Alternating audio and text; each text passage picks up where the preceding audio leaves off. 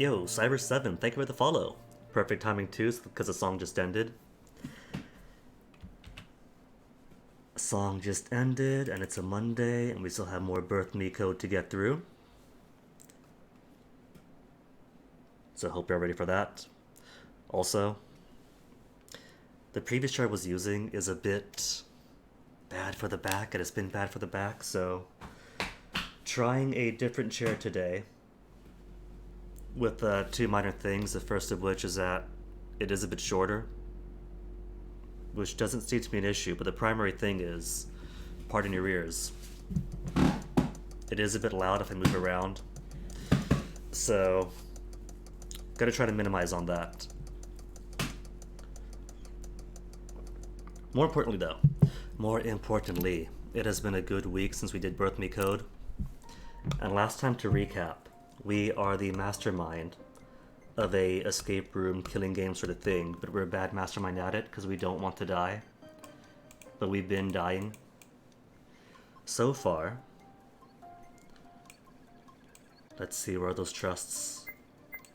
So far we have started talking to NVIDIA first,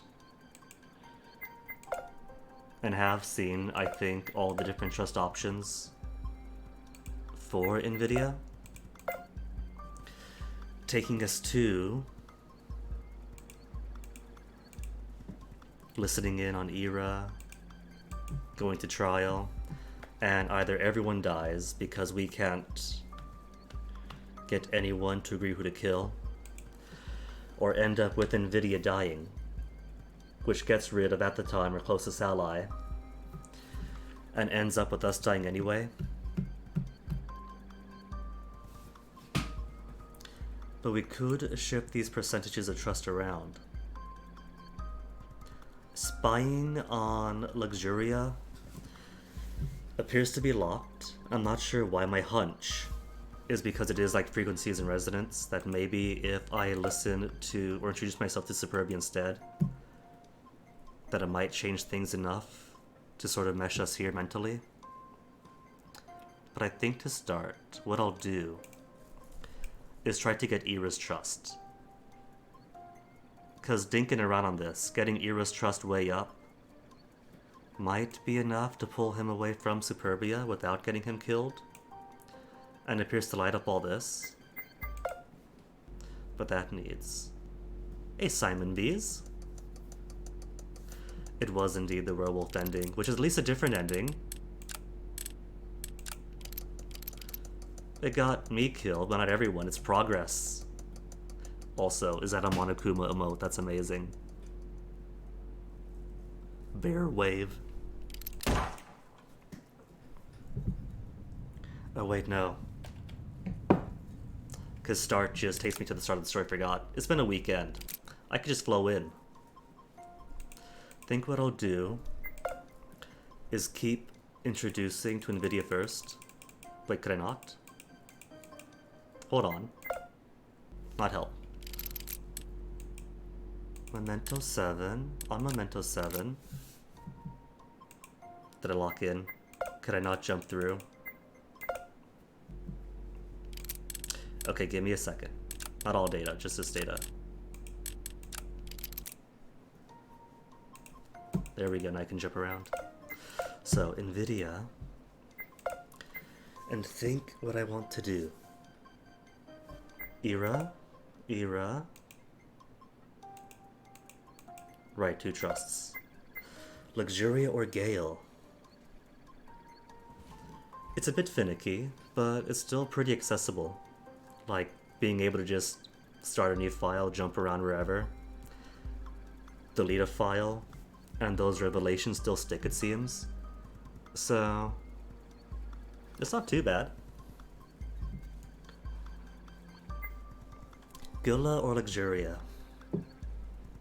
Maybe Luxuria. Because I'm heavily sussing Luxuria. She knows things. ERA again, to keep that up. 2. If I hack ERA, somehow that makes him like me more.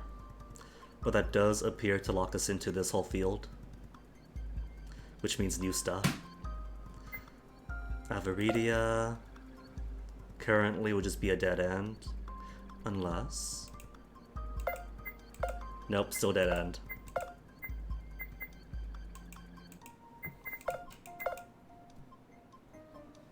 And Luxuria currently does nothing. It lights up everything, but only in the sense where it says, hey, we can't do this, and pulls me back over.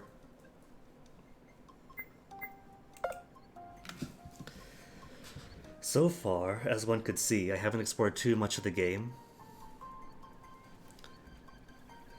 But characters I'm most interested in learning more about so far.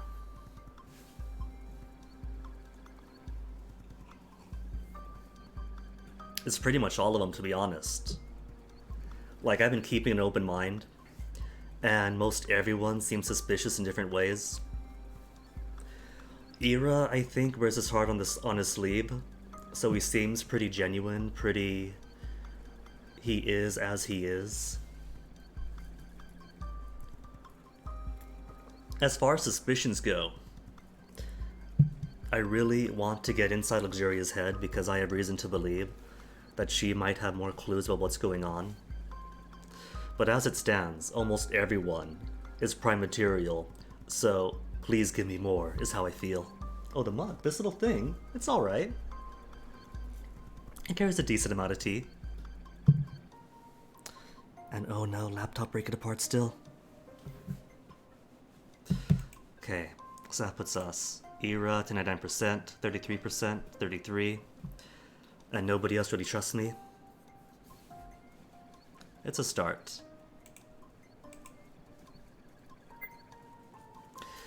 Guess not else to do then but deploy and see how the trial changes.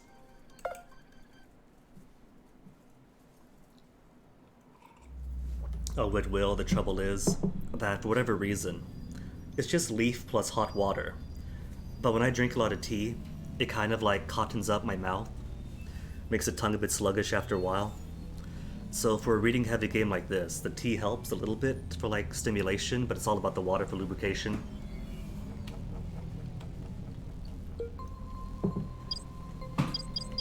And hope one doesn't mind that I skipped through, because you've seen this like 2-3 times already.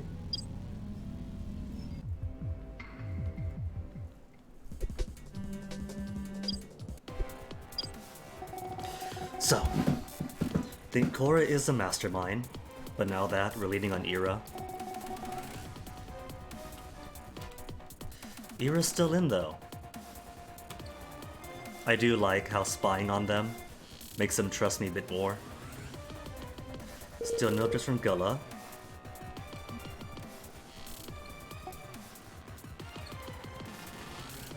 And so far still similar. But on the chart, it opens up more paths, so I'm assuming that means that it is going to change somehow.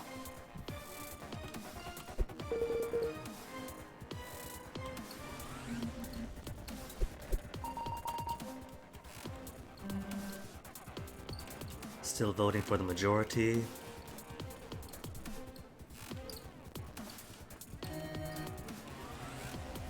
Bia taking the lead. Still going that route.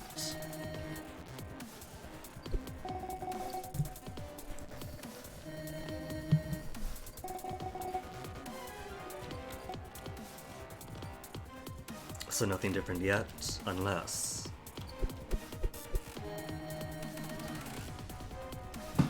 Pandora could have taken anyone's name, which is also what happened in the Nvidia dying route. Maybe what happens is this is all the same, but instead of Nvidia jumping up her defense, it's going to be Ira, maybe?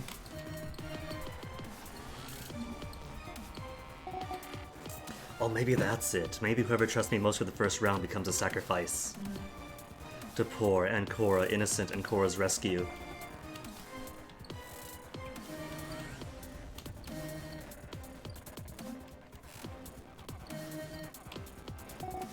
Among Us.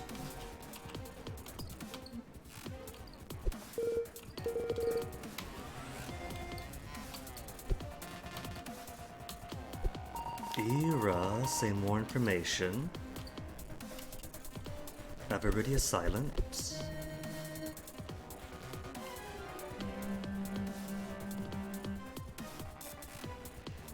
from the dev Discord to spy on me, Cyber7.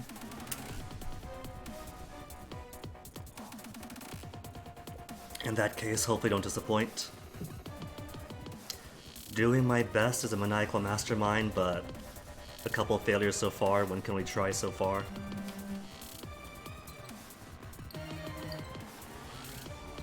Pandora, not a girl. Hold on, that's different. I don't think I've seen that one yet. Turn the chessboard over and think like Pandora. Wrongful assumption Quaid made about her. Most likely scenario is that Pandora isn't a girl, but instead a boy. And we've been misguided from the start. She does make a good point with this. Pandora always felt like a girl due to the name, but it's possible she's a guy pretending to be a girl. That's if we think they would be much less suspicious that way. That's if we think they would be much less suspicious. Ira, with your 99% trust, what's your defense for this? That makes sense, but we're really out of time soon. I doubt Vidi or Triss would be Pandora. Oh no, is this what puts it all on Ira then? Vidi, Triss too smart to be it, but everyone sees how floppy. Well, if Ira's too floppy, it can't be the mastermind either. Would seem too likely, unless they think that Ira's putting on an act, laying on the dumbness too thick, and that's his downfall. The only viable culprit for the least likely possibility is Ira. Wait, you don't actually think that, do you? Fuck off, Ava. He's stupid, but he's not Pandora. Stupid, huh? Please don't insult each other. This isn't going anywhere. Maybe Cora's right. I'm just saying how it is. And I already know he's a bit of a dunce. Just a little bit more, and we'll get it. Ira seems to be getting very angry, and Lux is getting on the train.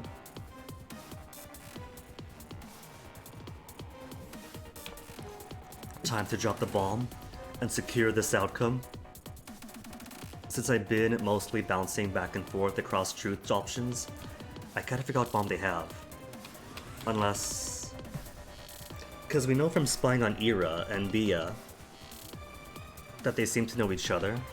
I'm not sure if that means that he's retained some memory, which would be very suspicious.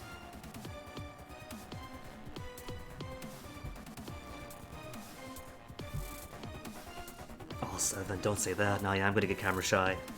Well, that's pretty cool. And how do you know all about him? You two seem really familiar with each other. It's almost like you've got a relationship together. Oh, that's the truth bomb we're dropping. It's alright, I had my hunch. Something you don't want us to find out. That's a complete lie. Bia? No, shut up. I won't have any of it. This is stupid. You can either vote with me or die like everyone else, because you'll be dead wrong. Cora is grasping at straws. True. I don't think that Bia is the traitor, but she knows. She should know that Ira isn't either. So we might survive this, but Bia is definitely not going to be friends the next round. Is that why you're suddenly way nervous about it? You're a bad liar, Bia. Is that the truth then? Speak up, Bunny. That's not the truth at all. Just a stupid lie. Bia? Shut up, say nothing, you imbecile. Wait a minute, flip the script. I've been assuming that they're going to assume that Ira is putting on an act. But maybe, with how defensive Bia is being about it, maybe she becomes a sacrifice. Put pressure on Ira to out Bia. Could work out that way. You're dumb if you think. Bia. Okay, so let's assume we do. What then? What does it matter? Is that gonna turn us into the mastermind or something? Bia, we should tell them. No, stop talking. The only reason why you're not a barefoot hobo is me. So you're gonna listen. At that point, Ira closed his hands and fists and punched against the console, causing Superbia to shut up and releasing a small cry of surprise. No, you shut up. You treat me like shit all the time. It's poor Ira this, poor Ira that. And you think you could act like you do because you're rich. I don't need your pity. I don't need your money. Look, before this starts degenerating, yeah, we're dating. Not only are we dating, but I could assure you that she's the real deal. She's not an imposter. I know her well enough for that. She's like this all the time. But me? I'm an accomplice. Oh no. Is he gonna sacrifice himself then? For her sake? What are you saying? Just vote for Cora. No, I'm not voting for Cora. I'm voting for myself. Achievement, you'd be dead now.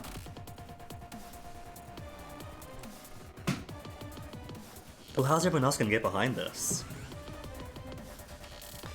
Because a mastermind wouldn't vote for himself unless they're hoping it's reverse psychology, or interpreting it as such. Ira went against Superbia, which clearly was making her increasingly angrier as the seconds passed. I'm an accomplice, so vote for me. All of you vote for me. It's a better future than living it out without you like this. Consider this my personal choice, my decision. That's kind of unexpected, honestly. Couldn't they just, break up? No, you're not. I'm not voting for your dumbass self. I'm just what? No, Bia. You're just mad because this is my choice. That's been my crime anyway. My crime is that I'm an accomplice to all the bad shit going on here. And I won't let you kill Cora too. Aww, he cares so much about the real mastermind now. For the first time, Superbia seemed to be at a loss for words. His tone had definitely changed. He wasn't even stuttering anymore. No one else dared interrupt the discussion. How could he say that? I've never... I can say it because I'm tired of it. Maybe you'll be less of a sad sack in the future.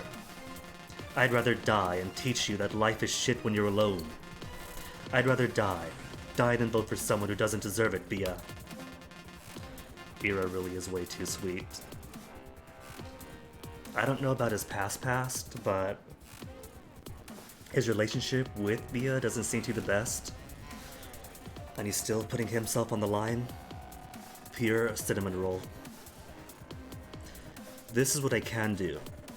This is all I can do in defiance. Superbia smashed her fist against a button to vote, her hand trembling for a few moments. To anyone who stared at her, it was clear her ego had taken a decent blow. You did this to yourself, Ira. Fucking idiot. You won't make me feel bad over it. We'll see about that after I'm dead. And for everyone else, I'll see you in the afterlife. Our lives being toyed with like this. Just what we deserve, isn't it? But I won't stand for still. Find that asshole and kill them. That is my wish. That is your wish, Ira. And your very dying act is to preserve said mastermind. Calmly, Ira pushed the button. From Ancora's view, it wasn't clear who he voted for, but from his tone, it had been crystal clear. He voted for himself. Silence settled in, until everyone realized that they had only a few seconds to spare before the shotguns were going to fire. Immediately, everyone voted. It seems that they're voting for Ira. Nvidia, Justidia, and Superbia probably voted for him just now. So Ira is one vote, 1, 2, 3, on maybes. So maybe 4. With their votes, that's 4. This is going to be a majority vote. Well, I don't know if he was a traitor, but he didn't feel like it. Time to vote for what it'll matter. Sorry, Ira, but I can't let your wish come true. Counting, because I don't have to vote Ira. I could vote for anybody, but I also can't guarantee that it is 4 votes. So maybe I might want to, like, see what happens if I do vote for somebody else. Myself, even. Because I'm sure she's voting for me. 2 against maybe 4. Which would leave, what, 2 votes remaining? What if I tie it? Oh no, can I force a tie and get yet another bad end? The everyone dies ending. Gotta risk it. The screen above the voting console settled to the era symbol. It was clear what was to follow. It was his execution. Oh, still can't vote a tie, or can't force a tie, I mean. Every shotgun, but the victims released their hold, leaving the participants to witness the macabre outcome. It took only a moment for the gunshot to come. It sounded like it had shot Ira at point-blank range, but in reality, there were no bullet holes in the helmet he wore. Time slowed down. Eventually, everything froze. Achievement, lion eating the sun. Hello? Who are you? Who is this indeed? I don't know. Some say my name is Pandora. Hello then, Pandora. Oh, this is Ira being introduced, isn't it then? The stutter, the who are yous. I think I'm dead. Are you sure? You don't look dead to me. Unless, maybe.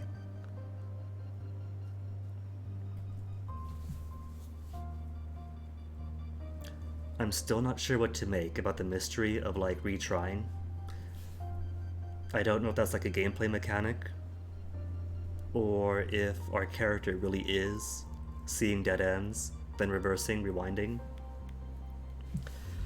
What if this is his consciousness or personality uploaded via the helmet to some database core before his head goes pop? Or if it's all a simulation, and it could be him waking up? I can't move, I mean, I can, but it's strange. Is what's moving just my mind? I guess you're dead then, but death is fine too. Ah, yeah, now that you mention it, I guess so.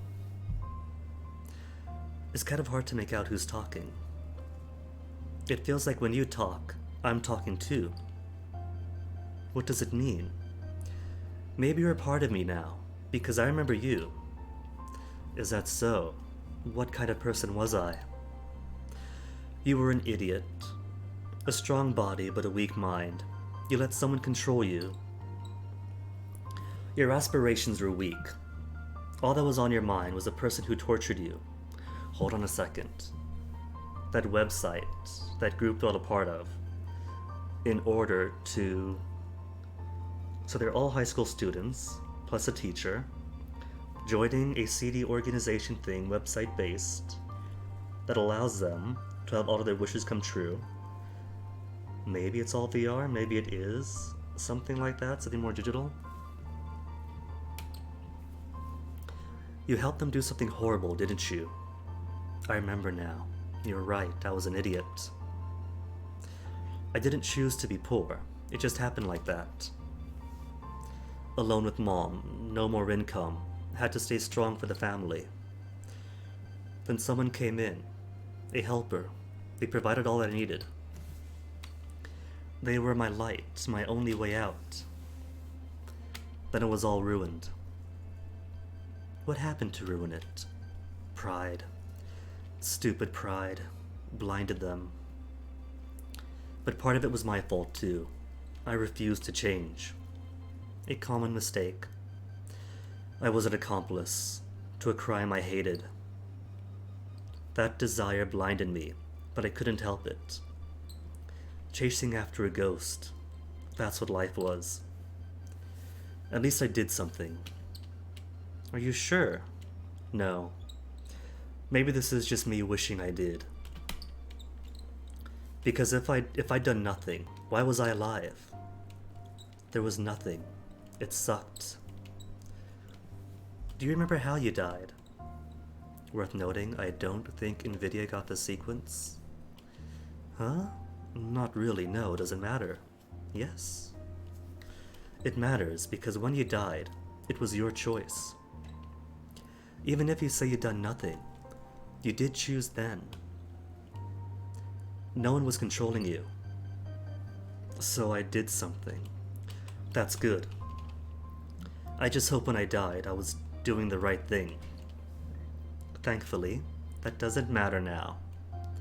Doesn't matter, poor fool Era, because you chose to prolong this. Yeah, it doesn't matter now, nothing does. Though before I'm done, I want to know my name. They don't even know that much.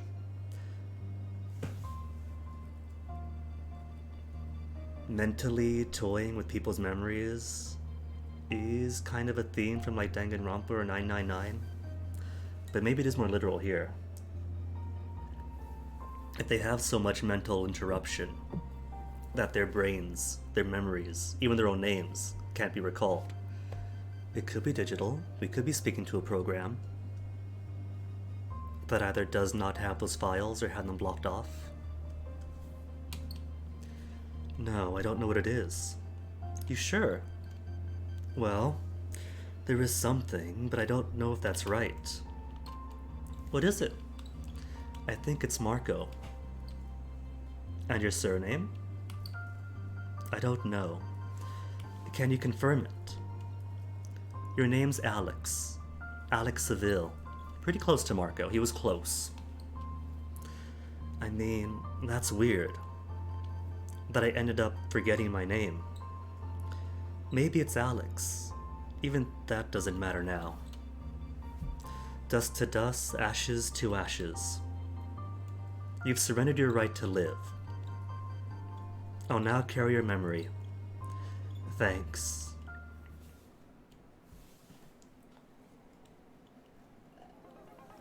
Well, that's done now. By that, do we mean the vote, or what we just witnessed? As time resumed its flow, if I didn't have these wonders about what exactly the state of reality is, I would have taken that to be figurative. Time slowing down because everyone's in shock from having gone through this horrific voting cycle and watching one of their friends, strangers but friends, get his head blown off. But I'm gonna guess that as time resumed its flow is very literal. The aftermath of the vote's outcome rang through Ancora's head again. Among the group was a dead body. Right afterwards, a detonation came from it. Era's head became engulfed in a cloud of smoke and dust. Everyone watched in silent horror at what their vote had caused. After everything settled down, they were expecting to see a limp corpse. The result wasn't too far off the mark, but instead of being merely a corpse, it was a headless corpse. There was nothing left above the shoulders. What if time does freeze for them, like literally does? Because I was saying last week that when me takes over their vision and hearing, what's to stop somebody from ignoring me and like choking somebody else out? But if they're literally frozen when things like that happen, that would mean that they are able to be turned on and off at will. Which doesn't sound too fair for the mystery game aspect. Because if they can't freeze the people inside the helmets, then the mastermind can get away with everything, so maybe not. Could just be limits, maybe I'm completely wrong. The smallest of the bunch immediately averted her gaze to disappear to the other side of the consoles, where there was no dead body and no explosion. Oh, well, thanks for hanging out, Simon Bees. Take care. Enjoy the rest of your day. Where there was no pool of blood marring the ground in its deathly crimson hue.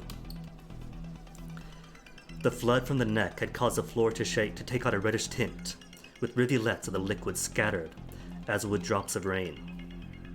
Unlike raindrops, which washed, these drying spots remained, a reminder that this was real, and that somebody had died. Escaping death was lucky. An opportunity like this won't repeat itself. Next time, it'll be harder. Oh, Cora, don't say that. That took me 1 whole week to get through. Well, 1 day and half an hour. It happened, did it not? Yes. Ira's dead. The dust slowly cleared as the seconds passed. Superbia's hands were closed in fists, and she was trembling. Now I have to wonder if she's going to have the most hate and desire for vengeance against solely me, or if that's going to spread out to everyone for sharing the culpability of Ira's death. Despite her previous countenance, it was clear the rabbit had been affected by the outcome. While it was lucky, he wasn't my primary target. A clean waste. At least Superbia's lost a pawn. Let's go. We have more cards to find in so little time, and Cora, do you want to take the lead now? Because you solving 2 puzzles, one on your own time, is kind of half of what put a target on your back. Maybe shouldn't be taking the lead so often? I agree. Now Nvidia, he takes the lead on his own pretty well. But no. The last time he died, that did not work out well for me.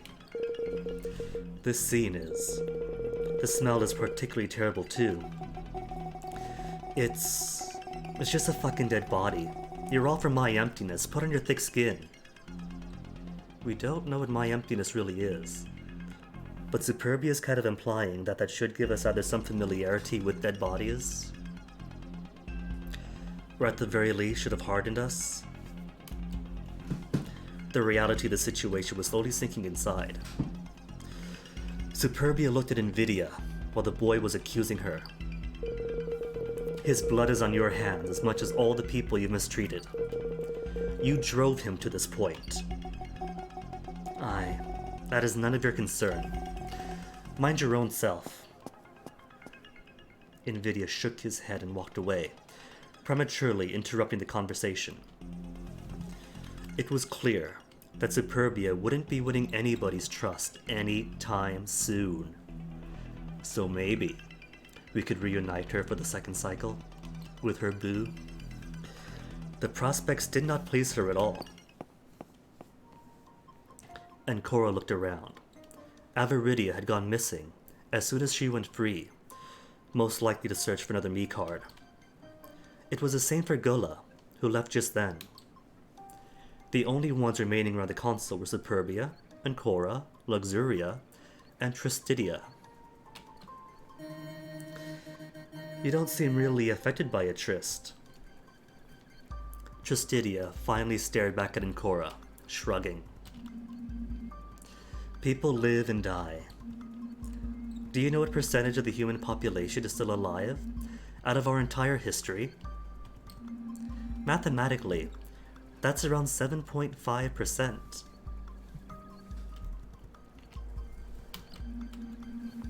Each death doesn't even make it budge much. Well, yeah, but how many deaths, Tristidia, are right in front of you, violently, explosively on any given day? Again, Tristidia shrugged. What you see here is just a result. A real result, mind you. It was a result brought on by what we perceived was real, like the Thomas theorem. If men define situations as real, they are real in their consequences. I hadn't heard it by that name, but it is kinda true. Reality is kind of what we make of it. Like, obviously, if we think people fly, we're not just gonna flap our wings and fly, but what is true and not is partially cooperative and partially how we observe it to be. It's like a placebo. We don't really know if this entire thing was real. Oh, he's just in denial then. It was right in front of him. If it was a joke or not.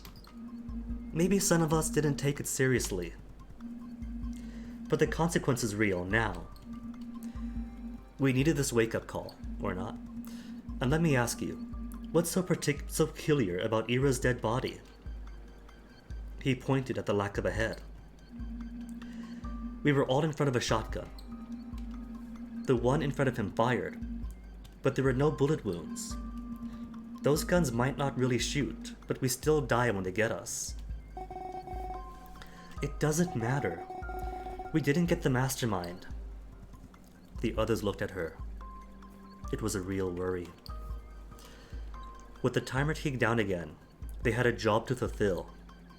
Truth be told, the game will really only end the moment I find out the traitor. Anything to manipulate them into thinking they won. I suppose we'll just have to keep the train going. Hopefully, I'm not next to die. Me neither. Nobody here probably would wish to die next.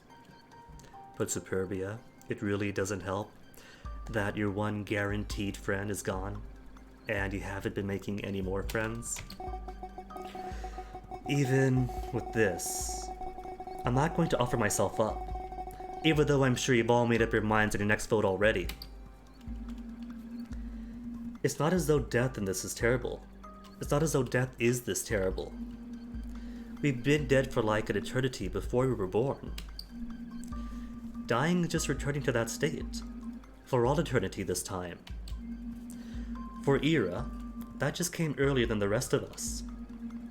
And the dead don't give a shit about what their corpse looks like. No. But they do apparently converse with Pandora, which is interesting. He sighed after talking, leaving the surroundings shortly thereafter. His tone had been completely void of any care for the deceased. Superbia left after him, most likely to search for a new me card, but not without looking at the dead body one last time. Oh, did she really care for him then, not just a pawn? The only one remaining was Luxuria, and Cora approached her. The girl was sobbing lightly into her mask. Despite her nature, and Cora was having issues ignoring the girl, while she was clearly distraught. We can go elsewhere if you want. I guess. I can't believe this actually happened. Twice now. Twice a beheading. The others from when that girl got the wrong guess most likely. As Ancora noticed when she wandered closer, Luxuria was extremely destabilized by the event, to the point where she was not only hugging herself in fear, but also on the verge of a mental collapse. Want to help me put the cards into the slot in the middle? We have to do it at some point, so we may as well throw the 9 cards in. Okay. The angle of her helmet showed that she gave a glance towards a headless corpse before she set off to work alongside Ancora. The two of them began collecting the deactivated cards of the consoles, careful not to wander in front of one of the shotguns. It would be too stupid if one of them fired by mistake. It's obvious they can't fire unless the vote is cast, and they don't shoot real bullets. Lux, do you trust me? And Cora asked the question, though she didn't expect any real answer out of the girl. Actually, I gotta check something. A couple of things. Trust. She is on 33%. And geographically, where am I?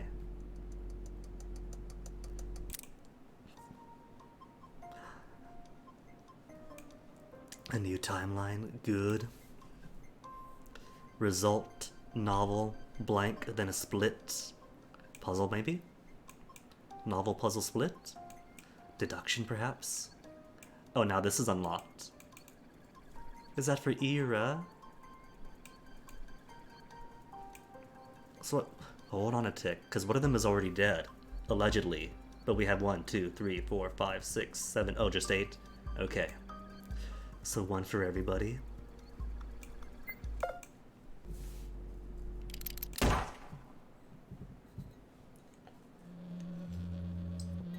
And Cora asked a question, though she didn't expect any real answer out of the girl.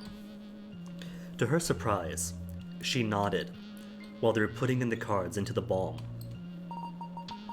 Yeah, a little now. Bia still doesn't look all too right to me. We should team up, I think. You're staying behind to help, so I think I could trust you. Nothing more valuable in Among Us than when you get somebody, an actual crewman, who thinks you're just doing tasks to vouch for you. We should do something for her, to reach out to her. She's clearly shaken, don't you think? I see. Well, I trust you too, Lux. You're right, we should team up. I don't trust her. Maybe part of Lux being so shaken is that she is a little girl. But maybe a bit of it is that she is a traitor. And every single death is one that goes against her plans. As for Bia, maybe. Getting some allies is vital for the next round, whenever that will be. Do you trust Ula too? I noticed you two went off together earlier. Yeah. Ula's actually really nice, even if she looks a little odd. She gave me the me card we found, you know. Okay, gotta do some early plotting. Lux and Ula might be a team, might be a package deal. So let me see, the first trust is Nvidia or Superbia. Or hold on, maybe if I want more Lux trust, then I have to spy on her. Which means going for, I think that means go Superbia first. But if I do that, then I don't know if you can go this route still. Maybe? Because I might be able to bump Ira off either way. Let me just pry my eyes on things. Ira, Tricidia.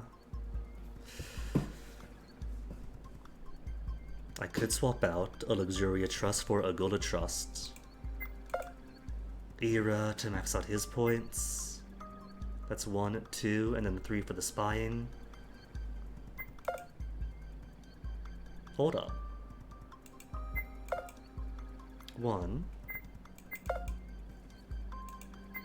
Okay, yeah, 2, then 3, hence 99%. So no room then to squeeze out more Lux or more Gola.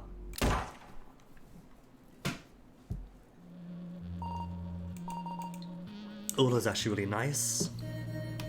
That sounds nice, right? In that case, maybe Ula could be part of the team. Though I don't know much about her myself. We should talk with her later. And Cora tried to think of who else they could trust and add to the team. Judging by what they've been told, they were going through the same thing over and over, and the others most likely considered that process too. Solving a puzzle room, getting me cards, voting, opening the way further in, repeat. Isn't that what insanity is? Doing the same thing over and over, expecting different results. Luxuria had stopped moving in front of one of the consoles, as if examining it more closely. It was Ira's console. After a few moments of silence, she joined Ancora again. Did she have an issue removing the card? I think Vidi could be a good member of the team too. Yeah, okay, that sounds good. But Ancora could tell her mind was elsewhere. I'll go check with the others. Put the rest of the cards in, okay? She gave a half-hearted wave that Luxuria didn't even reply to. It's probably a better idea to get others to help. To get the others, and help them with the puzzle, just so things keep going smoothly. Ancora met with the others. Tristidia and Avaridia were huddled near a square panel, reminiscent of the one from before. Hey, Ancora. We're trying to solve this. Give us a hand, will you? Do they not use the hints? Do they not all get 2 hints to use? I'm not very good at this. I only know what I know. Before either of them could do anything else, their visions turned into the familiar fake environment once more. Me wasn't done giving them instructions. Greetings once more. I'm sure you'd rather not see me again, not after the vote and your forced witness of a dead body. I would like to remind you that there will be 5 more in total today, other than this one, so you should strap yourselves in. The carnage isn't over yet. Far from it. Fortunately for you, now you have an hour of respite. Please use your time well. We will be heading towards more of those education rooms now. If you'd remember the room you woke up in, they're a little like that. All the Mii cards are hidden further inside. To progress, you'll have to unlock the door leading to the hallway, much like how you've unlocked the previous ones. That is correct. Another puzzle awaits you. Hopefully, you didn't kill off your best puzzle solver yet, or else you would regret it now. The timer inside of Encora's helmet read exactly 4 hours remaining. Once you've made your way inside, you will have to split up into 3 groups. You may be 1, 2, or 3 in a group. The very moment 4 people enter the same classroom, they both surrender the right to live. Each classroom has an assigned subject for you to study, and a question to answer. The subject and question will be given to you personally by me after 39 seconds have elapsed, since the room's door has been opened, which is also when it will close and lock. Don't you feel smarter by learning various subjects? Another smart thing to do, not opening the doors until they are ready to go in, otherwise it will lock you out for 39 minutes. Please remember that once you enter a room, you will also only have 39 minutes before you surrender your right to live. Time is of the essence, and I will stop taking it from you for now. From now on, I will only appear to give you each room subject as you enter them. I wish all 7 of you good luck, and don't forget, I'll see you later.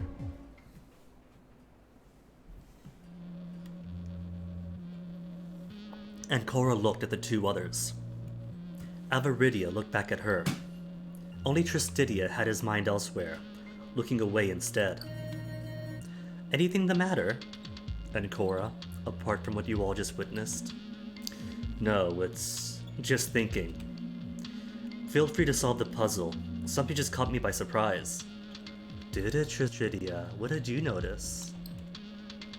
Did you try to move your limbs during Mii's spiel and find them frozen?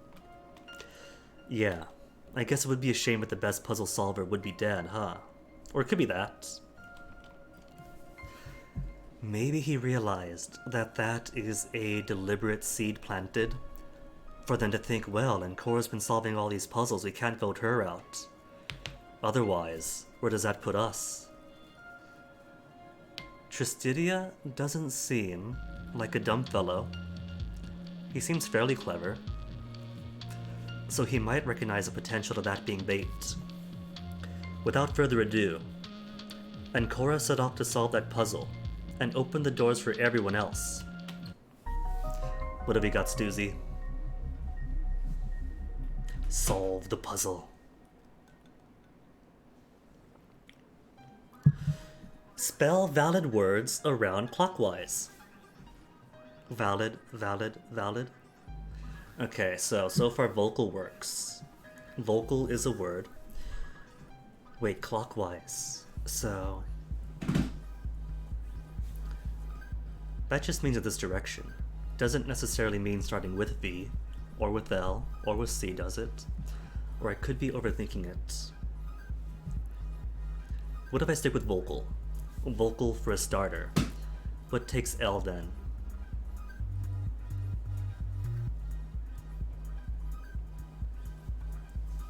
Law. There is law. Could also make, there's an N and a D, could make land.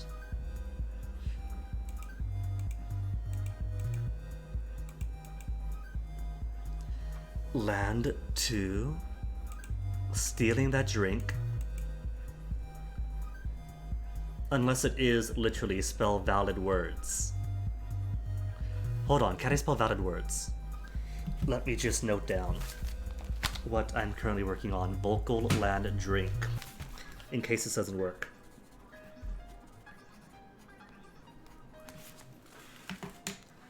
Valid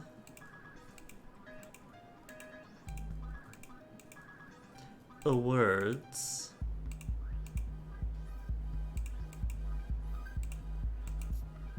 Can I also make a round clockwise? A round. Literally follow instructions. Clock. Y. Azza.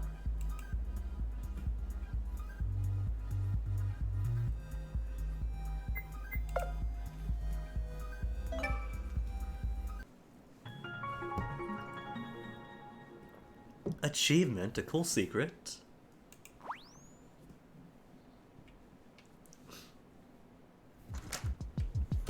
With the puzzle solved, the doors are now operational.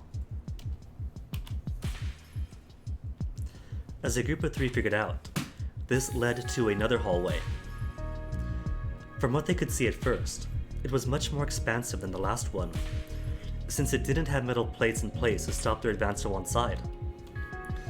They arrived at a split in the road. One led to the left. Hold on, forgot that I'm still on the death count for Yakuza 4, aren't I? I am. We should be on 6 deaths from last Monday. There we go. That's proper then.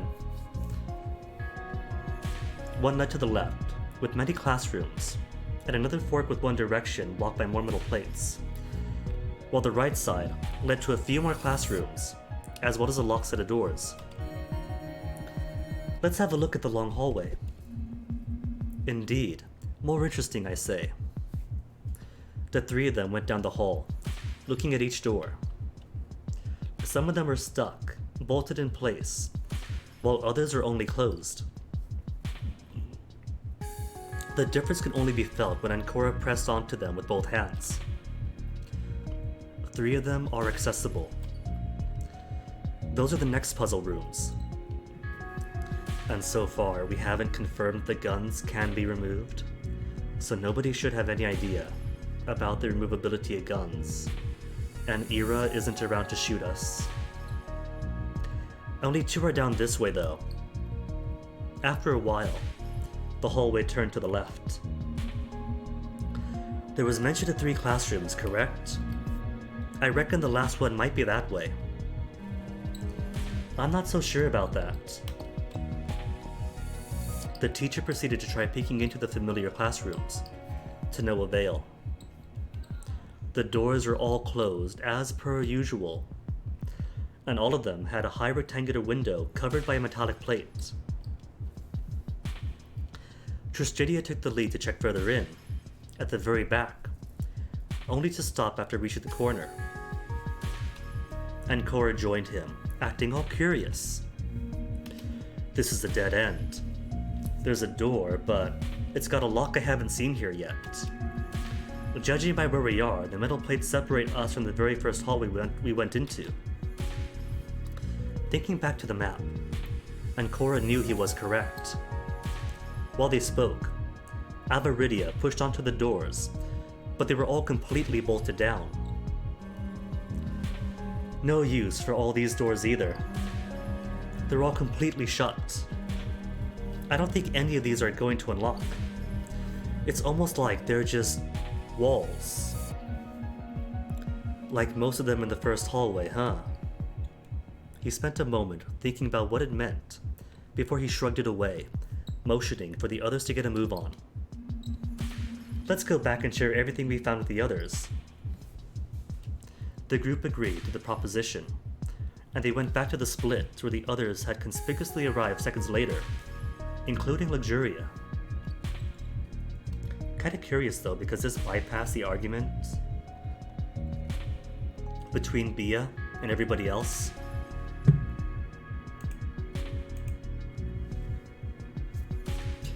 And I don't know what Bia's been up to. Maybe she and Luxuria checked out the guns after all, but nobody else should know the release mechanism. Unless they spent all of their time fondling around the machinery. After a brief discussion on what to do next, the group split back up. Luxuria, Invidia, Gola, and Superbia were checking out classrooms down the hall, while the first trio went over to the closed door they spied earlier. Within seconds, They were standing in front of it. Much like the previous two doors, this one had a puzzle next to it. However, it wasn't lit up yet.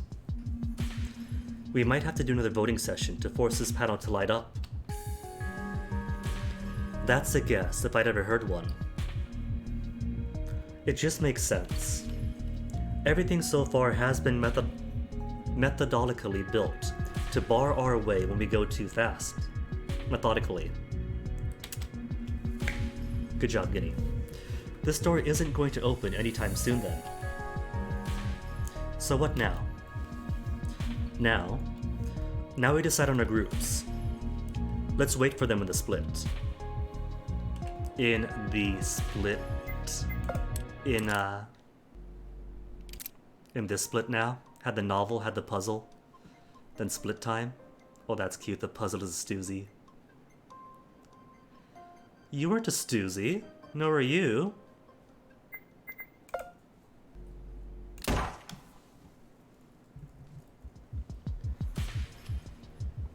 They didn't have much time. The clock was ticking. A few seconds later, the other group joined back with them again, and the discussion about how to split up was delayed once more, when Luxuria mentioned the possibility to form a voting group. No, that's not a good idea. People grouping up ahead of time to decide on voting others out would jeopardize the normal decision-making process. Someone needed to chip in.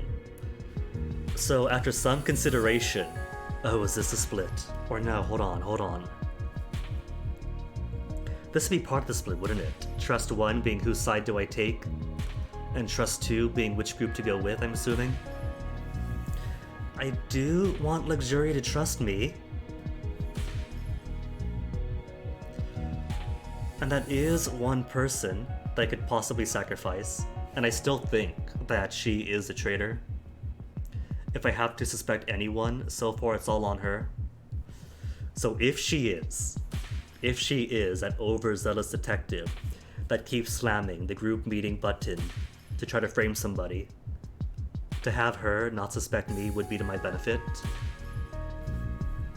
Let's go with her for now, we said we would. Maybe it would be good if we all grouped up based on who we trust most, and decide on who's the most trustworthy ones. We could avoid having scuffles later on. It would also save us some time, and if nobody trusts Bia, that could risk making Bia do a room all by herself, which could bump her out before the voting even begins. But that's still unfair for the rest of the others who aren't part of it. It is like condemning them to die, no? That's a recipe for disaster, if I've ever seen one. People can do really terrible things or they're backed into a corner. Yeah, but Avaridia, that's the point. Mob mentality rules. If you're merely going by who I trust the most, who's my friend, who's the loudest, then there is no justice, is there? That, as Mastermind, is what I should be promoting. Precisely. That's probably just unfair on the rest. And it will lead nowhere. It will give a few of us a position of power over the rest. Exactly, Tristidia! Did that affect anything, though? Did anybody trust me less for it? 66% for Snake. Wolf is on a 33. And I have nobody else's trust. 0-0 for question. That went up to 33% when I took the shotguns out of their mouths. So I have to wonder who question is. It can't be me, because I'm me. Unless it is your trust in yourself, and you trust in yourself more if you do take the gun.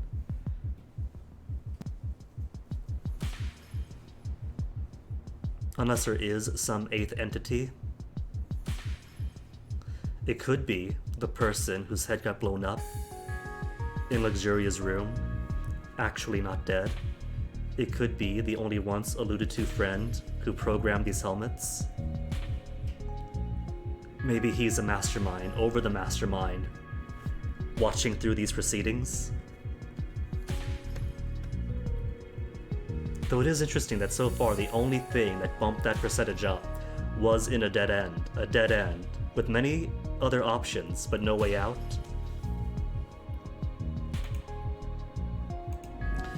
So I have to wonder what it foreshadows. Luxuria and Ancora looked at the others. Alvaridia, Tristidia, and Invidia were all nodding their heads. Gullah didn't seem to be truly sharing their opinion, but all she could do was give a slight shrug towards the two, considering she was outnumbered. Alright, so Alvaridia, Tristidia, and Invidia, all good fellows who don't want to pursue mob justice, but Gullah might be swayed. Maybe she just has an affinity towards Luxuria? But either way, that's a possible 3 secured, between me, her, and her. I think I'm a teacher, so normally I talk about Unity too. But I think we shouldn't make a group this time. I have a feeling I'd be excluded from it because the situation is different or some other excuse. Plainly understood. I am certain this endeavor would serve only to truly and well drive a wedge between all of our personages. She stared at her nails, making no eye contact with anyone, or helmet contact as it were. If they remember this and bring this up, because they all know, they all seem to understand that grouping only brings division, which would be fantastic evidence to bring up at the next voting. Hey, Robbie. A story about the time I pet a dog. How about this, Robbie? Our family dog is an absolute sweetie. He's a bit energetic. He's much like Ira, right? He's all fitness, but not all that much in brains. He's all heart. But lately I've gotten him to learn tricks that I've been spending literally his entire life trying to teach him. Most dogs, you grab food, you hold up food, you throw food, they catch the food in their mouth. Him, his entire life, what he would do is he'd see the food, he'd ready for the food, you'd throw the food, and he would back away, and he would watch the food fall to the floor, tracing it with his nose, and then eat it off the floor. I don't know if that was just him being afraid of catching a flying object, or if he didn't know what the game was yet. But lately, he has actually become very good at catching. I would throw the food, and he would just nip it out of the air. I'd make a trick shot, and he would adjust his head to correct and try to catch it. He's been brilliant lately.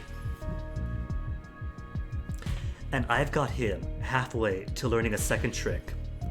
Getting to sit for food is easy for him.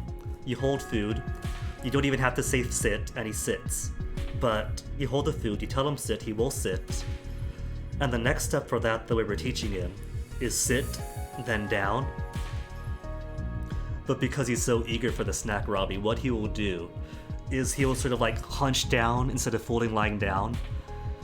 Like, he would get on his elbows and knees, but still be like halfway up so he could launch himself at the food.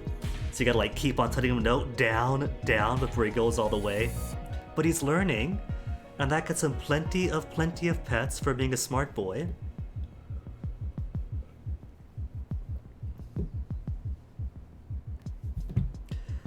What I really want to teach him is a classic put the food on his nose and then he snaps it. Our previous dog would do that, he was a pro at it. But this one just has no impulse control. He doesn't have the patience. You put the food anywhere near his mouth, he's gonna take it. And you know what? Fine, whatever. He's got 2 other tricks under his belt now. He doesn't need all of them. He is his own person. And if he could sit and lay down and catch food out of the air, he doesn't have to catch food on his nose too, you know? He's already very impressive, and there's my story. For now. It's a little too dangerous when absolutely everyone is around, because who are we kidding? Of course there's going to be a vote group sooner or later. I guess that's that. What about me cards? Did any of you find any more? Actually, we haven't. Really, no me cards. They could all be in the rooms then. Luxuria looked quite bothered. but Oli and Cora seem to notice the rooms or beyond, if the rooms all go to further hallways. As far as Me told us, we have to explore more of those death traps to find additional cards. Looking in the hallway didn't give us anything. I have a theory. Our 3 teams will end up with 9 total cards again. Of course, we won't need all those cards to vote. And the first rooms didn't even have 9 cards either. That came later.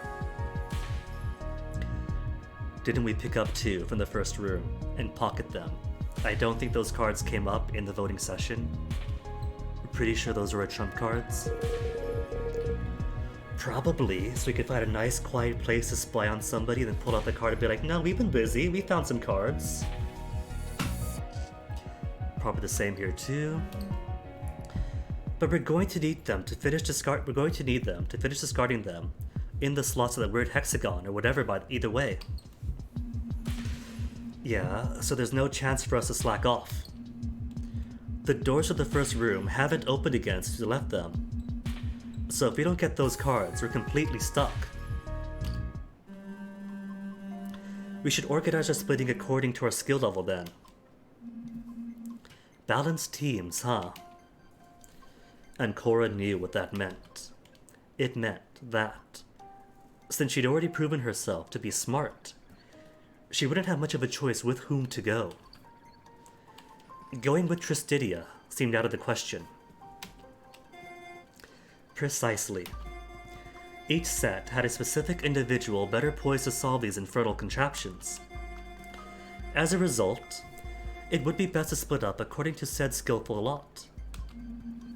Cora, Ula, and I are the ones who did the most. From what the other person said, those who did the least were Ira, Lux, and Vidi. And Vidi is out of the question. No, that's wrong. And Cora interrupted him while shaking her head. In our room, Vidi did a good amount of stuff. Bia bitched and moaned the entire time and barely helped. So we could get Lux onto our team and force Bia to sub- Oh, but wait, no, what if I don't want to do that? Maybe getting Lux on improves Luxuria's trust. But maybe, if I have Bia work with everybody else, that'll improve everyone else's trust and faith in Bia. I don't know, Bia is a biatch, so either working alongside them will make them bond a bit more, because she is down 1 pawn, she's not stupid, she knows she's a giant target. Or she'll be a giant target, and continue to act as Bia's always acted. Oh, this is tricky. I legit don't know which way it's going to go. Wait, come to think of it, what is Bia doing? She's been unnaturally quiet.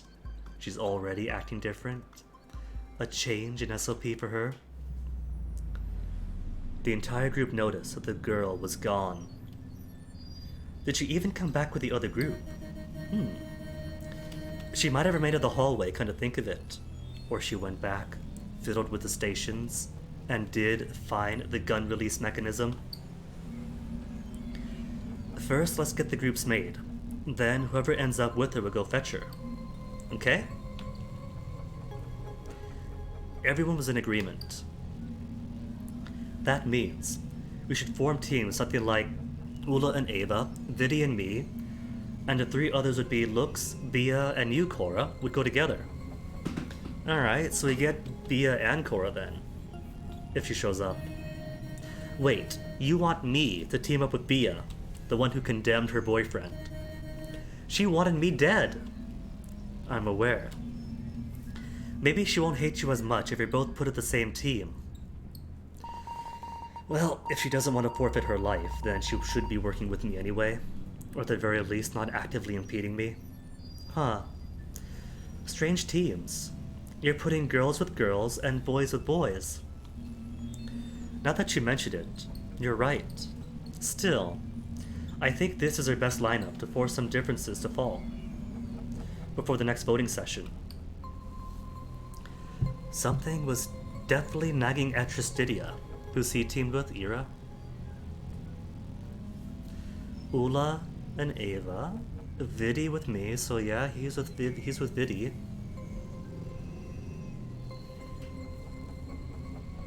And Ula and Ava are the ones who stand out the most. That's the strangely speaking cowgirl and the older teacher. What's going on here in game, Robbie, is kind of like a 999 setup. 9 strangers, well 8 now, 7 now, wake up in like an escape room, death game sort of scenario. But the twist is that you are the mastermind. You know who the mastermind is because the mastermind is you. And the extra complication on top of that is that there is a traitor among the group who might know who you are, or might have a hunch. And so the purpose of this death game is to suss out that traitor and kill them without being killed yourself, because the game ends if you die because you're the mastermind. But allegedly the game also ends if you get the traitor sussed out as well. So our goal is to manipulate people to not vote against us and to hopefully vote for the traitor with as few deaths as possible. And you get like a trust meter so you can see where you set with everybody. And you've also got a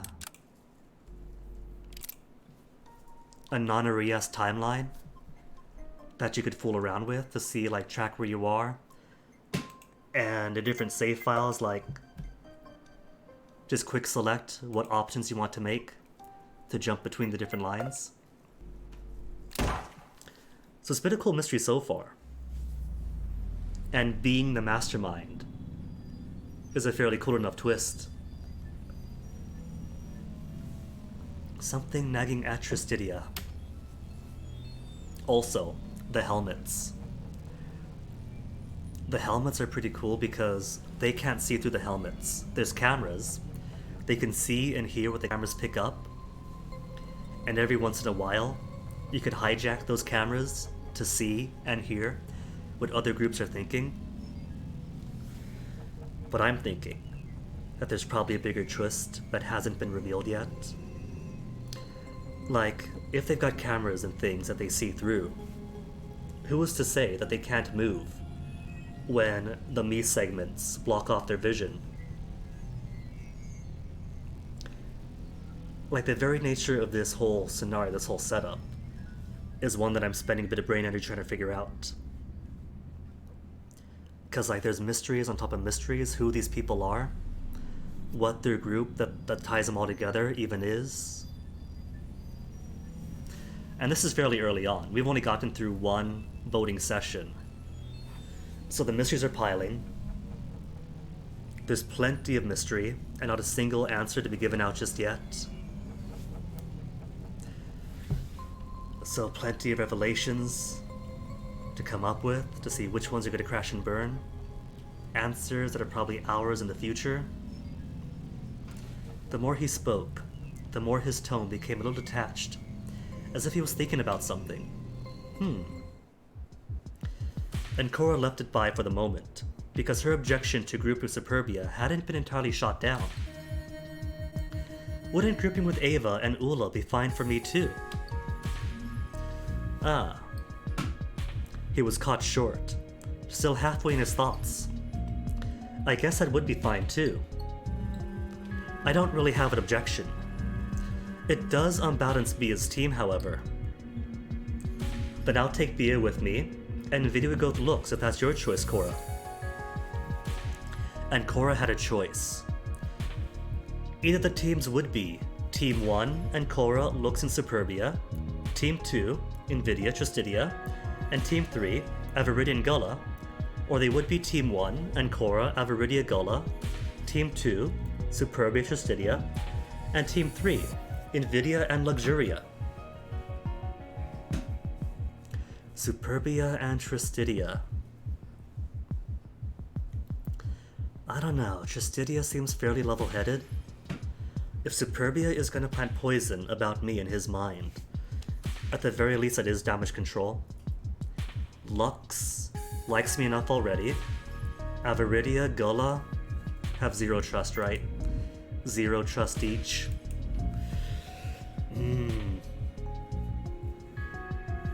This is going to be very spread out trust.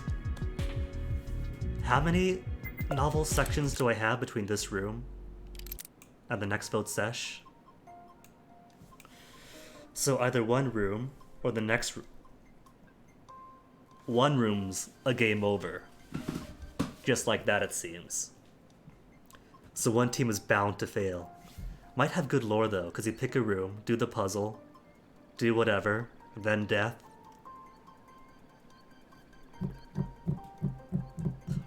And there might be more mysteries revealed.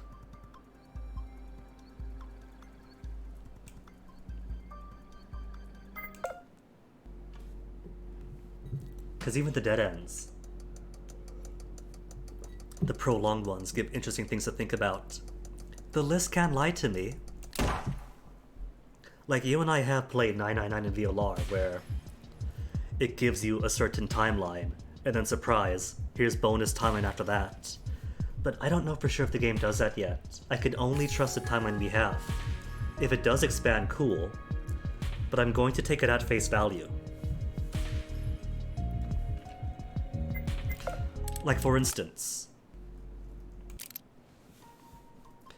this one here led to a dead end, and in the novel sections you were able to make different choices that do show up as different options you could choose to try to change the story, but still came to an end.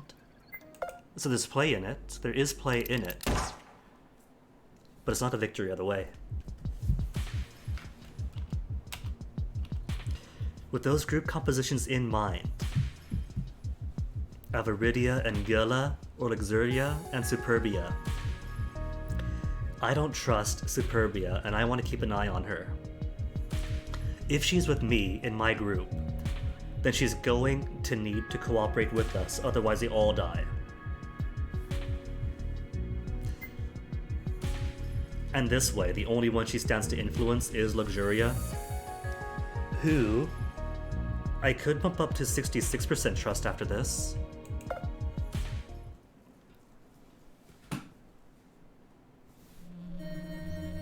I'll just stick to the original plan with Bia and Lux.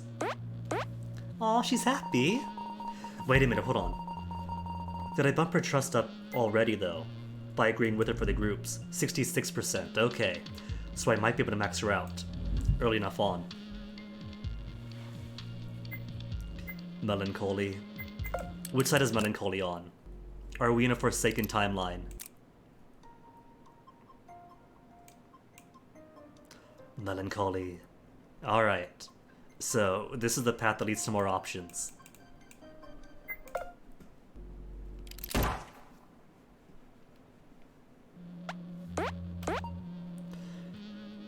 Since we're going with Bia, we should go look for her real quick. She can't have gone much further. The only way out of the wings was the way we all came in from, since anything leading further in was blocked by doors or walls. Because the doors clearly didn't have the rabbit in their surroundings, there's only one place she could be. After the bend, on the left. Yeah, sure. She still didn't care much to group with Superbia after the fiasco of the first voting session. While they deliberated about it, Avaridia and Gola readied themselves and made their way to the door closest to the group, the first one down the hall on the left.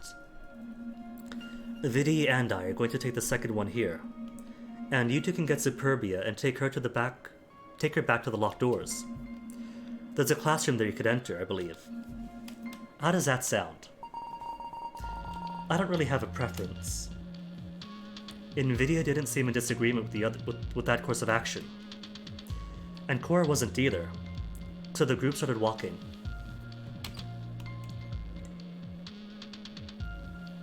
However, she could tell that something was bothering Tristidia. Hey, Trist. Something on your mind? Ah, no, not really. But I was thinking about epiphanies. You know what an epiphany is, right? Yeah, kinda. Had an idea? Maybe. I don't know if I can really talk about it yet, though. I'm a little bit reticent for now. since it's still somewhat baseless. So he did have an idea then. Press for it. Oh, there's a third set. No, this is a different timeline. This is a different novel section. Press or prepare to set out. I don't know which is going to bump Trustidia up more. Maybe if I respect his inclinations and don't push him, then that respect will bump his trust.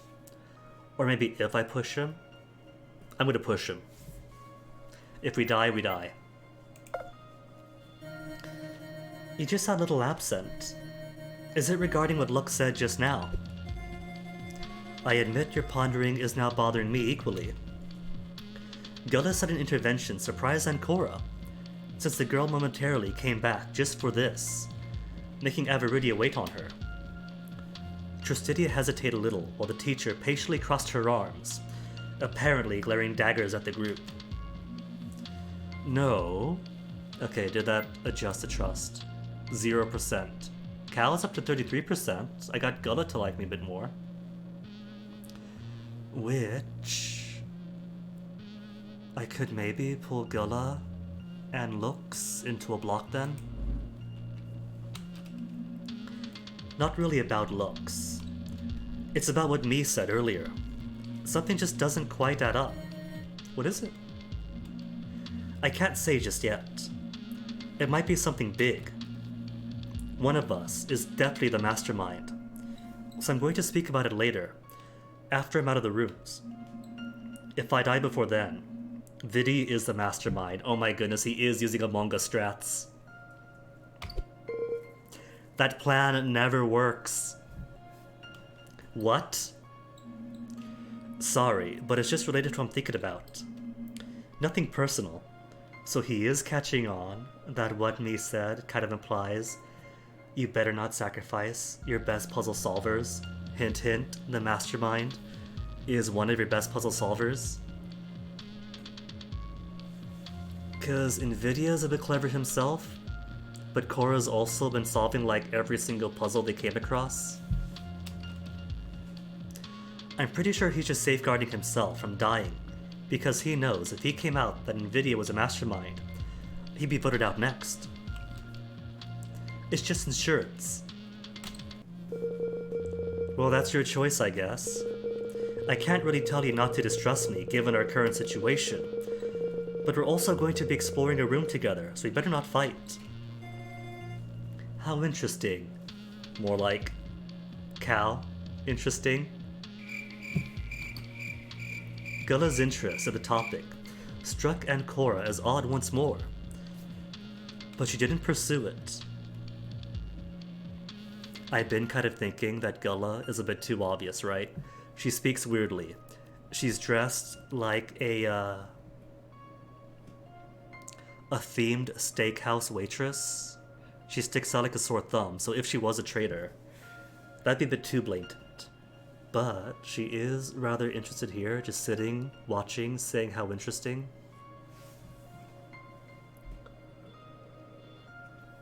Which, when you're playing imposter, you kind of do want to just sit back, volunteer as little statements as possible, but do put in little seeds here or there.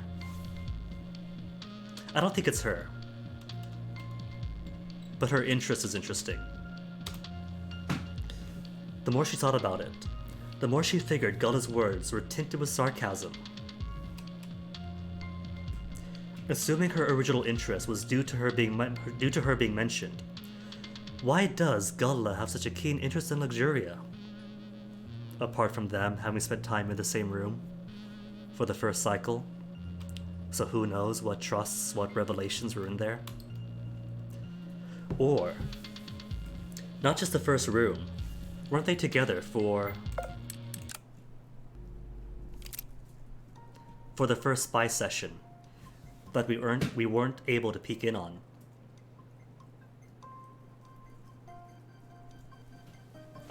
Also, I can't help but notice that this middle thing is lit up. Not lit up because these are incompatible with the choices we've made.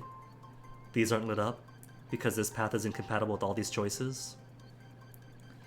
But that makes me think that we do have enough information, or that this configuration does actually permit access. It could be a push through one barrier, unlock a thing, and I can go through the back things. Because I assumed this was peek it on one, peek it on the other, then peek it on the third. I don't know what this one is then. Because that's kind of like a direct route. Curious.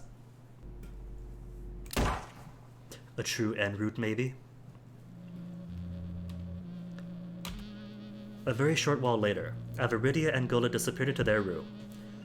The leftover group of 4 went together further down the hall.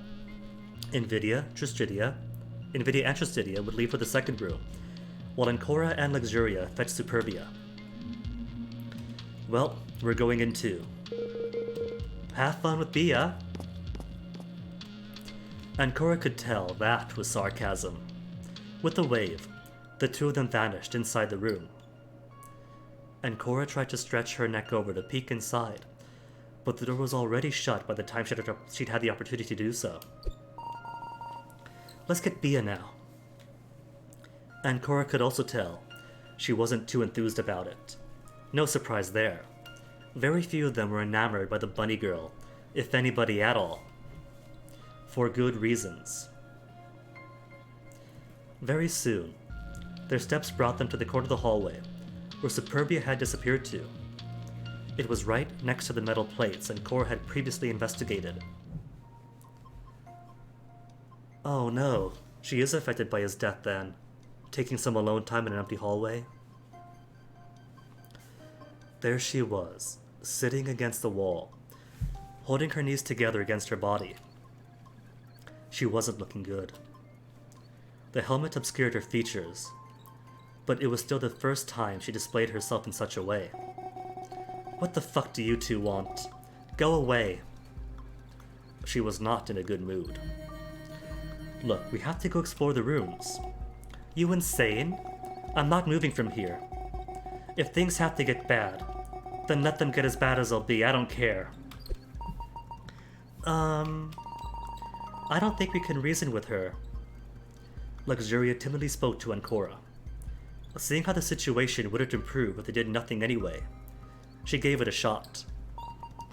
Bia, we should form a vote group. Ancora remembered the idea of a vote group, and how it was shot down by the rest of the people. Then again, Gola didn't seem like she cared one way or another about it. Technically, they did have 3 people in it.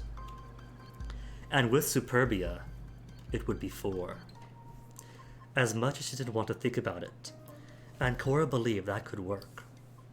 What a conundrum. Either not have a vote group and be at the mercy of everyone else again, or form a vote group with this bad egg. So what's that got to do with me? I don't like seeing you like this. I was thinking we could include you in it. We'd all vote for the same person. And since we'd be 4 in it, then... She left what would happen up in the air. But it was clear. This did get Superbia's attention, and soon enough she perked up a little. I don't know if Superbia trusts me enough to vote for my safety, but she is an assertive, aggressive gal. She might push this idea onto other members of the group and form her own. Well, I guess this won't get me killed. Or maybe without Ira. Without Ira, everything is lost, because even if he was a pawn, maybe she actually did care about him. And without him, the only thing that matters is self-preservation, making it to the end. Ancora knew Superbia was thinking about it now. A few moments later, as she slowly stood back up, looking a little reticent, but willing to cooperate. Luxuria actually convinced her rather easily because she is a traitor. It was a little smooth, too.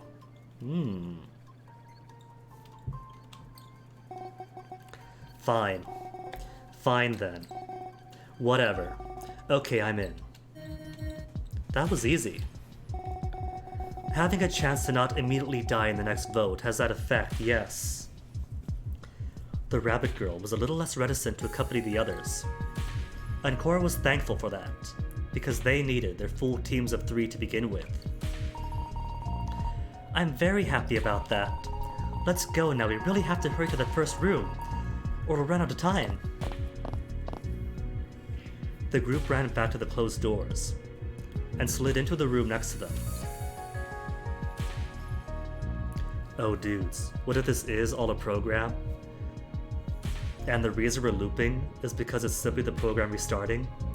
And the reason Ira and Bia were the ones to kill you in the Forsaken timeline is because they die first, and their minds have already been uploaded to become holograms? Maybe maybes?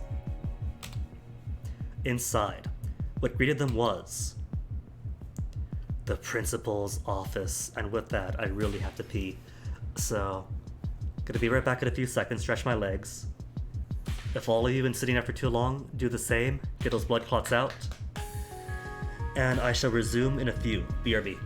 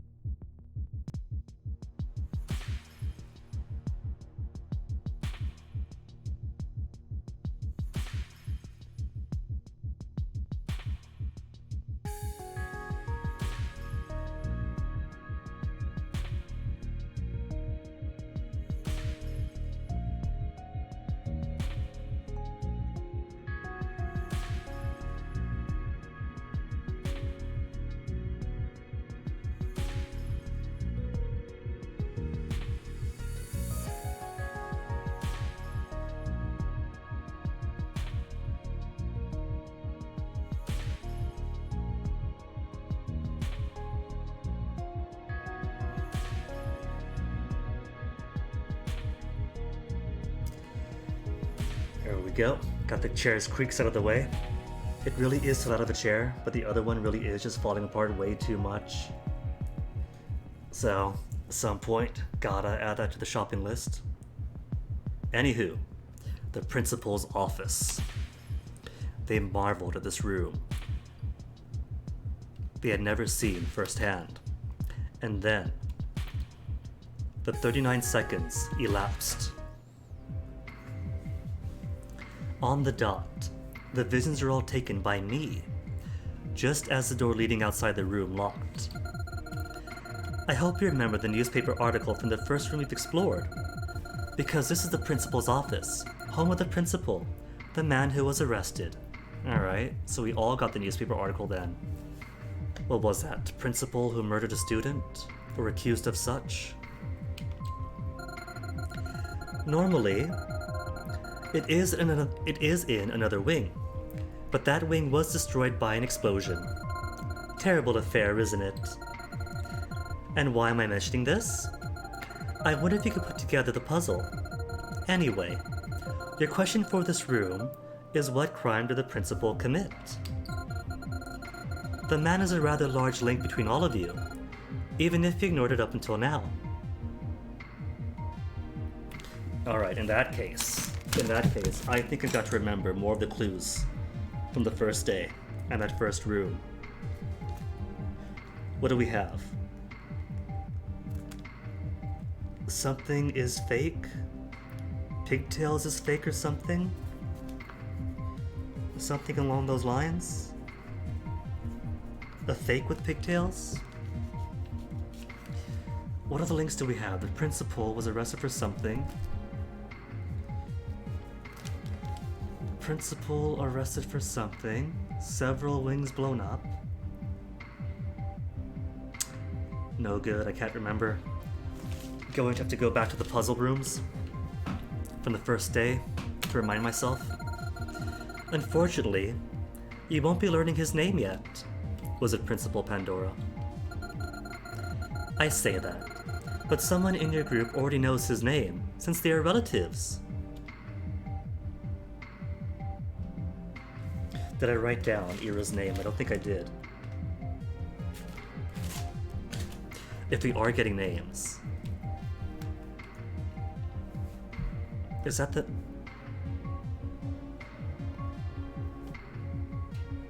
This is putting, like, all sorts of gunk into my machinery, since I thought I had a decent idea of what the overall mystery was. But now I don't. Now that we get more information. Questions on top of questions. Like I thought that part of it was punishing these My Emptiness people for the crimes they committed. But a connection to the principal who had his own crime. Anyway, we can't figure anything out if we don't go through it. If they remember it, that's another matter entirely. Maybe you'll learn it soon. Either way, that's my introduction done. Don't forget, I'll see you later. The entire speech was much shorter this time around, lasting only a minute or two. The group of three looked at each other, trying to determine how to take that information. Let's split up then. We have this whole room to search. And Cora pointed at an opening in the wall, in the far back. Is it our cubby this time? And there's that area too. We should investigate that. That? Do you think there's another room connected to this one as part of the puzzle? What do you think would be beyond the principal's office? Beats me. Okay, let's go. The three of them split up, as convenient. Superbia took the left side, while Luxuria focused on the right side, leaving Ancora to do as she pleased.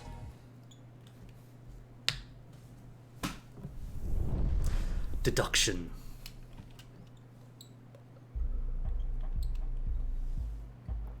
Alright, first off, any items carry over? Nothing yet. It's a room per room basis then. Trust. Is there any shift in trust? Still 66-0. Alright, to investigation mode. Door is going to be locked. That's the door we entered through, and now it is locked. Searching is useless right now. Unless there's a coin in it. It's a hallway. Nothing else here.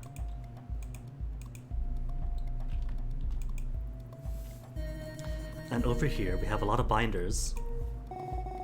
They're empty. And there's a green pot. Also empty. And some books. Empty. Of words even. Superbia's head. Just as empty as— Hey! You tricked me. Cute. Look out. Here comes Sir Ikvase? And his companions, Sir Hammock Vars. Together, for the two ceramic vases. Oh, Sir Hammock Vase. Sir Hammock Vars. Desk. It's a big mess. How are we supposed to find anything in this pile of books? I don't know. I must not just made of books either. There are newspapers, and I think I'm spying a secret journal with a lock. That would be a fine Luxuria. Really. What would a grown man do with that? Maybe it's not his own. It could be. A man is entitled to his journals, and he's a principal, so it could be confiscated. The two of them searched the book for a while, trying to find out anything about the principal. Eventually, Superbia noticed they were doing that for a while and joined them. What are you two dolts doing now? We're looking for clues. In this messy pile of books. Fine, I'll look too. Guess she wants to get this whole search done and over with faster. I wonder why she changed her mind. Beforehand, she wasn't all too useful. Now, she's a lot less reticent. The three of them separated the pot into books, newspapers, and the lone secret journal. There was no way to unlock that last one, but they could at least make heads and tails of newspapers. I get it, it's padlocked, but it's literally just a book. They could, like, force the lock open, can't they, from the hinges? Or even find some scissors, cut it open. The books seem largely useless. There are a few articles that might be interesting. This is the one we already saw before, about the murder that occurred at school. It's marked with a number. It says 2. There's this one marked 7, related to the bombs that blew up part of the school. Okay. Newspapers, huh? 2 for the principal, and 7 for the bombs. And there's this one, where he was taken in by police, marked with a 4. I think all those articles, I think those are all articles that seem to be linked. 4 is the arrest. Principal arrest. 2 is about the murder. Okay, 2 is murder, not principal.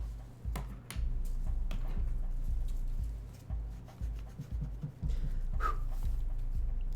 2 is murder. No, there's a 4th one. This was talking about drugs, and it's marked with a 1. 1 is drugs. And 1 did mention drugs, according to Superbia, at the very least, about a dead drop that drug dealers use. And I thought it was curious how Superbia would know right off the bat what drug stuff looks like. Not just drug stuff, but drug transportation stuff. Apparently, one of the rooms of the school contained a massive amount of drugs. No one ever went in or out, and eventually it aroused suspicion. And that's where that room's contents came to light. You know about the Superbia, I'm assuming firsthand. After a second to take in all the new information, Luxuria voiced a concern. But this doesn't really help us, does it? It kinda does. If what we're learning about is what binds a principal to us. We still don't know which of all these is a principal's crime. We should keep the numbers in mind at least. I bet they're linked to this room in general. The trio kept the newspaper close for future reference. Anything else on the desk?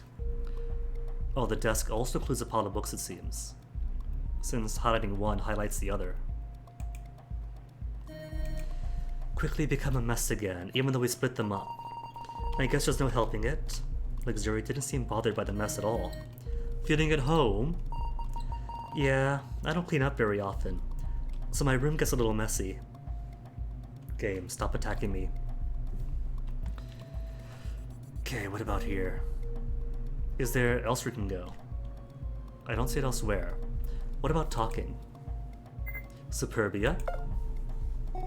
Yes? About the principal? Do you know what's linking him to us? It's kind of weird.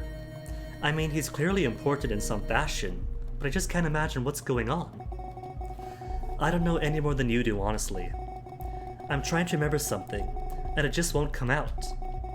It's like I'm this close to actually realizing something important, and I can't even fucking do it. I know. I can't remember much either. This conversation again, huh? No, wait.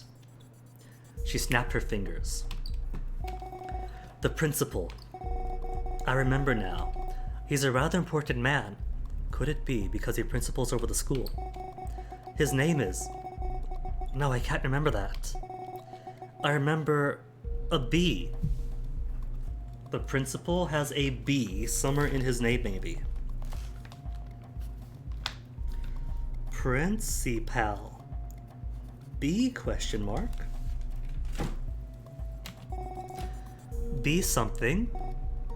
Ugh. I can't remember any more than just a letter. Boyd? No, that's not right. I'm sure you can remember more in due time. Or amnesia can't be permanent, right? Like Viddy imagined, it's just gotta be a side effect. Your desire to waste time is incredible. Any ideas so far? Beyond search the room. Do you have a clue about what the answer to this room might be? I'm still piecing that together. To be entirely frank, even if I was right, I don't especially relish the idea of exposing myself to a potential death, mind you. That sounded a little like Ula talking right there. Excuse you? I am not a cow. I mean more about the way you worded it. Never mind. Your desire to waste time is incredible. Okay, what about Luxuria? Back to the search. Any ideas or clues on you? Is anything amiss about the principal? I was wondering if you had any thoughts about the principal himself. It seems like his involvement with us might be a lot deeper than we first imagined. I don't know. I can't remember anything about him. For some reason though, when I hear principal, I imagined a big muscly man. You know, like a wrestler? I don't know why. I just feel like principals are large men with imposing physiques. Very solid guys with rich-looking clothes. A little tight, but not too much, with a tie and a pair of glasses. Seeing how Luxuria was straying from the question, and Cora tried to shake her out of it. Earth to Lux, do you hear? She didn't get an answer for another few seconds. Oh! Right, well anyway. And Cora couldn't tell if Lux was daydreaming about that description, or if she'd been mentally scarring herself by imagining it. If you want to know about his name, I don't know. I can't remember what it looks like. But I feel like that man must have been a daddy. That makes enough sense. Most people get families. I know for a fact he had one. Principal is family man, maybe a dad. Family man? Dad? Question mark? And someone in this group of 9 is a relative too. Maybe we should get back to the search. Maybe Luxuria is his child and that's a connection for her, and the rest of us have other relationships with the man. Any ideas of progress on how to proceed with the question? Progress or ideas on how to proceed? Well, I think we should first compile all the possible crimes he could have committed. Then we'll just need to eliminate each one that isn't the one we're looking for, and then we'll have the answer with the remaining one. Interesting. Process of elimination, huh? It's my favorite way. And Cora felt a slight shiver course through her spine at that tone. Well, that wasn't creepy at all or anything. What's the matter? Hey, Cora, answer me. Oh, sorry. I guess I was just taken aback. I didn't think you had this kind of method to deduce things. It's just basic elimination method. Luxuria giggled a little at the dumbfounded girl. Tee-hee. I might be cute, but I can think, too. Maybe we should get back to the search. Alright, let's. You're right, let's go back. Last one to find something new is a rotten egg. What's in the alcove? There's a door here, and it's locked. What a surprise. I don't see the door though. I see a mirror. I see boxes. I see hangers. Is there meant to be a door? Drawers. Save those mysteries for last. Oh, that's a keypad. Are you locked? Locked with the newspaper combination, maybe? Luxuria approached the glass in front of the bookshelves, just as Cora noticed her moving over. She called out to the smaller girl, closing the distance between them. I don't think it's going to open right now. There's some kind of electronics. Yeah, I know. Chair, please. Behind the glass is a bunch of books. I don't see anything interesting. Then why would it have a keypad? I don't know. Maybe there's something. Like you said though, it's basically glass, so just break the glass. I see a phone, I see a little fan. I see a potted plant, plenty of things that could break the glass. She dejectedly sighed, we can't open it yet. There are chairs. Chairs with what appear to be metal legs. They could pick one of these up, then bash it right in.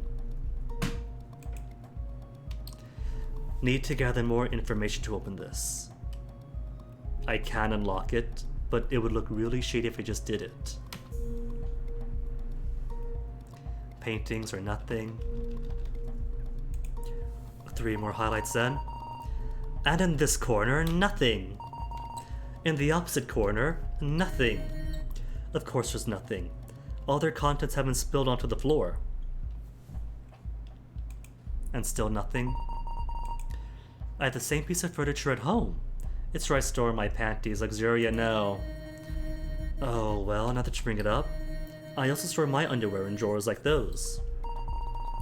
It's super spacious for that kind of thing. You could put so many in there. After a small pause, and Cora cleared her throat. Just how many panties do you have? Oh, a lot. Some of them are gifts too. I'll just pretend you didn't imply that. Alright, that just leaves these two then. One of these is probably locked. You have an opening on the bottom, so search you first. Behind this desk are some drawers. Mind taking a look in them? Hey, you found them. Why don't you do it for a change? Superbia was about to retort, but she cleared her throat instead. It seemed as though, for a moment, she was going to act as she always did. But in the end she restrained herself. Well, fine. I'll do it then. With a surprising turn of events, Superbia opened the drawers herself, one by one, checking to each of them for any clue. She reached into the final one and pulled out an item. There's a key in here. Key get. It's not like the ones before. It's missing some parts. Key, missing parts. Oh, I see. It's not a very secure key. She showed the key to Ancora. Definitely, this key was only half of one. With only one half of a key, there weren't many locks that could be opened. I guess you have to keep her eyes peeled for anything that resembles the other half of the key. And we also have to find the lock is. Maybe not a box, but the journal had a lock on it. And so far nothing else is conventionally locked. There's a keypad lock, but that's not like a key lock. So I guess going into the journal is going to be the big mystery for this room? Not necessarily. She pointed to the hallway behind the wall, a little further away. There's a door in there, and it's locked. I think that's where this goes. Wow. Did you quadruple your intellect in the span of 5 minutes? Ancora, please. You're acting like Bia now. We want her on our side. Just because she's in our potential voting block doesn't mean we have to antagonize her. Hey, fuck off. I can be helpful if I want. Just if you want, huh? Yes, just if I want, shorty. Let's keep searching now. We don't have much time to waste. She reminded me a little of NVIDIA like this. Speaking of NVIDIA and Bia, it is worth noting that all this so far is the... Whoops, not go. No, not go. That's okay, I can just jump right over. Quit. Is the initial... What is it? NVIDIA Superbia split. All of this is having spoken to NVIDIA first and completely neglecting her. If we spoke to her first, all this would change, I think. At least in some small way. Alright, jump back to deduction. Please don't tell me that it's all the way to the start then. It is. What if I just go quit and then hit start? Would it be from the latest bit of progress or where I ended up last? What do we have in items? Empty. Curse my curiosity, that's right though. That is what Control is for. Got the books, got the newspaper articles, get the key. Anything else in the drawer? Drawers, open and tell me your secrets. And there. It's already empty. Stop casting imaginary magic spells. They won't make more objects appear inside. It works for the fridge though. Final drawer. You can't check the trash. Can't check the top. Okay, I'm going to open it. The small and timid girl reached for the handle. Then she pulled the door open, and inside was... Eek! Inside was a large pot of formaldehyde with a head contained within. Is that the principal? A large man with a dad mustache? A human head. You know, I was thinking at first, maybe everyone gets the same room. If they move the principal office from one wing that's been destroyed to here, it was to say that everybody doesn't get the principal's office in the same riddle. But I'm going to assume and be generous that you cannot duplicate his head. So maybe not. She closed the door afterwards and left the desk surroundings. And Cora watched it all happen from the sidelines, offering no comments. I better check it again just to make sure anyway. Leaning down, she opened the door and looked into it again. Don't tell me the second half of the key is inside his mouth. It sure was a head contained in the pot of formaldehyde. It was kind of hard to tell because the hair was covering the entire side. Let's see. Underneath it, there are a few words. First, eliminate 2. Okay, so eliminate drugs, is it? 2 is drugs, right? 1 was drugs. 2 is a murder. First, eliminate 2. Eliminate 2. Huh. Something familiar about this presentation. I can't exactly put my finger on it. Did you hear me, Lux? From the side, an apprehensive Luxuria nodded her head.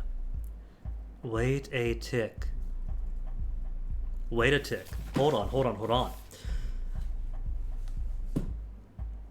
Who was to say for sure that Ira's head got blown off?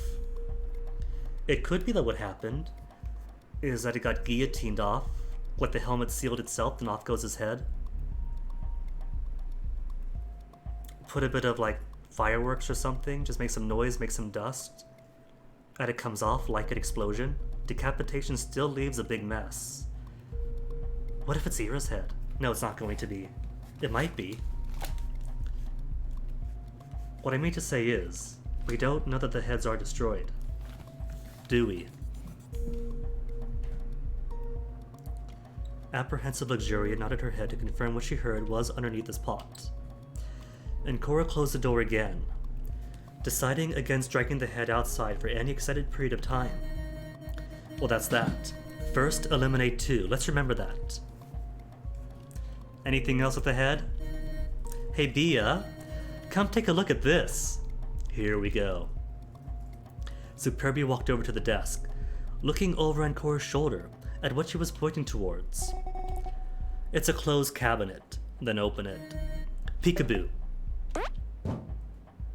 She flung open the door, and the severed head and the formaldehyde came into view. Superbia jumped back in surprise for punching the back of Ancora's head. Well deserved. The blonde girl fell to the ground, feeling the harsh resonating vibrations coursing through the interior of the helmet. You imbecile!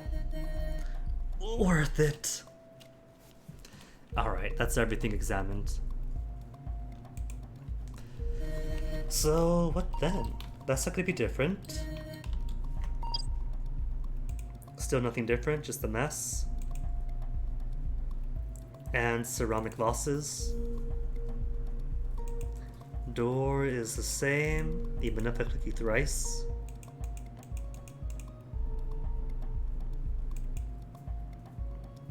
Nothing different.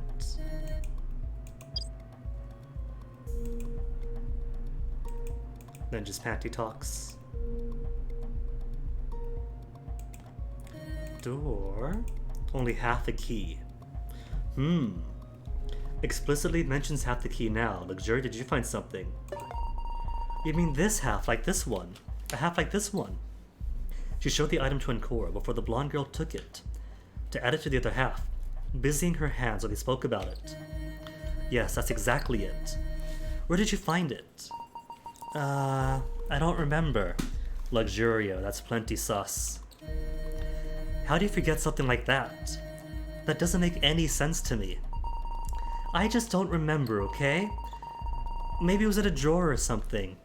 Or she had it this whole time because you are the principal's daughter and the traitor, and you don't want to out yourself?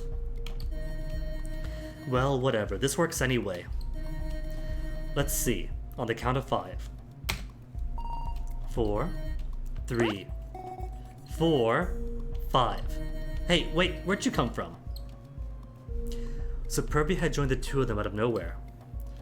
Without a word, she gave an annoyed sigh and snatched a key from Ancora's hand, hip bumping the girl over to take her spot as she inserted the key into the keyhole, turning it to unlock the door. No more dumb countdowns. We have a whole other room to explore, so let's get going. Our time's diminishing by the minute. Now the group could use a little back hallway. To go into the next room. Cool. We got 2 now. To a clockwork bedroom. Anything new when talking? Probably not.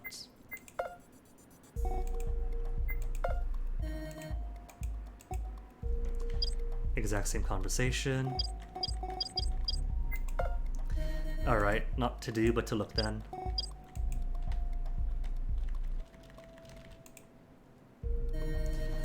There's a dictionary on the shelves above the bed. To be precise, it's a dictionary in parts.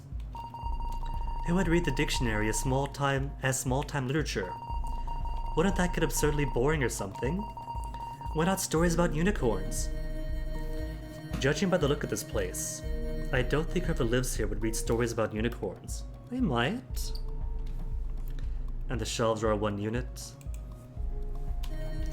There's a thesaurus in here too. Is that some kind of dinosaur? The Thesaurus Rex? You mean the Tyrannosaurus Rex? A thesaurus is just a dictionary for obnoxious people. Not really, but alright. Bed. Gonna search everything anyway. You know, I'm really freaked out by this room. Who the hell would have a bedroom in a school? Maybe it's a replicated one, and not the actual one. Duh! That must have been obvious. And then again, you don't expect Pandora to be able to do something like this. so I can't fault them for not thinking about it. I just wonder about the reason for replicating all these rooms. Maybe it's so we feel at home? Or maybe it's part of the death game and the escape room process? To learn something, maybe about the psyche of some individual? I don't feel like Pandora would want us to live here. We only have 6 hours in total, more or less. If either of you want to search this bed more, feel free. I'm going to check the rest of the stuff in here. It all looks so interesting comparatively. Ancora, is this misdirection? Yeah, sure. Leave the people with the lesser stuff, won't you? You feel like someone who leaves people with the lesser stuff, so that's your prerogative now. Your purgatory now. But is there anything? Any new text? Came back to check on the peasants, did you? Yep. I'm not a peasant, you idiot. I don't care what you are. I care about what you found, if you found anything. There was this piece of paper with a diagram. It's given a bunch of hours, and I don't get it at all. Just take it. I'm going to sleep here a little. In the middle of an investigation. Didn't you just say we don't have much time before? A girl needs her beauty sleep. Alright, diagram. This I have to look at. Diagram. Hours written into it. But I can't do anything to it. Head of formaldehyde, eliminate first 2. Murder at the school, but I can't read it. Act of terrorism. Principal's arrest. And drugs found in the school. Jor. Let me guess. These contain nothing too. No. They contain a piece of paper. 2 diagrams. Look, it says, finally eliminate 1. Finally eliminate 1.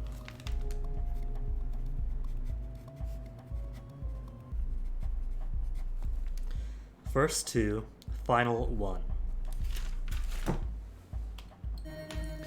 That sounds pretty important to solve this room, if you ask me. I think I'm getting the hang of this now. Let's pull it with the other important stuff we found. And is there anything else in here? On top of the drawers are a bunch of candles held by an unnecessarily complicated candlestick. You better not spill it over. Everything in this room looks flammable. This is why an arsonist would have a field day with this place. Can you imagine the fun you'd have if you left to burn things here? A shame Crabboy's not around for that. Destroying this entire handcrafted antique room. Chifforobe? What about this wardrobe? Won't unlock. Neither the left nor the right doors work. I think I have to do something else first. First the 1. First the 2, then the 1. The small girl crossed her arms, rather put off by her investigation yielding no results. No, that's results. It's like science. Getting an answer of no was still a no. Denying confirmation to some observation means that's a given. It means you can count on that. It means you know what to look for. Just have to figure out what to do about it then. Exactly, Ancora. The confirmation, still locked. Still looks really cool. In the mirror. Mirror on the wall. Who is the bitchiest of them all? Ancora glanced over at Superbia. The bunny girl was taking a nap on the bed. She's even already asleep, huh? That saves the need to feed her an apple. But is there anything on the mirror? I can barely see myself in the mirror when I'm up close. Me too. We're too short for normal people mirrors. This room would all be for Crabboy. The fire fondness. The short panes. Isn't it a little high, actually? Kind of. Someone tall must live here. Taller than me, at least. And Luxuria does suspect that the principal is a rather big person. So could use a mirror higher than normal. Door? Oh, just that door. Clock then. The bizarrely clockwork clock. The moment I stepped in here, I knew this clock was cool. after admiring the clock for a short moment, and Cora put out a piece of paper with the hours on it. Slowly, she adjusted each clock hand to the hours, minutes, and seconds indicated on it. Oh, we don't get to puzzle it. Seeing how a few combinations didn't work in any way whatsoever, she gave up, not understanding what was wrong. Tried all 3 combinations. The bunny spied onto the paper that Ancora was holding, the one Superbia herself had found. None of them work. Well, first, you eliminate the 2. Try adding them together. Ancora tried that, but still saw no result. She was about to give up, but after a few seconds had passed, a small click echoed from a nearby piece of furniture. Wait, it looks like it unlocked something else. Let's investigate that. That would be the dressers then, wouldn't it? Or the wardrobe? The rabbit already left the surroundings by the time Ancora realized that the clock itself opened too. Inside was an object, waiting at the very bottom. A golden key. If you're not for the wardrobe, then this has to be for the book. Perfect. Now maybe we can get that journal open. And keep talking to yourself aloud too. Good idea, Ancora. There was a click. Did this open?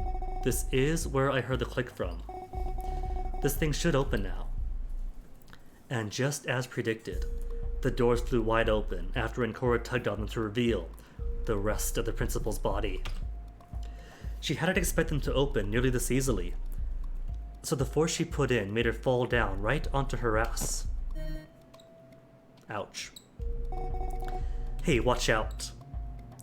Did my sensory inputs deceive me? Did she just care for someone else? You almost bumped into me. Ah, okay. Inside is another one of those pieces of paper. This one says, second eliminate 4. Okay, in this process of elimination, first eliminate 2, second eliminate 4, and that leaves 3 for 3. So first is, wait, not 3, it's 174, it's 2741. First eliminate 2 means first eliminate murder, then 4, that's the principal's arrest. The unmarked one is 7, the bombs, and finally eliminate the drugs. I don't know what that means. I wonder what that's all about. Clearly, the directives. But I'm not sure if we have everything we need with this. Let's keep looking around longer. And nothing else for sure. This is the kind of rich shit that my family would have. That your family would have? Could it be then that you're the one related to the principal? And that's why you kind of remember his name has a B in it? For Bia? But you don't want to let on that he has your name. Is that it, Bia? Your family's rich. My parents saw at least. What, wasn't it obvious? Or are you just mocking me? She pointed at herself, at the rings she wore, and her general hairdo. I guess, speaking of which, aren't those rings? It's called fashion, shut up.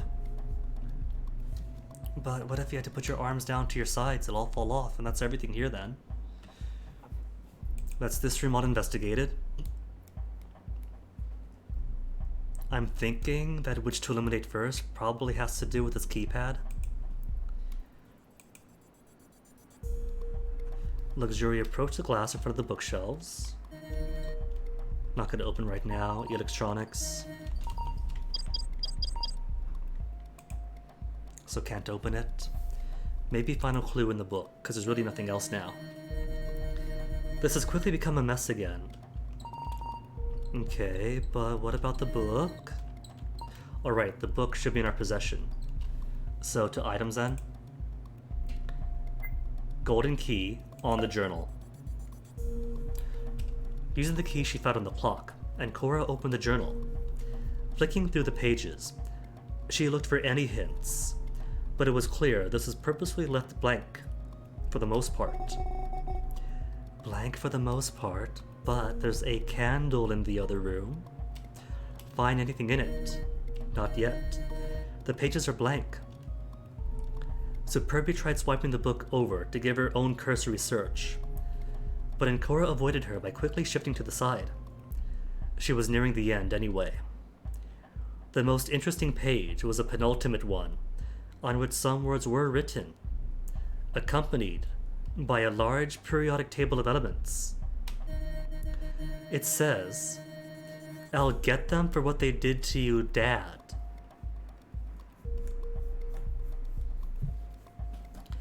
I'll get them for what they did to you. Maybe the principal was arrested. Maybe he was later decapitated. But what if the big crime that links everyone together is that they did something that exposed or acted against the principal, and that principal's kid is Pandora, and that this whole death game thing is to punish him for that fact, and maybe the traitor was more involved than the rest in that. Maybe they knew about the relationship between the dad and Pandora. Pandora, principal, they both start with P's. On the very final page, third, eliminate 7. And Ancora knew it was going to be on the page. Third, eliminate 7. So first eliminate 2, then eliminate 4, then eliminate 7, then eliminate 1, which leaves us no newspaper articles. This is all very important stuff. I'll have to keep note of it. Keep note of the later part at least. The first part is not related to the answer to this room. It's just that this principal has a daughter. Now, Ancora, it does confirm that the principal has a child. Nothing about that suggests that it's specifically a daughter, but that does narrow it down to, if I had to guess, Luxuria, Bia, or myself. Has daughter.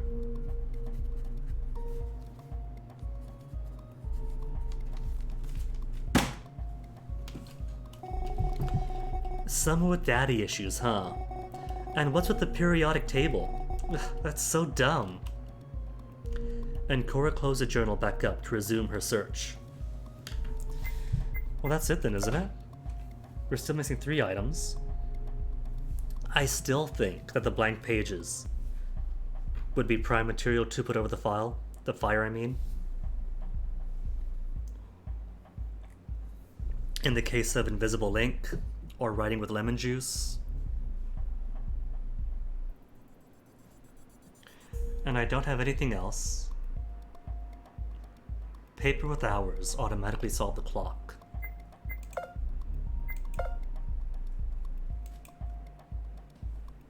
Can I use the candles? Candlestick. But no interest either way. Nope. And nothing else here illuminates anything. Z's. Holy shit, a line, get in the car.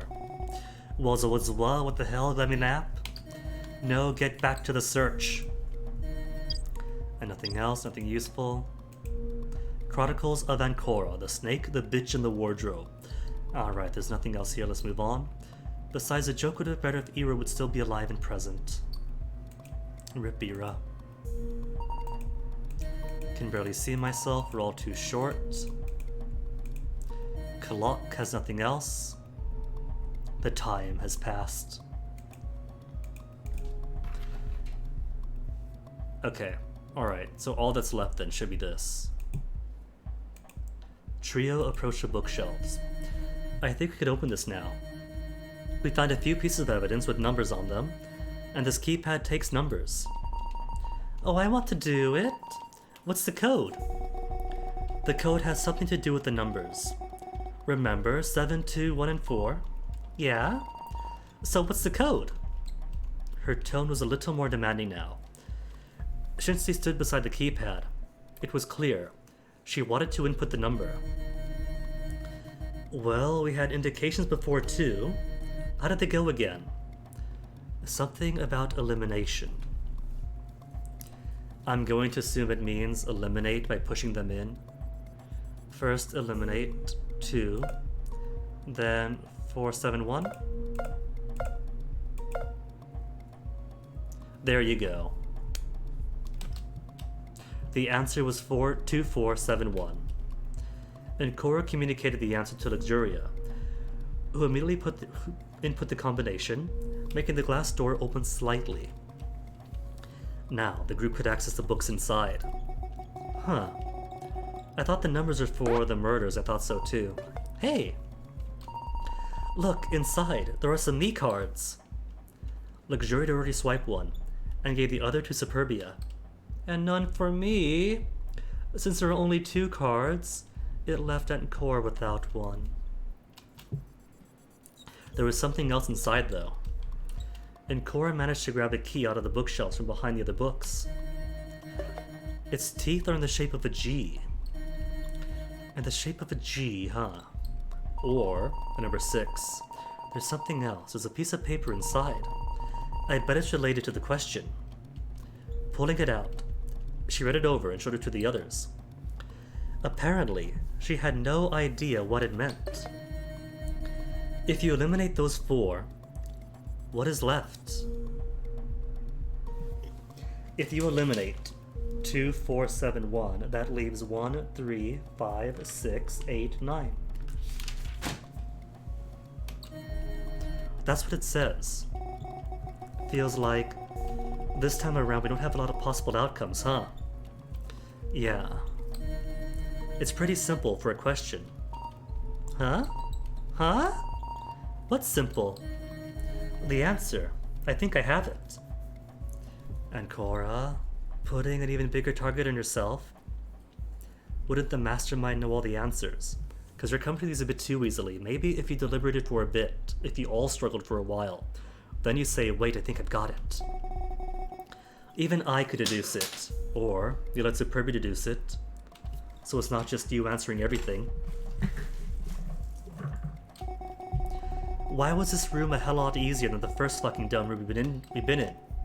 Whatever. Let's gather the door when you two are ready. They're right, anyway. The paper has everything to do with the question. Oh no. I'm gonna get myself killed here. Because I am not exactly clear on the answer.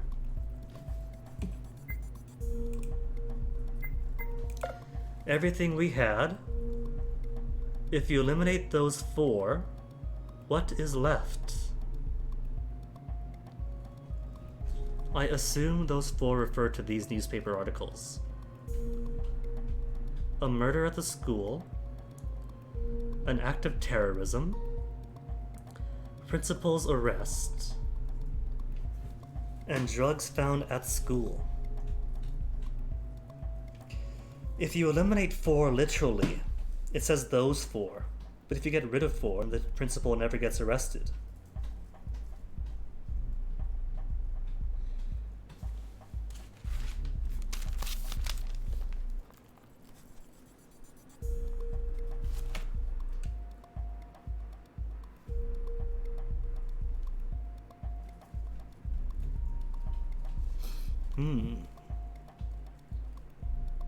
Incredibly obvious. Or intense suffering. Oh no, Cyber 7.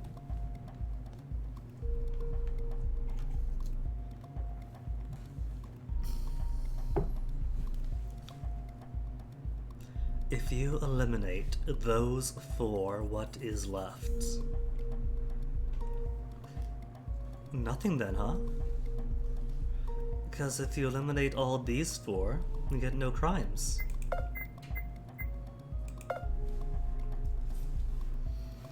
I'm assuming I'm going to fail this. And if I do, I guess we'll see what happens. If the game locks out the file to a dead end, it's gotta, because we die then, don't we, if you get the answer wrong? I don't think they got anything more. Hide. if I hide and wait for 39 minutes to pass?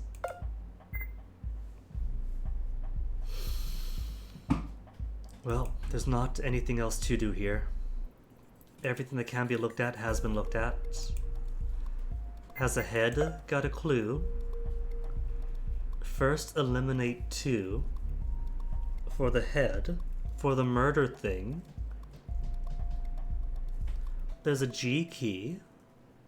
We haven't used a G key. But then again, we haven't used a big black box in the first room either. You open the journal, you open the next room. What are you for? Quick scan to see if there's anything else missing. Already empty. Empty. None of the books are helpful. Are any of the books in this entire school helpful at all? Don't think so. Books at our first classroom are fake, just like ours. They had funny titles though. Except one, titled The Complete Study on Normaltics. Normaltics. Is that a joke or is that important? Normaltics. Normaltic place, web application. Used over the internet or intranet? Normaltics. Normaltic Twitter. Normaltic GitHub. In-joke maybe? It's not Normaltics, it's Nomadics. That was mentioned last week.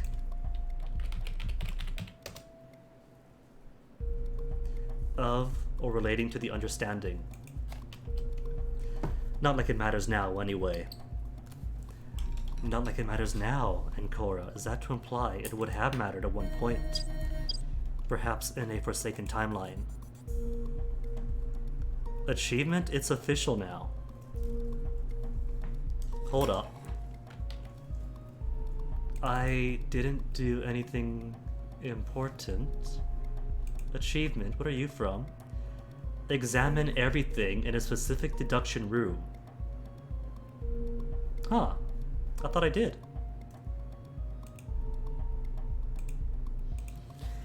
But I guess it does confirm that nothing else to do here. Everything that could be done has been done. Just gotta answer the question.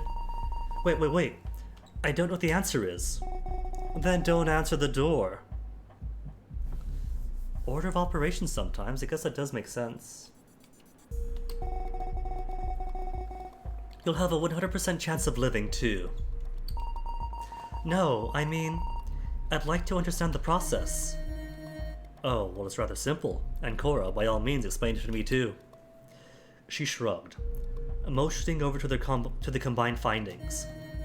There's some stuff in there that most likely can be used for multiple purposes.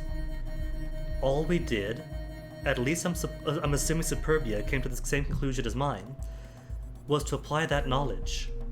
Yes, Ancora, but for the sake of Luxuria, who's a child, could you spell it out for us?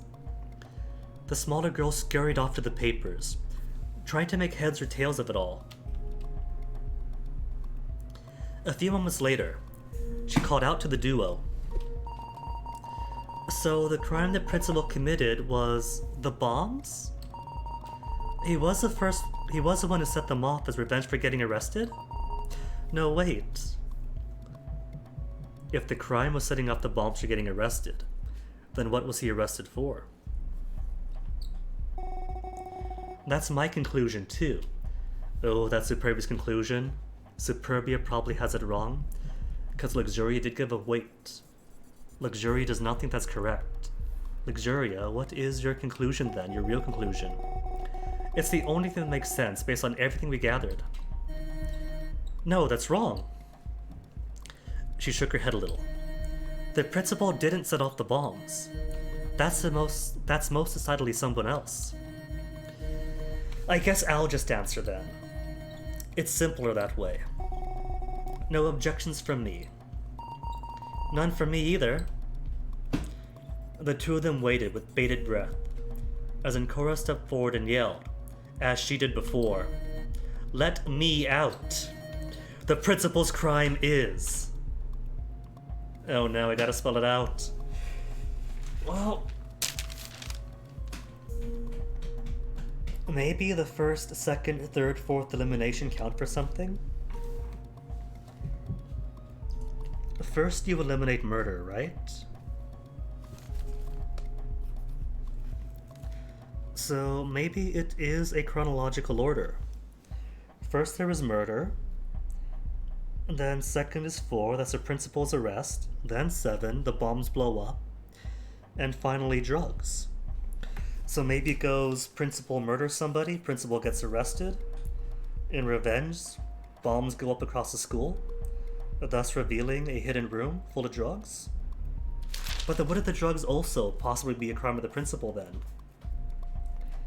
If that was hitherto unknown until after 7. Unless you eliminate those 4, which is all those 4, which leaves you with nothing.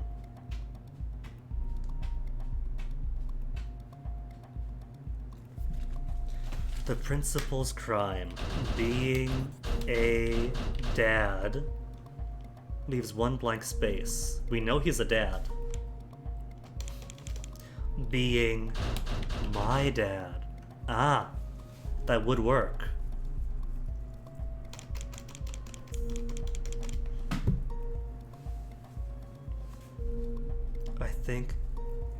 I know I shouldn't worry about the spaces. It fit perfectly the first time as coincidence. I'm just having fun.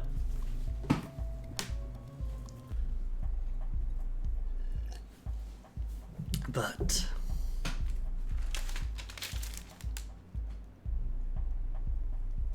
if you eliminate those 4 is plural.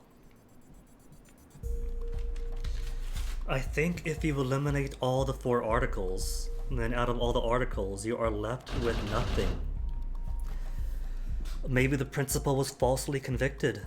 Maybe the principal did do something, but Daddy's girl believed it was no crime at all. I'm going to go with the literal interpretation that if all the newspapers go away, then the crime is nothing at all because there's nothing left. But the principal's crime is nothing. Doesn't really make grammatical sense, does it?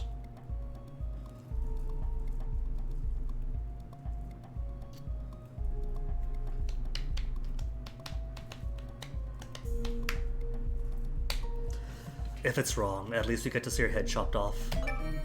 Nothing! He did not commit any crime. For a moment. It seemed the answer was wrong, but the door came along very shortly. Cool! The 2 other girls released a breath they'd been holding. What? What kind of answer is that? We searched for this entire place. We got a list of 4 crimes. 4! And if you eliminate all those 4, you get nothing. And the final answer was no crime. That's how math works. 4 minus 4 equals 0. It's the 0th door. Exactly. Eliminating all numbers to open the bookcase wasn't the only use for the indications we found here. I forgot to tell you looks, but there was also the 3rd, eliminate 7, that I found inside the journal. Which wouldn't be that important a clue anyway. For newspapers, eliminate them all, and you still get the same answer even without the 7. Excuse me. We just didn't keep track of it on a paper or anything. Maybe you didn't. So your reasoning was good. It was just ignoring that part of the solution. As did I. Well, let's get the fuck out of here then. Everything's unlocked, so let's live.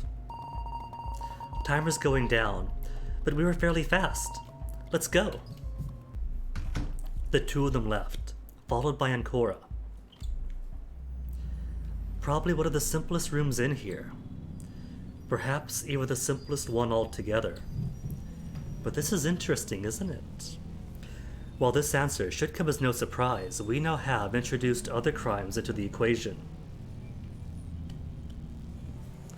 Other crimes, the drugs and the murder were alluded to.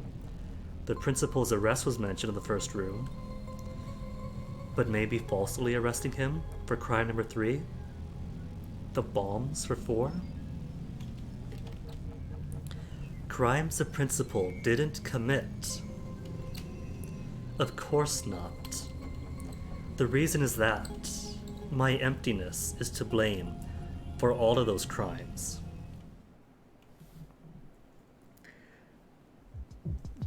Which probably does soft confirm that Bia was the one involved with the drugs, since she jumped on that clue right away. Superbia, Luxuria, and Ancora emerged into the hallway. The door did not lock up yet. It would not, until the timer was done counting down.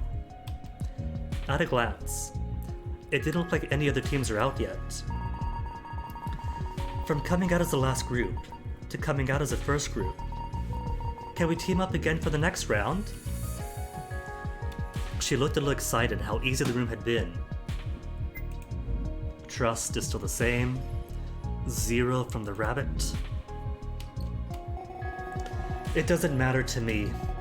What matters is that we have our me cards now. She took hers out, looking at it for a brief moment. All of a sudden, Luxuria pointed at Ancora, having realized her little problem. But Cora doesn't have one yet. All she has is that key. We need to find one so we can vote at the consoles along with her. Yeah. Maybe we should split up then. Let's do that, while the others are still not done with their rooms. And thus, the search began anew. After convening to split up, Superbia went towards the closed doors, while Luxuria went back to a larger room, and Ancora went to the corner she and Luxuria had fetched Superbia from. When Ancora walked by the second door down the hall, she heard a small click. Next, the door came open just as quickly, and just as quickly, out was Nvidia. Oh, hey Cora. Your group finished, huh? Where's your partner? Yeah? Where's Trist? Oh, he's coming. Alright, still alive then. He wanted to examine the room a little bit more. It's not really my stuff. So I decided to leave earlier. I got a me card, and I guess your group found 2 too. Right, I also got this key. He showed it to Ancora. The teeth had a strange shape in the form of a letter I. Okay, so we got an I key and a G key.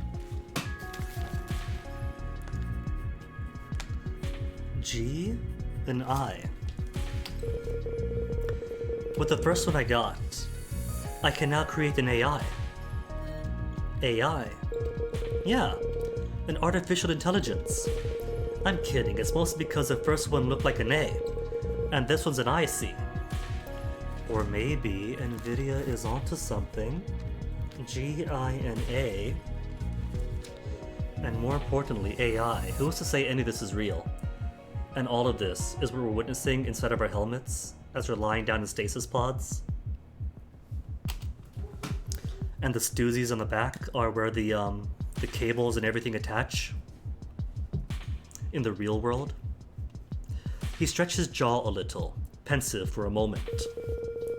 To be entirely serious, I don't think I could make an AI, honestly. They're super complex, you know? They're a bit like us in design, an artificial person. Let me take that out of context. They're a bit like us in design, an artificial person, created by code.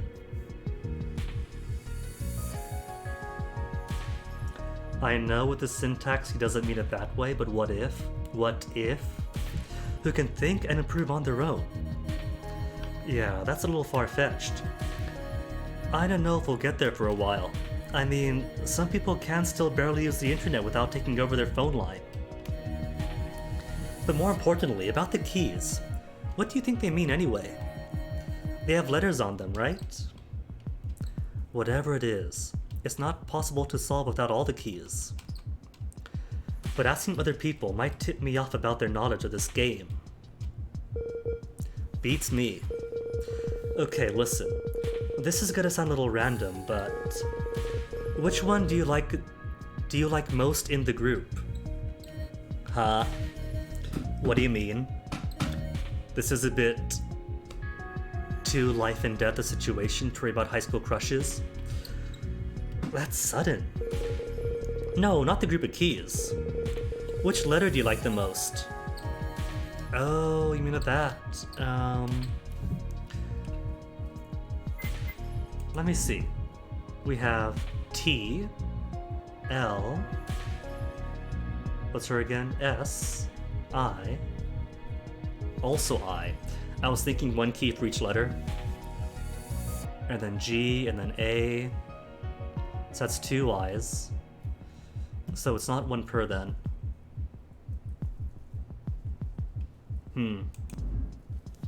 I, G, or A?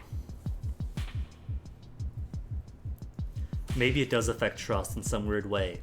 Like the question of, hey, Cora, if you had to kill somebody, who would you shoot? And whoever you chose raised their trust by 33 points. Even though regardless it all came to the same dead end. Noise. Chair, please.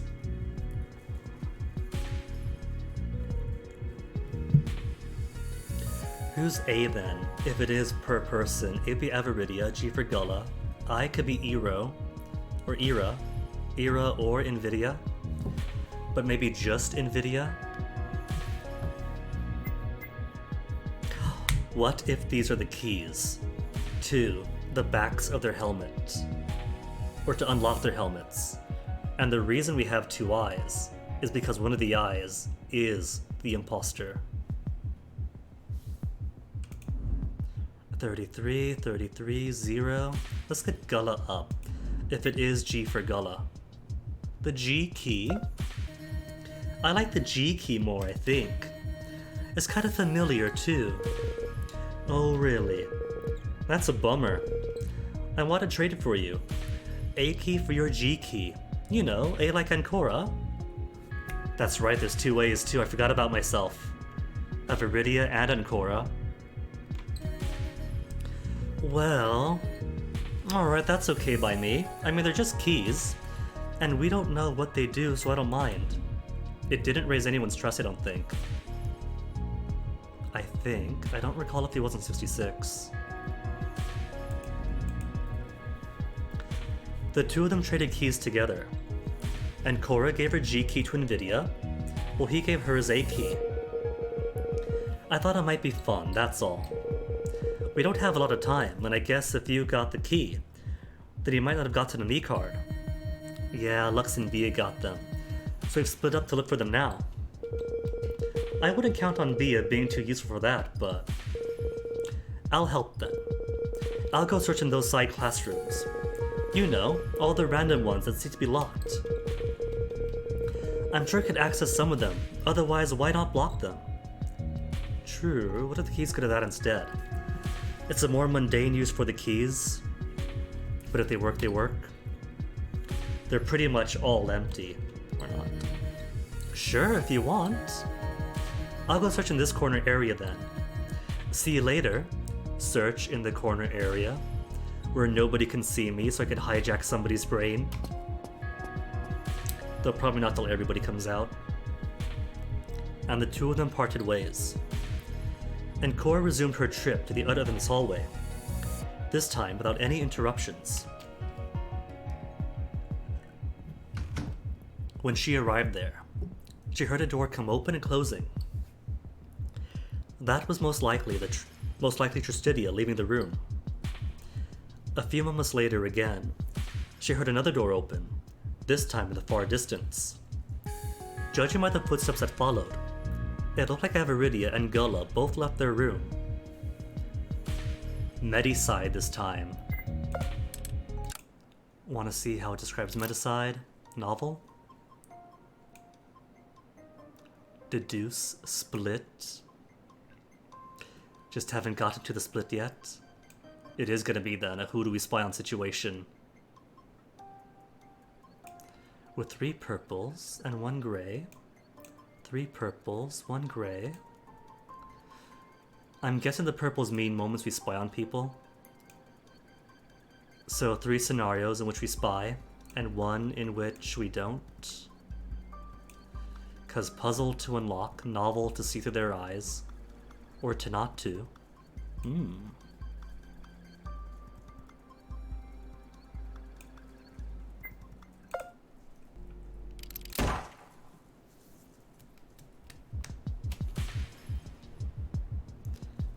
Avaridia gullible at the rooms. So everyone's out then. We have to find that me card really quickly, or else. And I almost forgot, but someone needs to surrender their right to live right now too. We're quickly running out of time. Ancora's helmet read almost 3 hours. They only had, at most, 10 minutes before the hour mark would come close upon them, and everyone would lose at that point in time if nothing was done.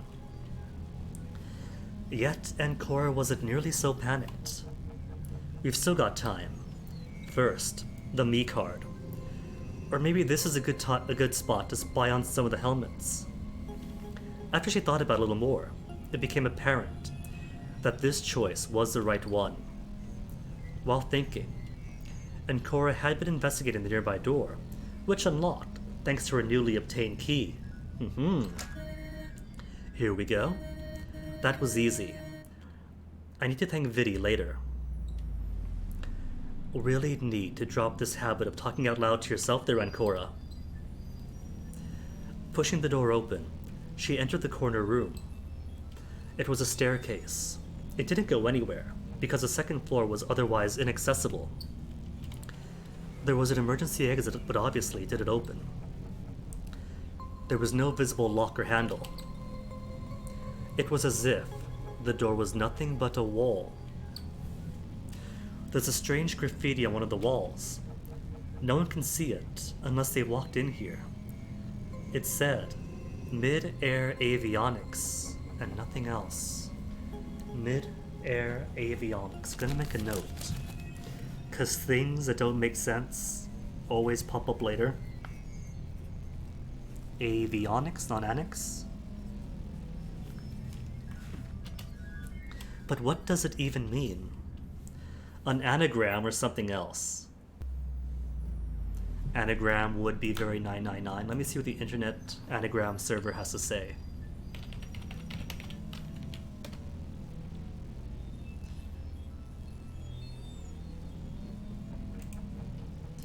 This is what? Mid-Air Avionics.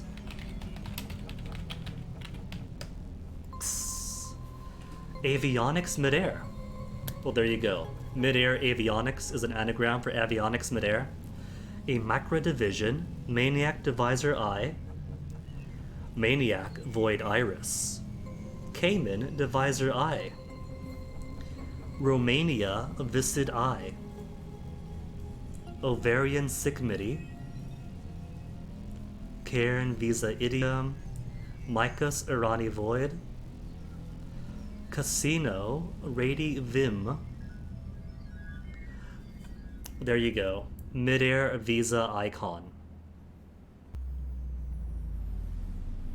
Diva Ames. Ironic. A Vicar MIDI Ions. A Cram Division I.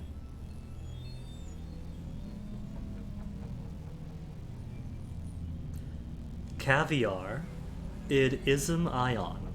That must be the solution. Aria Disco. Vim In.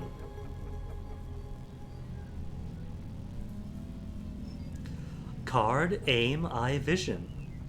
Okay, that's enough anagrams. An anagram or something else?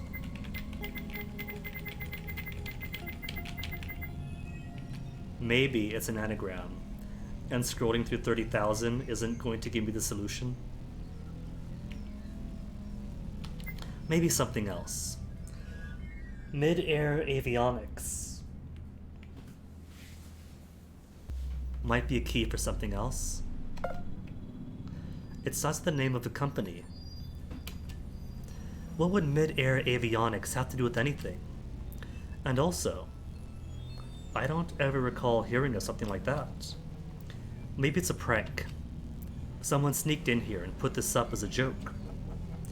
The place hasn't been on complete lockdown for a while, so it's possible it has nothing to do with anything. Well, this is as good a spot to spy onto the other people as it can be. No one's going to stumble into here. The real question is, who's available for hacking? It was dependent on the frequencies currently displayed. It seemed as though there were 4 possible helmets to spy upon this time around. And since spying does give some trust, Lux or Vidi would be my best bet to put them up to 99%. Kind of already got a proto voting group going on with you, but Nvidia already votes. Oh no, I just had an idea. Maybe I want enough trust but not too much trust, because in the first voting session when Nvidia had 99% trust, he gave his life to me. This time around Ira had 99% trust, he gave his life to me.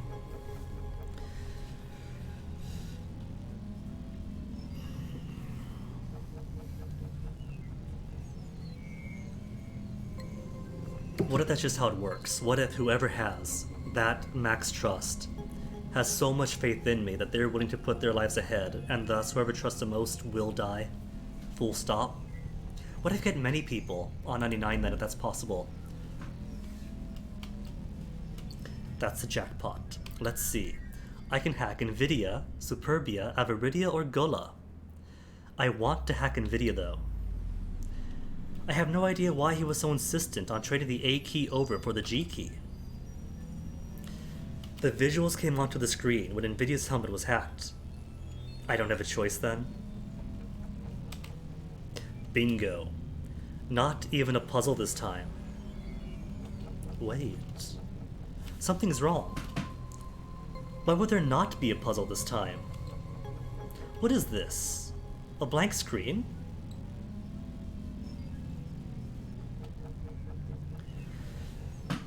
If it is a blank screen, if there is no puzzle, what if it's because Nvidia, in truth, died in Luxuria and Gullah's room? Cause I did hack Ira's helmet. Ira is Ira, I can kinda confirm that. But there's only one other person here who isn't wearing a helmet because they're dead.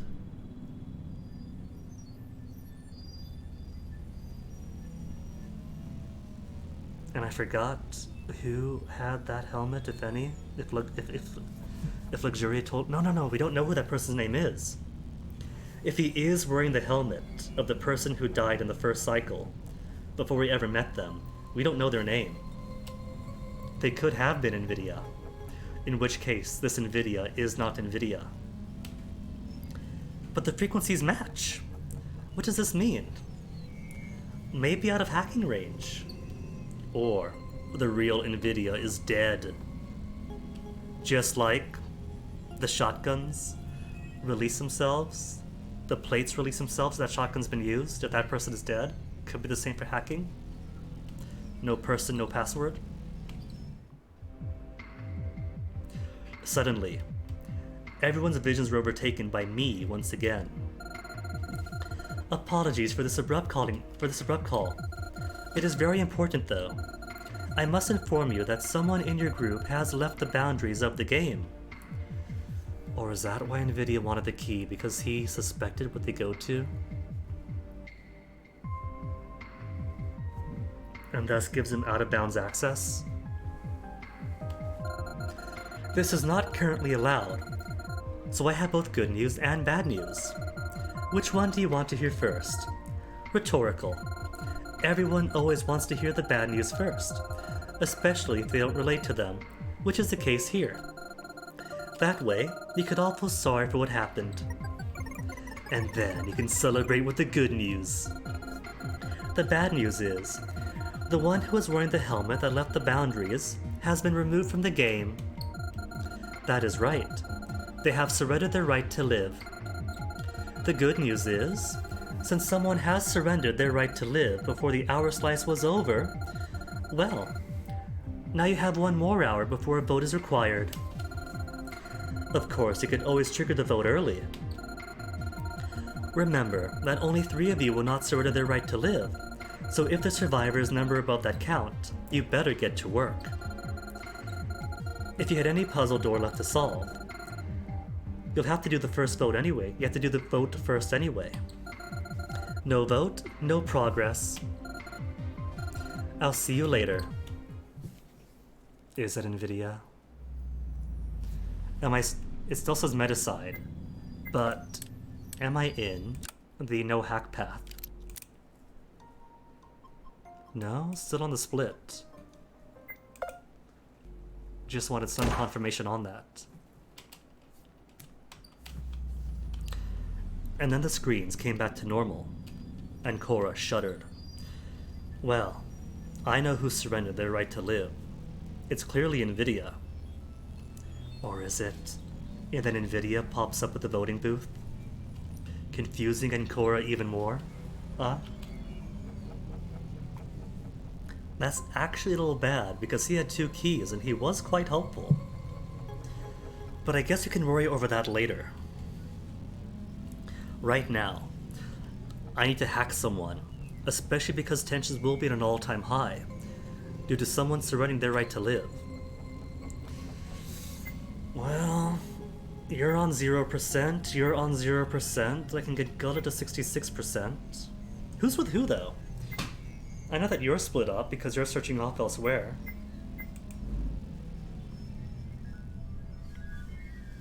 I suppose the most I can do is get some lore on Gula, and maybe 66% trust might be enough to disrupt something in the next election, in the next voting. Wait, what is this? Oh, hold on. Is it like Luxuria the first time around? Because we couldn't hack Luxuria. There's nothing. But our helmets share the same frequencies. I've made absolutely sure to check.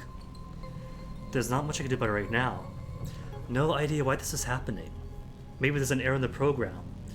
Or I'm just missing something vital. Or Gullah was the one to go out of bounds. It should normally immediately boot. There's not much I can do about it except pick another helmet to hack for now. So Avaridia or Superbia? Technically we've hacked on Superbia by hacking through Era, and thus spying on her.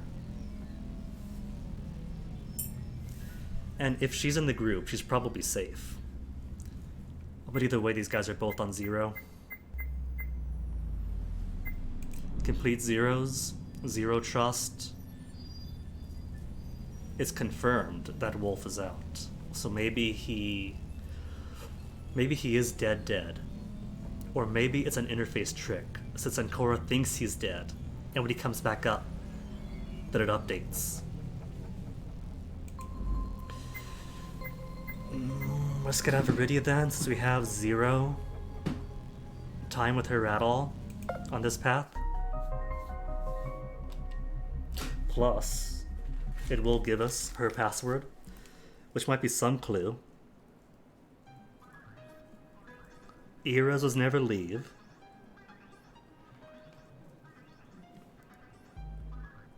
It's all relative. Alright, Avaridia says math or logic. Because we did hack her before, didn't we? It's all relative. Does it have to be math? Okay, let me see.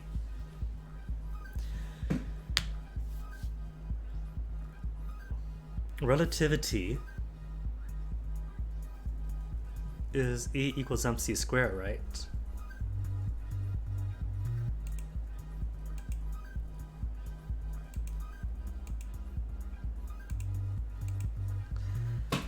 But then what does that equal to? Velocity? No. Where's my undo button? Reset.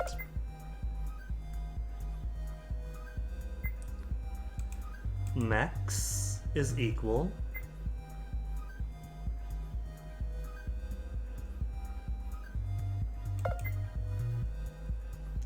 I might actually have to use a hint here.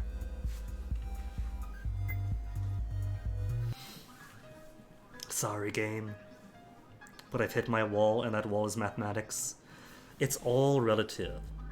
The freebie hint is it is all relative. It is all relative.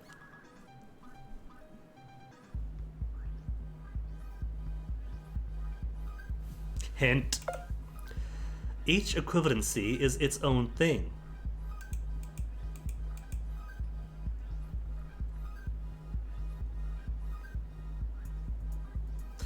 Is its own thing. So maybe the equals don't matter then. Its own thing, all relative. So it wouldn't equate then, huh?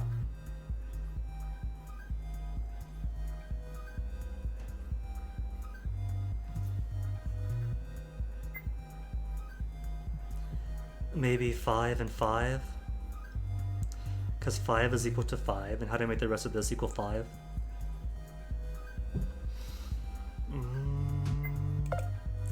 From Rome to Einstein.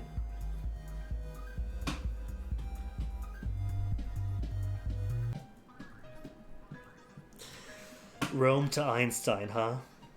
Well, Rome to Einstein is... The Einstein part is E equals mc squared.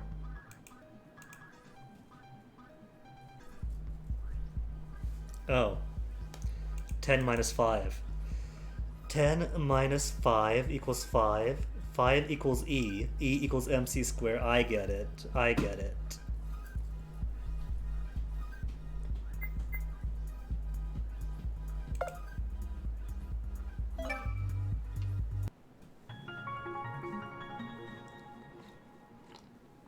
My pride is forever sullied. I actually needed hints.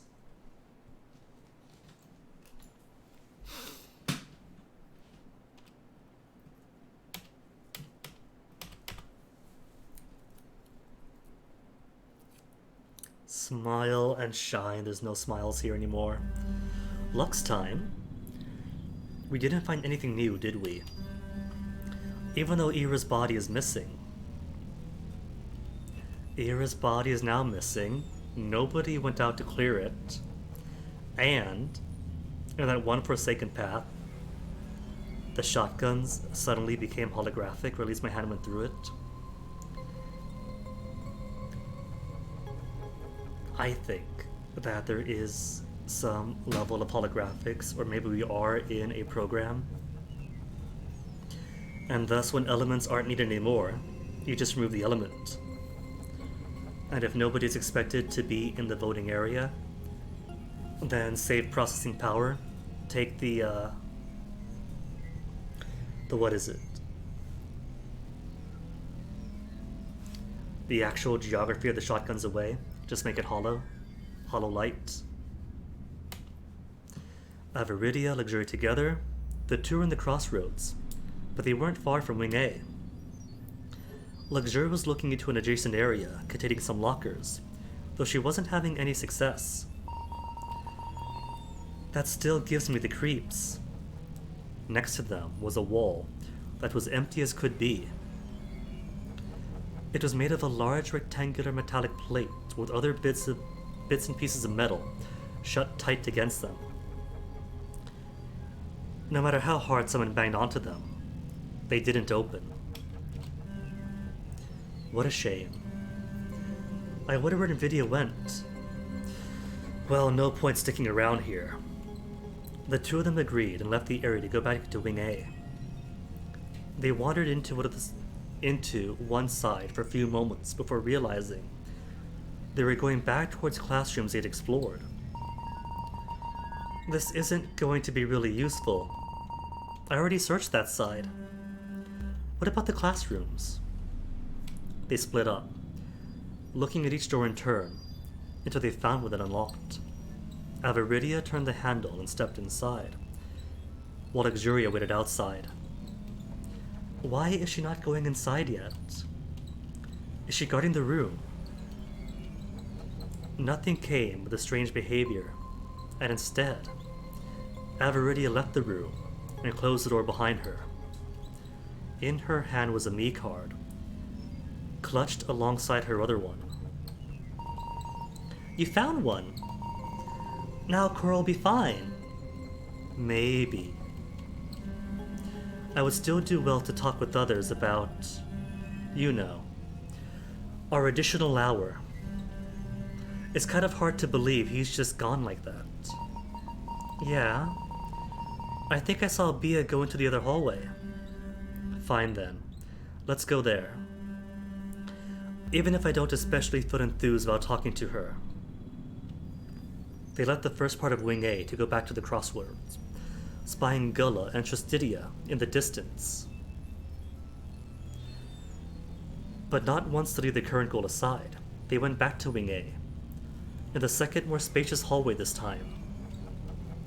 Very quickly, they ran into Superbia. Oh, hey. At first, Superbia had tried to act like she didn't see them, but it became more and more impossible as the two of them closed the distance. Have you found anything so far? Superbia was clearly growing frustrated again. No, I didn't find anything. But at least with Viddy gone, we've got all the time in the world. I guess.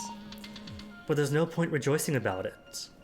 And I guess at this point we have seen everyone. Since the other two are at the hallway, we got these three here. Me in hiding. So yeah, I guess Nvidia is dead. With the extra keys. Mensch. Alright, it's gonna be one of the purples. But I still want to see which purple is Mensch. Middle purple. Still curious how this path is equally illuminated. We can't do you because you chose you. Can't do you because you chose you. So what's up with this mystery?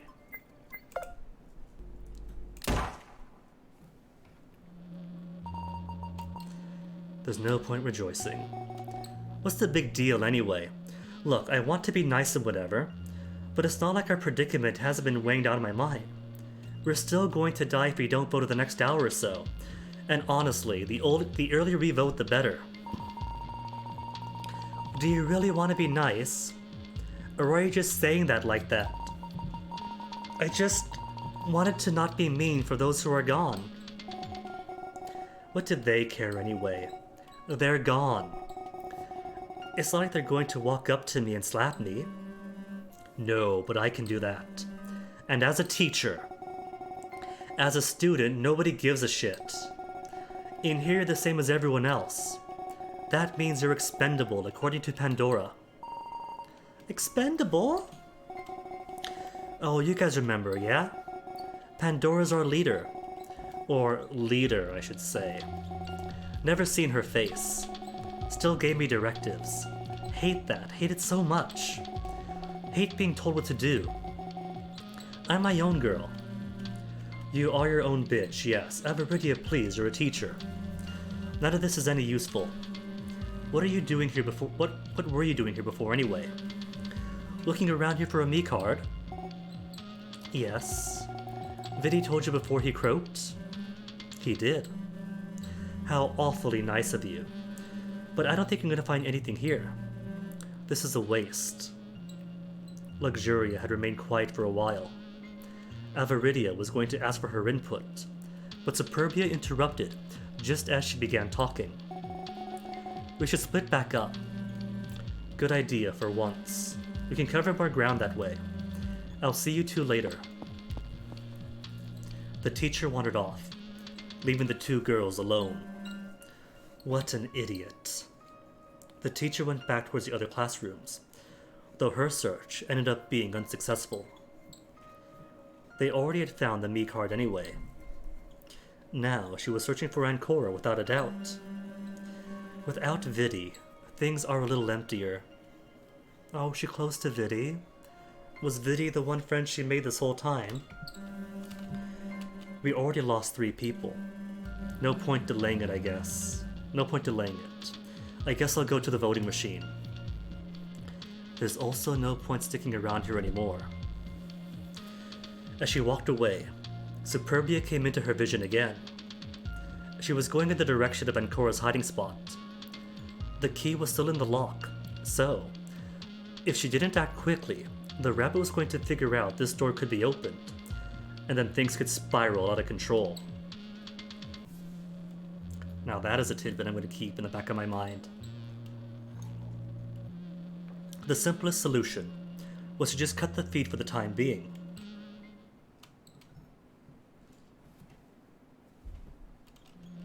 Superbia came by in Cora, after the blonde girl had left the corner which she'd previously been exploring. Cora, we're gathering back up, I think. Did you get your me card? And Cora wasn't ready to go to the vote just yet. Median. New title. Just the next novel entry. The next novel to become the next vote. And what do we have? Really short end. That's probably the next nobody trusts you, everyone dies ending. Short end and slightly longer dead end. Well, they're all ends, so something is going to end up hitting something anyway.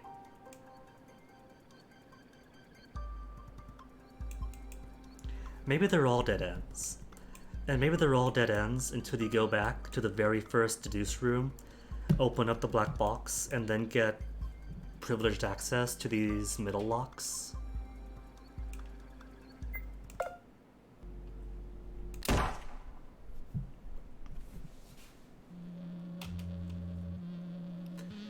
Deciding to extend the time towards which it would happen, she shook her head, despite having found a me card. No, this area is as empty as before. There's gotta be more, right? I bet there are a lot of me cards we just aren't seeing because... You know how we need 39 me cards to finish this? If you calculate it like this, you get 9, 8, 7, 6, 5, and 4. Together, they add up to 39. This accounts for the 6 hours of votes. You're right. That means we should have found 8 this time around. Our total should be 17, but the rooms only gave us me cards until we reached 15. And I'd be fine with 15 since we're 6 left, but Vidi had one and now he's gone. Well, let's gather up anyway. We can figure this shit out then.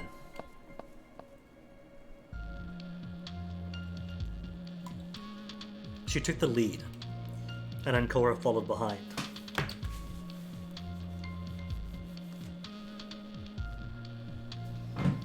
The duo made their way back to Wing A with the goal of regrouping with the others in the crossroads. You know, forget it. What was that all about? I don't know. I feel strange inside, like I'm missing something. Maybe. The girl paused, stopping her movements near the puzzle door. Maybe you're missing Ira. You two were dating, right? And for all you keep saying, I think you needed him more than he needed you. Nonsense, fuck that. He needed me. No, please stop. You're deceiving yourself. Look, just figure out what it really meant to you, your companionship with him. Because if you don't figure that out for yourself, I think you won't get a chance to. It's now or never, Ancora. Is that hinting that Bia is going to be the next sacrificial rabbit? Superbia remained silent, and the two of them walked again. Soon, they arrived at the crossroads proper. Yes, that's my idea. Please, don't feel bad for me. The group had been in a heated debate over who'd be the next one on the chopping block. Luxuria apparently was making known her idea for the others to vote for her. Maybe not the traitor then? Because I'm thinking if somebody is the traitor, then why on earth would they want themselves to be voted out? Terminally. They would have to be really confident that the rest of the group would be able to come together against the proper mastermind. There's a lot about Luxuria that really strikes me as off. Especially since we couldn't hack her the first time around, but also a couple of the clues who were there. But maybe she's just weird. Just weird, and not the traitor. Gullah was supporting her choice, but Tristidia wasn't in agreement with it. Avaridia was staying on the sidelines. As Ancora and Superbia approached the survivors, the horse-masked boy's tone turned harsher. And I kind of can't sacrifice Luxuria, because if I do, then the closest I have is 33 and 33%, and nobody else trusts me. Nobody is going to trust me. Only 1/3 trust and 0 trust. You're one of the few I still trust, so it can't be you. You're also the lowest threat to the group. I refuse to vote for you because there are better targets. What's going on? Why does Lux want to be voted out? She says she wants to be voted out because she's fine with it. She's trying to win cute points, and I don't agree with that. You can't be everyone's martyr, Lux. Well, I agree with her. To be honest, I don't actually care who gets voted out next if it's not me. Ah, the good old selfish routine. I should have expected it. If they agree with it, then there's nothing to do about it. Indeed. My choice has already been made. Luxuria managed to gather 3 votes out of them all. So if I want to secure Luxuria as a 3rd imposter, then I need a really convincing argument to put somebody else at the chopping block. And I don't have one. It's gonna be either Luxuria gets kicked out, or the everybody dies because nobody comes together ending. Superbia, Gullah, and herself, together, almost had the majority already. Almost. All Ancora had to do was agree with it, and they would have 4, giving them the majority regardless of what others would vote. But first I want to know, Ancora, did you get a me card? You should have found one by now. We need to have everyone ready for the votes as soon as possible. Yes, I know we have another hour, shut up. Superbia was going to talk, but Tristidia cut her off as soon as she moved, which startled her enough to shut her up before she'd even said anything. You of all people to shut your mouth and let me talk. Oh, I'm sensing some friction. Maybe we could turn the tables on Bia then, because she's made no friends. Nobody trusts her. Tristidia is openly hostile. Maybe we could use that energy to steer things away towards someone who absolutely does not trust us, and who everyone else in turn do not trust at all. Where did that come from, you fat lardass? I know what you've done, so if you don't want me to tell everyone else, you'd better shut up. What you done, Tristidia? Superbia was quick to retreat to her rabbit hole. Without any more interruptions, Tristidia resumed his questioning. So, did you get a me card yet? Why are they even voting for Luxuria anyway? Did she have some change of heart? Or was this her plan for the beginning? She can't bring herself to vote for anyone else. Avaridia stepped forward to say something against all odds. But before she talked, Ancora nodded. Sorry, Bia. I lied, because I didn't feel ready to vote. Not again. Good. We can vote now then. I get that you don't want anyone to die again, but we're 5 minutes past the 3rd hour. And how many me cards do we have? 16 or something? And one's gone with Vidi. We can't keep bickering like this. We need a plan, and we need 39 me cards or everyone dies. Reminding everyone of that fact, Tristidia caused a ripple of panic to spread across the group. Ancora found it a nice way to remind everyone of the current predicament. Ah, you're right. We're going to die. Even bigger of a reason to begin at once. That's why she get the vote over quickly. Just vote for me. Yeah, let's just vote and get this over with. But am I okay with this? To have Luxuria die by the vote? No, we can't vote for Lux. She's the only one who trusts me, for one. Lux has been the nicest girl so far. Instead, we should just vote for Bia. The Bia Trail. She's the biggest threat, and she's repeatedly refused to work with everyone else. Stop with these baseless accusations. They're not too baseless, though. Fortunately for the matter at hand, it seems Gullah and Luxuria agreed with Ancora. A possible 3. I just need to get one more minimum. Huh. Didn't think it would be so easy.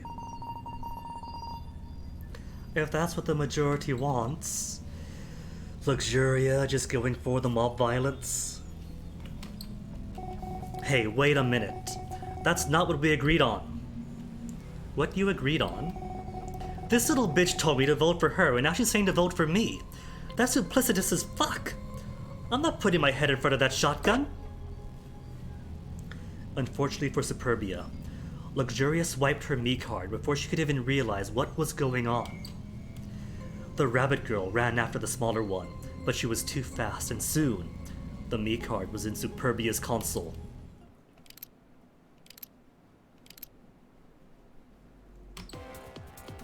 The others had followed the exchange while moving towards their consoles too, ready to jump in if Superbia didn't cooperate. Shortly after, all me cards are in, and Gullah and Tristidia were pushing Superbia towards a shotgun. Maybe this excitement's going to be enough for everyone to agree to vote my way. You dickwads. You're fucking it up. I'm not the mastermind. You're all idiots. Stupid. Shit for brain morons. The insults kept coming as the clock ticked. Everyone took their spots as Superbia gesticulated. She slammed her vote down for someone, but wouldn't change the ultimate outcome as everyone else was voting for her. Oh, is that guaranteed, Mr. Narrative? Is it fine? I don't know. It feels like this is a mistake somehow. Something feels extremely amiss with how easily the situation was overturned. Well, no one likes her for one. And it's very possibly all a simulation designed to entrap me. Dun dun dun. But it wasn't like Ancora had all the time in the world either. She was the last one to vote. Error, error, and error. So you're likely voting for her, voting for her, voting for her. Oh, this is tight. We've only got 6 people. Maybe I shouldn't try to deadlock this one. Sorry, Bia. Out the airlock for you. Achievement. So long, bear well. The boards expose the votes, much like before. What happened was surprising. Even though everyone seemingly voted for Superbia. Ancora was the one with 5 votes.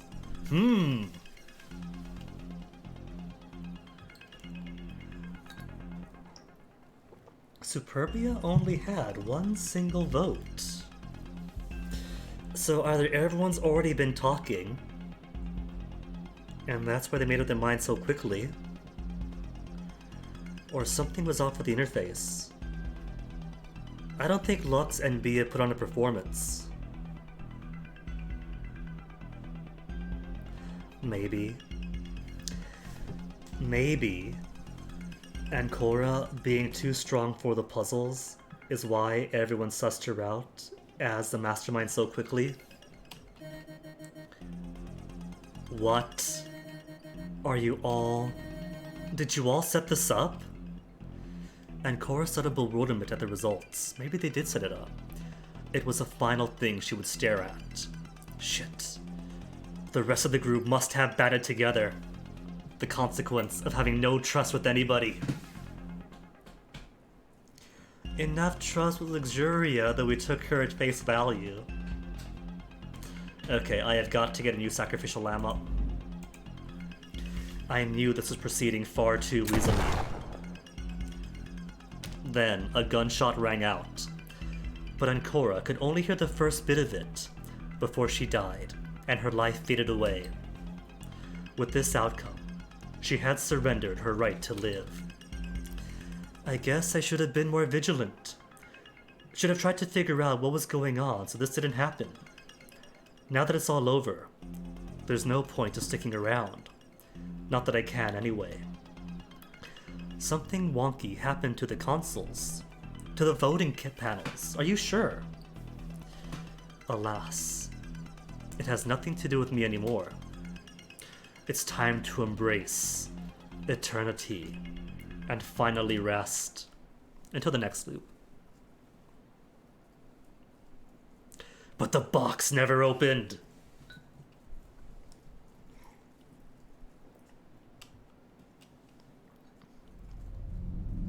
The box isn't going to open though, because so far all of these routes imply that the box didn't open the first time through, unless you go back to the same room.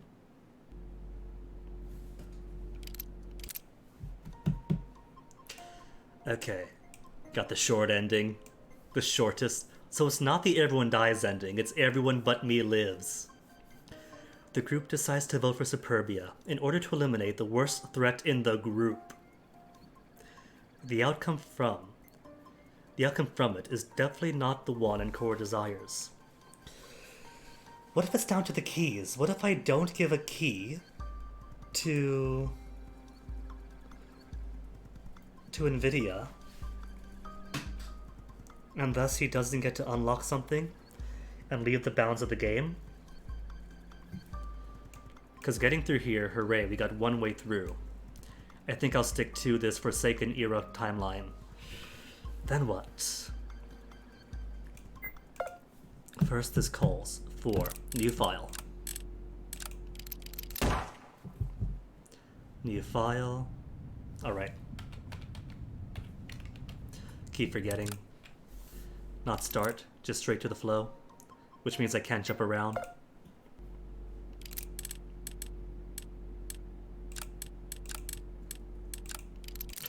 So from flow, stick with similar variables. Trust to Nvidia. Otherwise have to replay the whole thing. Meeting. So ultimately I want Era at 99. Era at 99, so he takes a blame. Or jumps to the sword for me. While also building up somebody else's trust. Gila or Luxuria? Well, up until I hit go, I can mess around as much as I want. I could get Gala to 66%, I think.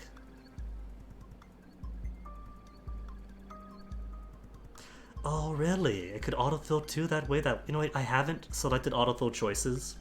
Because last week I only had like this small bit to play with. So there wasn't much to autofill. Yeah, but doesn't optimize all the trust choices. When I get to this point, there really isn't all that much I can tinker with either. So I'm kind of thinking I might also need to either switch between Gula or Luxuria, or any number of things here. It's basically math, isn't it? Era would put it to 99%, no, that's 66%, hold on. Then Trust 2, Era's Helmet, to bump it to 99, and that locks us in for this end. Oh, true, you could switch after. That is a good point. I forgot all about that it goes both ways. So if I do it like this, there's no trust here, because that just happens. That'll give us 33 on you, 33.99, nothing for Luxuria. Maybe I do want more Luxuria though. Where was it? Trust 2. Because that means we start at 33%. Ripira. Puzzly Puzzles. Trust, one I haven't seen yet. Trust 2. Luxuria and Superbia, or Aviridia and Gula. Hold on.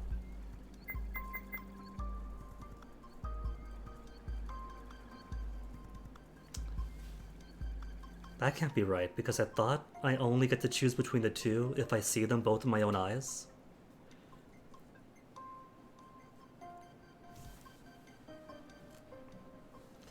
Yeah, the exclamation marks are a nice little guide mark for that,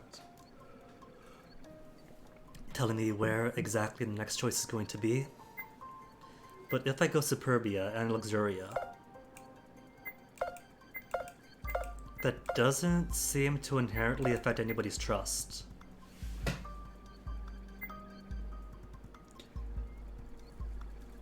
The mezzanine. Maybe stick with, to see if I can't mess with some variables here.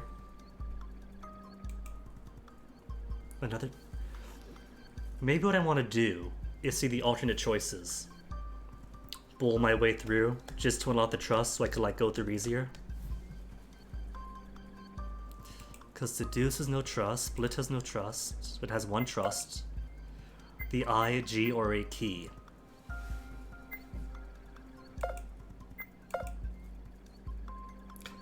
G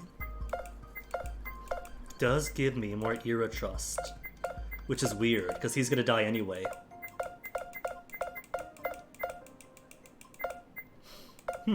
Wonder why that is. What if I do get him to 99%? What if it's not about looks, but about Nvidia?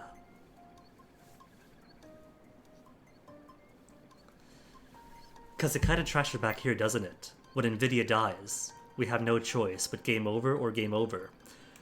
And with Nvidia dead here, game over.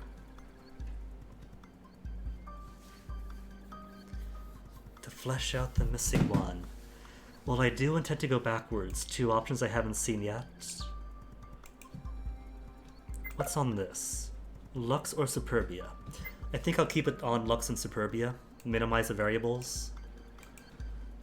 What's still red? You're still red. And you're red.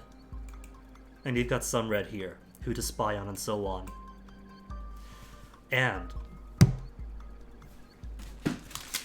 mid-air avionics also would have been an option.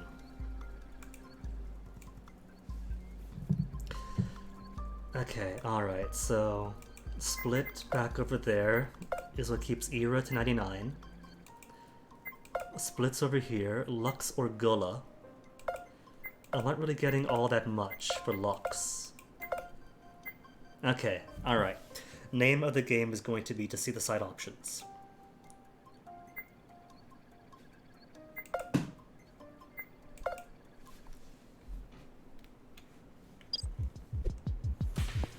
And since this is a new file, luxurious side or agree with the rest?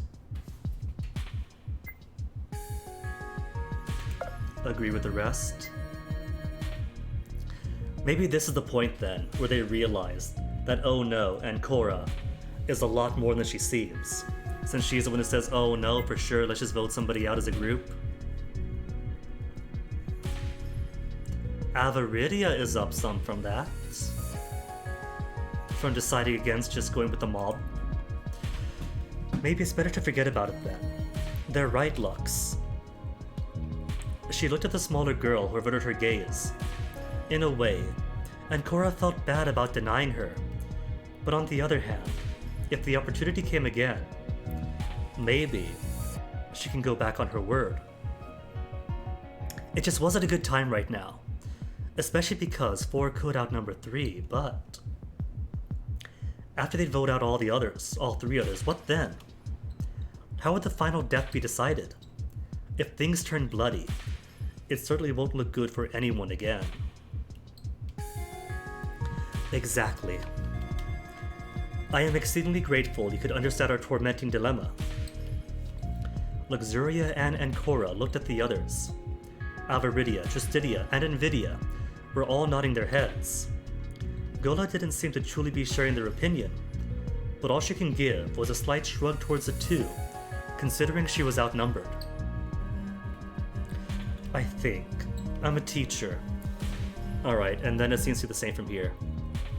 But I just realized Gula has been going with the crowd 100% of the time. Whatever the majority says is where she votes. And I thought, strange diction, strange outfit, too obvious, can't be the traitor. What if the traitor doesn't care about the lives of the others? And much like the mastermind wants the traitor dead, and if too many people die, oh well, as long as the traitor's caught. What if the traitor feels the same about the mastermind? If other people die, just go with the majority, as long as Gula herself isn't caught up in it? And if the end result is mastermind dead, then hooray, she was in the same room as Luxuria. And that's the only room where somebody died in. So could be Gula isn't Gula.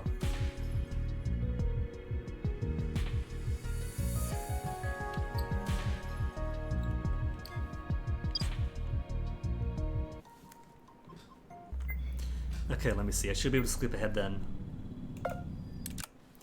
since the choice was made. And now comes Trust 1 and 2, locked in, so can't toy around yet. Next choice comes afterwards. What'd I choose that time? This isn't keys. Original plan. 2. Press for details, or set out with Luxuria. Maybe that's it, because pressing him raised Avaridia, didn't it? Or was it Gula? Maybe if instead I go with Luxuria, oh, maybe that's it then. If I keep speaking to Lux in the first third, and then go with her now, that'd be a bonus 33, maybe a 33 from here. Set out with Luxuria? No matter for now then. Lux, are you okay? 66. Alright. So that would bump her to 99. She's already willing to take the fall. So having somebody on 99 would for sure change something. And Cora directed a flood of positivity towards a partner she'd have for the next room. Ignoring Trustidia's pondering for now. Yeah, they could be fine though. The blonde one nodded with an encouraging smile. It wasn't like Luxuria could see it, but Ancora wished she could have. Have to remember everyone's a criminal here. Can't get too acquainted with them. Even Luxuria did something. Despite that thought, Ancora decided to play along with Luxuria's whims for the time being. She was going to keep her friends close, and her potential enemies closer. A very short while later, Avaridia and Gula disappeared into their room. The leftover group of 4 went together further in the hall.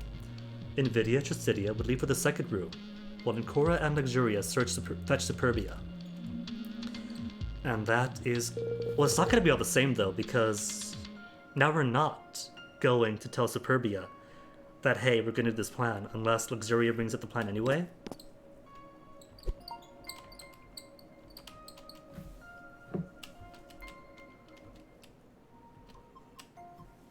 Still moping the loss of her boyfriend / pawn.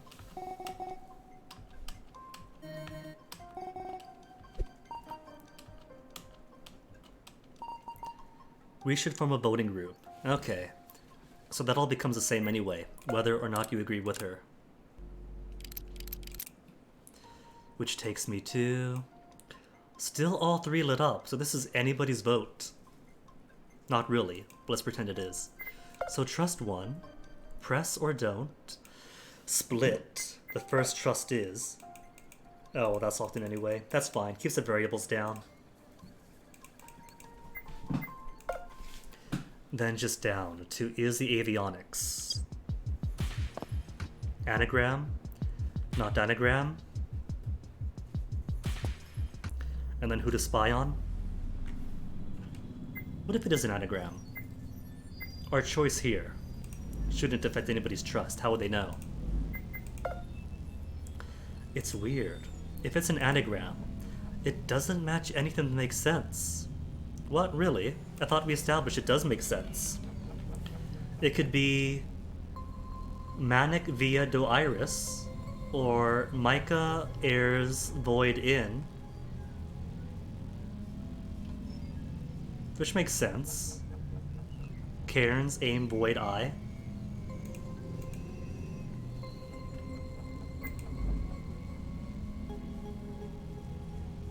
Was Aviridia always on 66%?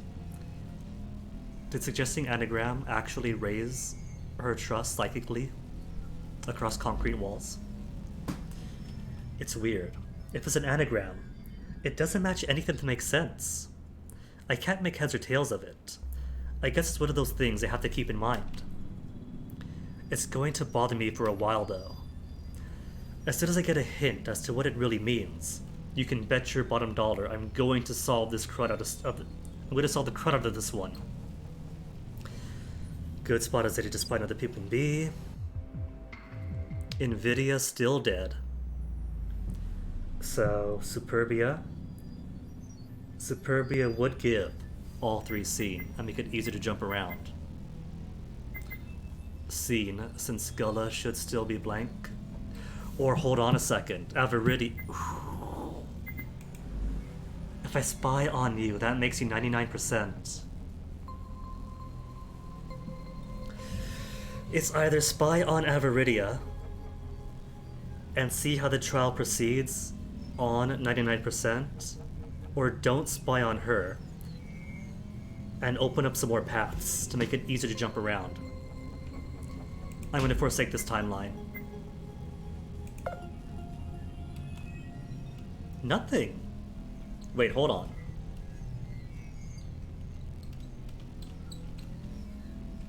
I thought Gullah we couldn't hack. Is Aviridi the only one? Only Aviridia can be hacked.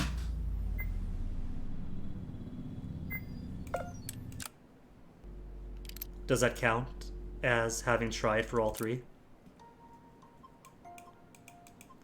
Trust 3? Okay. So just attempting to, on this sort of timeline, counts it. I guess that means that we get to see what happens if I max her out.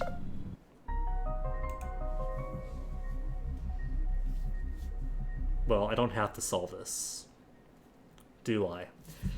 Since the choice has been made. 10 minus 5. Plus, you gotta sit through the initialization. Let's just skip ahead then to a shorter game over.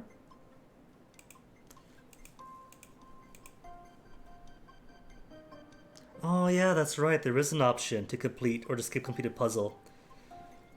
It's an easy puzzle, now that I know the answer. So, not too worried about that. It's more that the initiation process after the skipping takes a few seconds, so just skip it ahead anyway. But good eye. Alright, so to the trial. See what changes if I have Superbia, not Superbia, Aviridia. Median.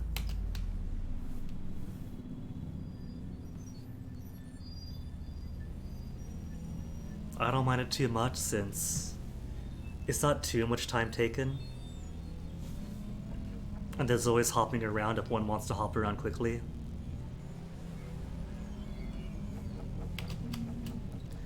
One of the few I trust. So Lux is still putting herself on the line.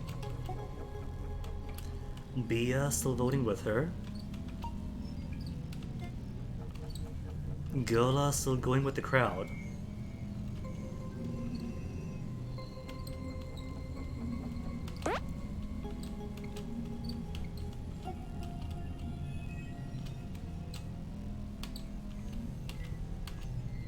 Why even vote for Luxuria? Because it's a setup. Aviridia stepped forward to say something against all odds.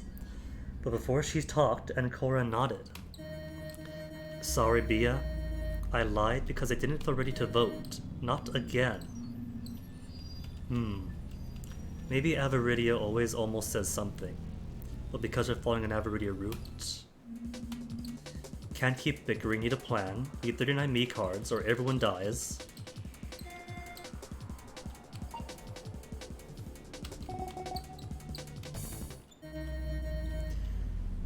I agree with Lux then. So we're not going to put Bia to the chopping block. It's what has been decided. Sorry, Lux. You don't have to feel sorry for me. It was my choice. I'd much rather go that way. Even though Ancora couldn't see past Luxuria's helmet, she felt as though the girl was smiling. She wasn't going to die while panicking. She was picking her future. This might be a waste of a vote. I guess I started to figure out who was the traitor. I need to make that a priority for the next round. The next round, where there's only 2 squares left, a novel and a game over. The group walked forward. There was no need to talk about it. There was no need to debate or argue. They would put in their vote for Luxuria, and then move on to the next set of doors as soon as possible. The final set of doors. Past that puzzle door, there were only 3 rooms left.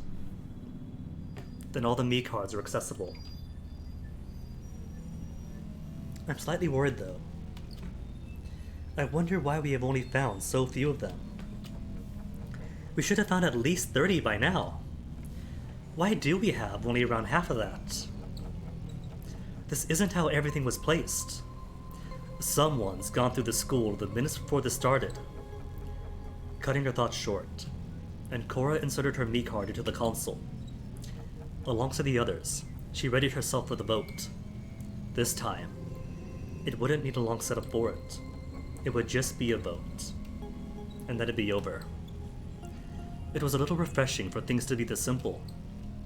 Ancora wished she could live in simplicity like that. The barrel of the shotgun in front of her brought her back to reality. Are we all ready? Yeah. By the way, thanks for your sacrifice. We'll figure out the traitor, kill them, and then get out of here. You better, for my sake. Okay, let's stop the waterworks. We have this vote to put in. No comments came from anyone else. Seeing as everyone else is me and 2 people who always vote for the majority. And soon, everything was in place. Superbia pushed her vote in without hesitation. Next came Luxuria's, Gulla's, Tristidia's, and Avaridia's. Last was Ancora's vote. I have a bad feeling about this. For some reason, something's just off. I can't get rid of the feeling that this time, the discussion was cut short. No. It didn't get cut short. It's almost like it didn't happen at all. That's true. Primary difference this time around is that Avaridia is near maxed out. And that seemingly bypassed the whole blame Bia thing. Why aren't I blaming Bia?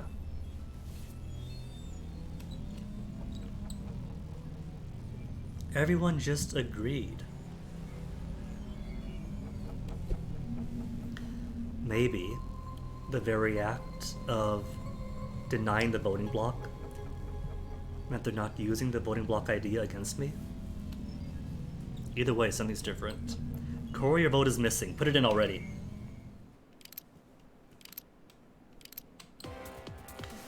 Unable to nod in agreement due to the shotgun, Ancora interrupted her thoughts and pushed in her vote. Just to rebel. Gonna vote for myself. Though interestingly, for the previous one, it did say my vote was the only one for Bia, so what if I go back to it and vote for myself instead? I doubt if she's anything significant, probably just say all 5 votes for me.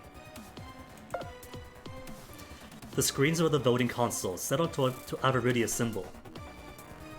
Avaridia? I thought we all agreed that we're voting for looks.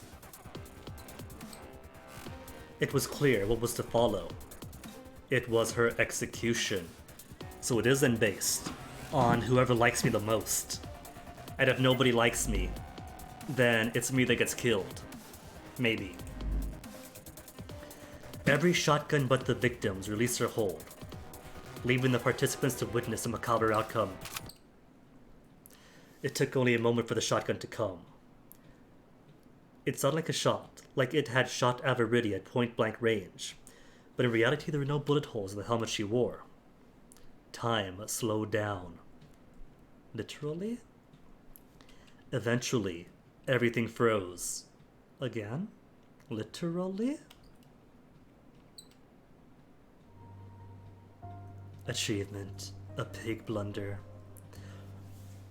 I think this is literal. Time literally freezing as a program comes to a standstill for some time between Pandora and the victim before uploading them to the Gestalt consciousness.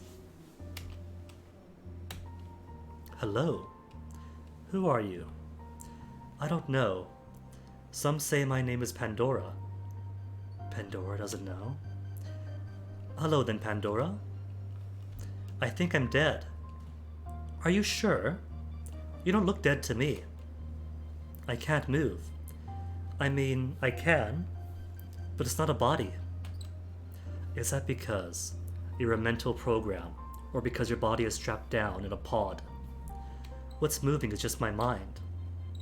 I guess you're dead then, but death is fine too. Yeah, now that you mention it, I guess so. It's kind of hard to make out who's talking. It feels like when you talk, I'm talking too. What does it mean? Maybe you're a part of me now. I remember you. Is that so? What kind of person was I?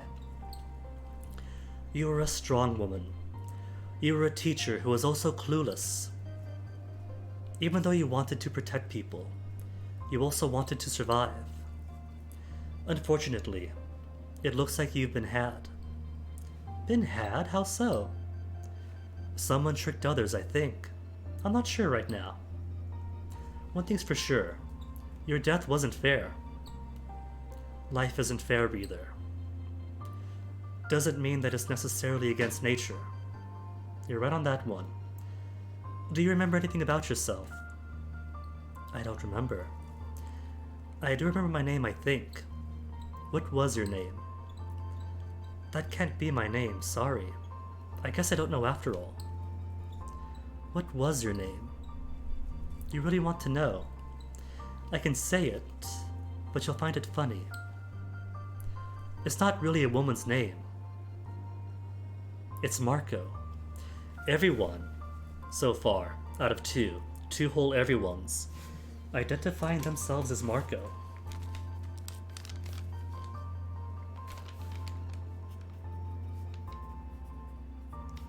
A shame I don't remember Ira's last name, or Ira's real name. And this is Avaridia, also a Marco. Maybe that's a clue. Maybe it is all just one player named Marco. And the real names. Alex Seville sounds about right. Thank you, Cyber7. There was an AS in there. Or Marco. If everyone wants to be Marco. I know, right? You're silent because you're holding back. No. I'm silent because I'm confused. Hold up. Their consciousnesses are kind of blending together, aren't they? When one speaks, it's like the other is speaking. What if they think they are Marco because they're feeling Pandora's identity? What if Pandora's Marco then? Pandora is absorbing them so they can see them and see their name. And these victims are confused because they're being absorbed into the Pandora consciousness. And they think they are some other entity part of it, the dominant one. Why are you confused? Marco wasn't your name. I know what your name was. Your name was Erel Beba. I don't think it's going to be important to know. But it's a clue, so jotting it down anyway. Ah, that's more familiar. Why did I think Marco was my name because you are becoming Pandora? I don't have the answer to this question. But I have to go soon. What's going to happen to me? I don't know. I never died. Then how could you talk to me? I take that silence as you don't know either. Well, I was a teacher, and I was probably bad at it, but I'll say, try to think about it. If it can help you, I'll have fulfilled my job. Thanks. I didn't think I'd get counseling from a fading consciousness. Indeed, help comes to the unlikeliest of places. I just hope I won't be judged for my crime. And now we must part. Dust to dust, ashes to ashes. You've surrendered your right to live. I'll now carry your memory. Thank you.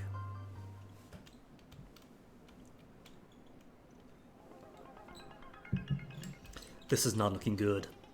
And Cora came to reality momentarily. Finally, she could see the results of the previous vote, plain as day. Avaridia's body was on the ground. Maybe if this is a computer program or a simulation, though what's managing it isn't looking for who we all vote for, maybe that's just all like a fake ploy to put some stress in here and have us panic and go at each other's throats. And whoever comes to the top in trust is able to be harvested, is more easy to open up, to access. Because going by the discussion they had, you would think they're all going to vote for Lux. And instead it went for the one who trusts me the most. They can't know that. They can't know who trusts me the most here.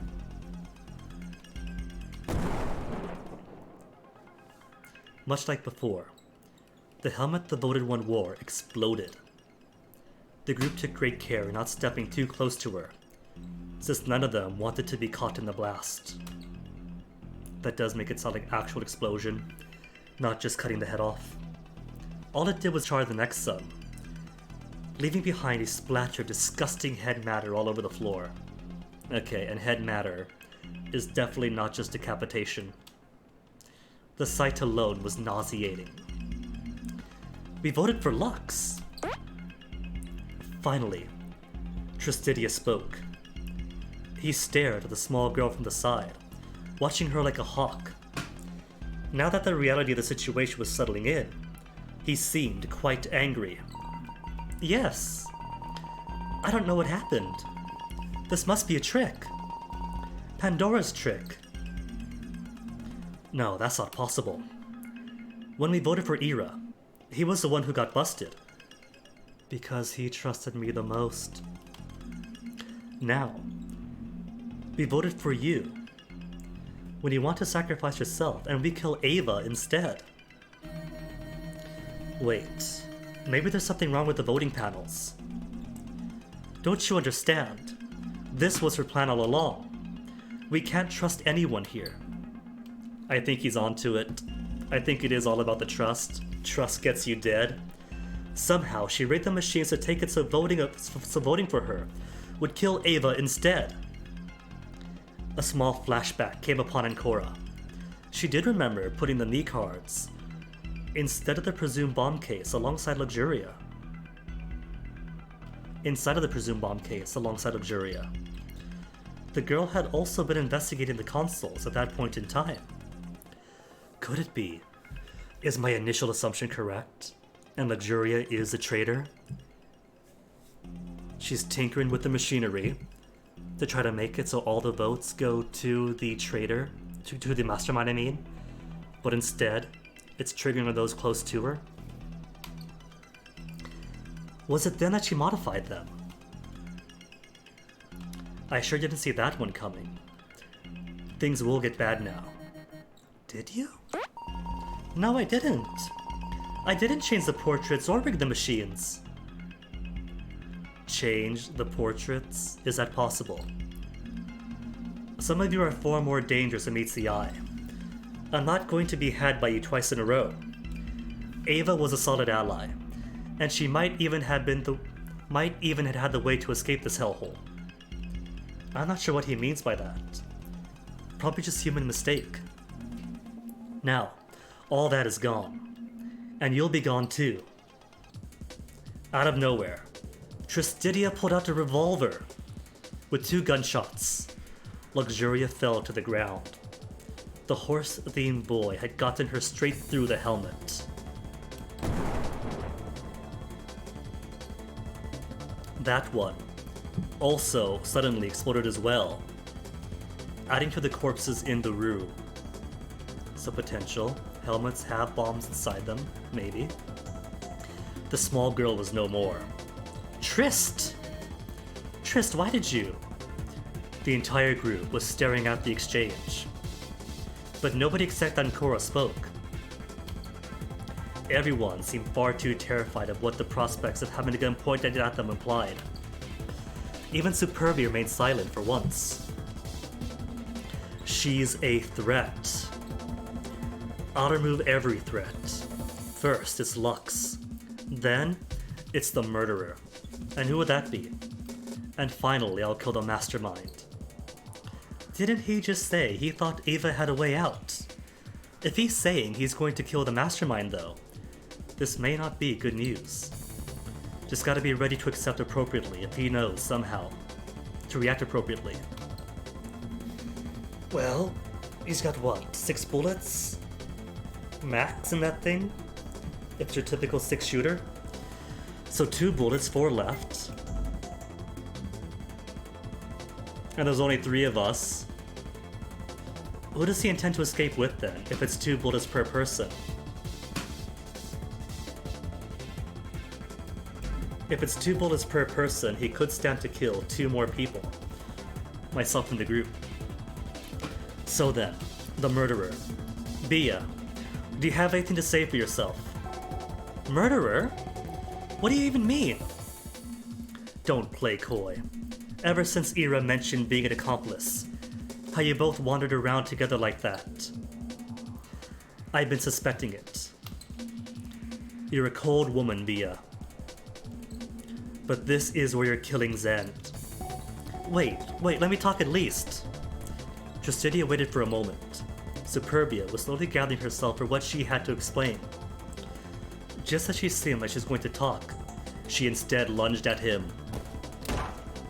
Everything happened very quickly. As soon as she landed over him, he shot her square in the heart. The bullet went so fast as it pierced through her entire body and came out the back to lodge itself into the metallic plates of the far wall. Okay, so that's 3 shots.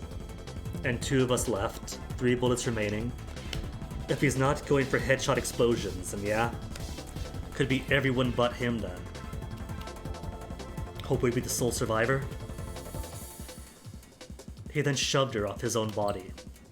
The entire fight would have been comical if it didn't have drastic outcomes. After Tristidia stood back up, he executed her with a shot through the helmet. Well, wait, there's still 2 bullets per person then. And so 2 remain. So, who is he going for the last one? Does he trust me? He doesn't trust me at all. Does he? No. 0 trust. So it's gotta be me then. The last 2 bullets with Ancora's name on them. Once again, it exploded, leaving yet another splotch of red carnage onto the ground. Superbia, just like Luxuria, laid dead right next to the consoles. She's the reason we're all here. We're here to expiate our sins. It's the entire ideology behind naming us these things. You're still killing them all. What sense does that make, really? She was a murderer. Do you know who she killed? She killed that kid. That kid.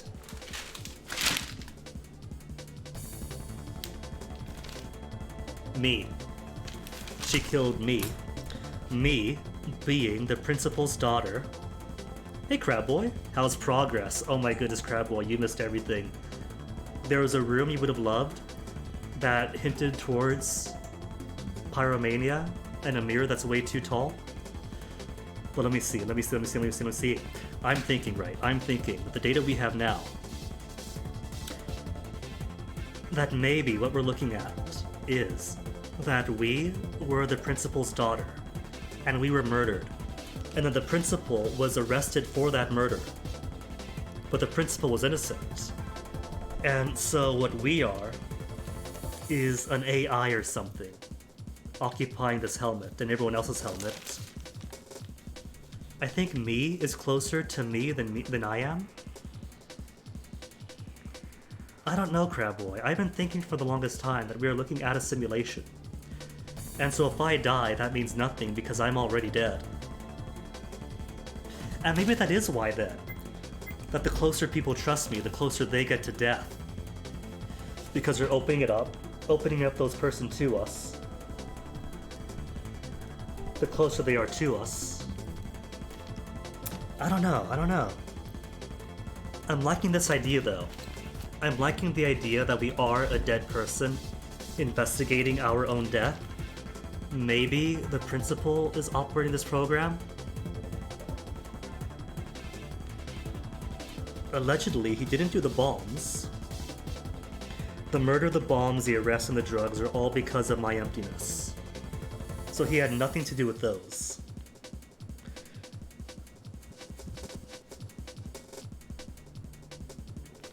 Okay, that is going to be my primary theory for now. We are dead, and the principal is doing this to both punish these people and to suss out the truth of what exactly happened. What if Tristidia wouldn't be a member of my emptiness then? I'm thinking, what if he's a mastermind because he is a principal? What if he's an outsider that is both going along with this program and knows who the mastermind is, but we don't know that, and that's why right now he's going off the rails and just killing everyone? She killed that kid. That kid being me. Me and me. Gula remained silent at those words. Maybe Tristidia isn't the principal, but I do think the rest might hold up. Oh, Crabboy, we've had two what looks as if consciousness uploads so far. So consciousness uploads might actually be in play. Because every time someone who's not me gets voted off that gets killed by the shotguns, time freezes, they have a discussion with Pandora after they've died, they learn their real name, and then time resumes. So it's possible. Gula remained silent at those words. Instead, she brought her stare down to Superbia's dead body, watching it from afar. While she was thinking, Tristidia's attention was brought onto Ancora. This is it then. We're finished. Is that it? We're done? We're 3 survivors, and 6 have been executed. Is that it then? Is he going to assume the mastermind is gone and we get to leave? Now open the way out, or you will die. Huh? So he does suspect something. That's very bad news. The way out. I don't know what you mean. She swallowed, frightened by the circumstances. None of this had been possible to see coming before. I'm not the mastermind. I don't want to die. No one fits the bill. He began walking around while talking. While he was doing so, Ancora was speed thinking of a way out of this predicament, but nothing was coming to her. No one fits the bill. Not a single one of us could be the mastermind. But we all have sins. We all have an involvement in this larger picture. Superbia is the murderer. But that was just the catalyst. Everyone has an involvement except you. Oh no, Tristidia, you have stumbled upon a massive landmine. We do have an involvement as the victim. I have no idea what your crime is. I don't know your name, and I don't even know what you look like, little girl. I don't even think you could organize all this, but I'm out of leads. By process of elimination, you're the only one who could be the mastermind behind all this. Wait, does that have to apply then, that he knows what Gula looks like and everybody else? Oh, Robbie. Robbie. He is straight up murdering everyone who's lived so far. There's no impropriety to his gun holding. Unless you mean it's tilted like 45 degrees. If bullets fly, he means to fly them. Gula remained silent on the sidelines. She had the foresight of not saying a word to aggravate the situation for herself. Didn't I point out before? Gula doing the classic Among Us imposter thing, saying nothing, voting with the group, refusing to volunteer more statements as she needs to. She might be the traitor. Maybe Tristidia just snapped, and Gula is just taking advantage of this, so as to not make herself a target. Oh yeah, the shrugging. Well, the guy's a bit unhinged, so that's cool and all, but there's gotta be a way out of the situation. I'm not the mastermind. Only you could be the mastermind. I don't know how, but you are. Now open the goddamn doors or you're next. And Cora's hands balled up in fists. She couldn't hold it back anymore. Her own rage was growing too fiercely. I'm no goddamn mastermind. I'm just a girl stuck like everyone else here. Are you going to kill me for that?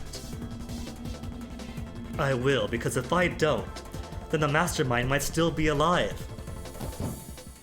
Suddenly, Tristidia fell down, and a loud metallic noise rang out as a result of the collision from his body and the helmet onto the floor. Gula? What the hell? Ula, stop! And Cora took the chance. She booked it. She ran down the stairs with a gunshot fired. That was his 5th one. He only had one more bullet in that 6-chambers revolver. If he could only shoot Gula, or waste his shot. But in Cora's fervent chase, it didn't last very long. Tristidia had caught up to her, after she reached the intersection. Having forgotten the door wasn't open yet, she ran towards it, and the puzzle pad. That was when he caught up to her. Foiled by a puzzle. We had the G key. Was it the G key or the I key? Or the A key? And that was when he shot her. I really thought we were going somewhere with this. I guess it was inevitable. When all heck breaks loose like this. Still, I can't go yet. I think there's more to do. But do I have a choice? I suppose I don't. Unless a miracle happens.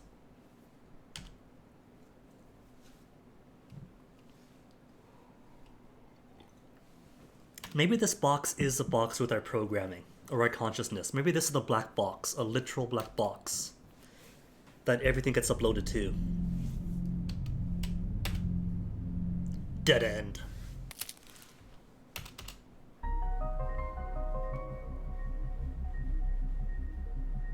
Solve the puzzle? Excuse me, that's new. A puzzle after death. See the note from NVIDIA. See the note from NVIDIA? I don't believe I got a note from NVIDIA.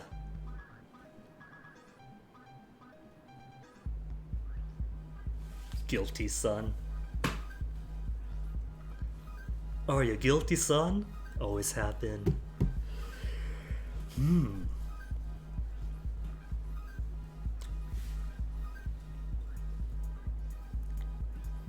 Did I actually get a note? I don't recall getting a note from him. Way back in the front.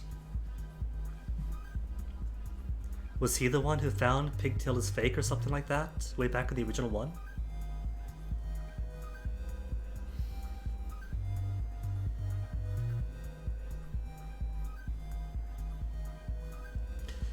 Yeah, I'm thinking that the hints might be valuable here. That the hints are probably going to tell me where or how to get to the path that gets that note.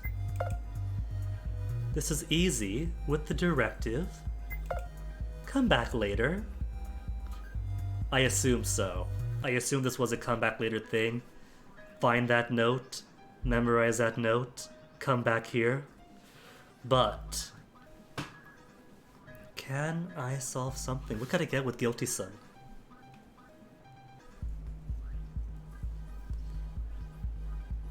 There's only one L. No E's either. No A's. And for this, I'm not going to be cheaty and look up the internet anagram server. There's a Tyson. Guilty Tyson. For bonded labor. And other bad practices that get workers chopped up. Alright, I'll come back later. If you completely replace all the letters. Good eye, Crab Boy. What if I put Guilty Son? Or if I just come back? He calls you out if you solve it early. What if it's not cheating? What if you simply have a good eye for anagrams? And you flip it over? Doesn't let you proceed. Okay, that's fair. Puzzle will reset. That's fine. Oh, we got two now. Maybe these locks are the key then.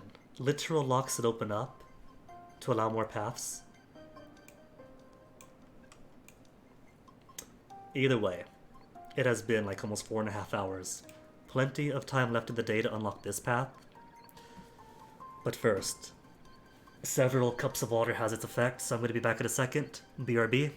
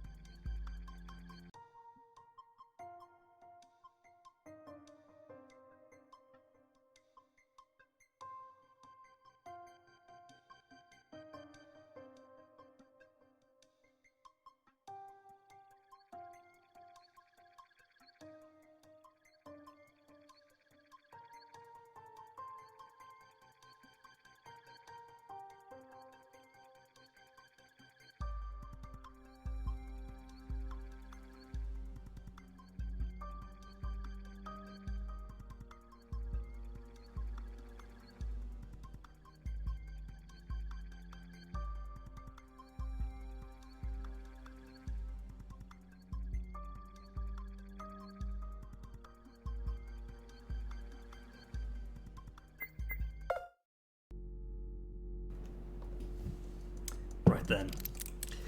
New file to make. Just appreciating the variations of the file time lengths. 4 minutes for file 4, 11 minutes on U2s. Alright, so. Chair, please. What do I want on this menu? Want to get myself to this path. I think. So what's possible? Maybe Bia? Actually? Hold up. Puzzle. See note from NVIDIA. There's more. There's even more beyond it. Megalomane unavailable. Avaridia. Alright, so.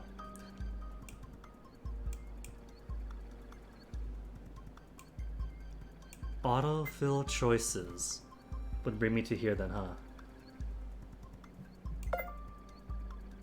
Okay. And as of yet, you're open, and you're open. I think it's down to who trusts me. So far this gets 99% trust on... Is that Lux? Is that Lux the 99? Or is that Nvidia? No, Nvidia's here, isn't he? Yeah, that's Nvidia.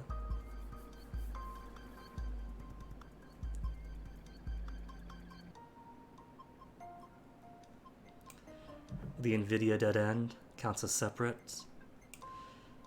I assume so, because he does die here to lead to this branch. But we didn't get either his upload consciousness to Pandora thing, nor did he unlock up here.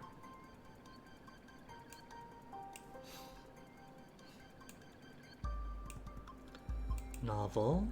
Trust 1 is Era, Luxuria. That does put Luxury to 90%, which opens up one or the other. Part before the letter puzzle, hold on. Nvidia dead, N before the puzzle, before the letter puzzle.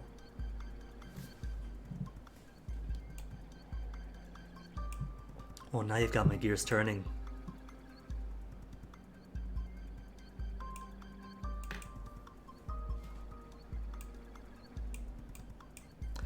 Working backwards from here.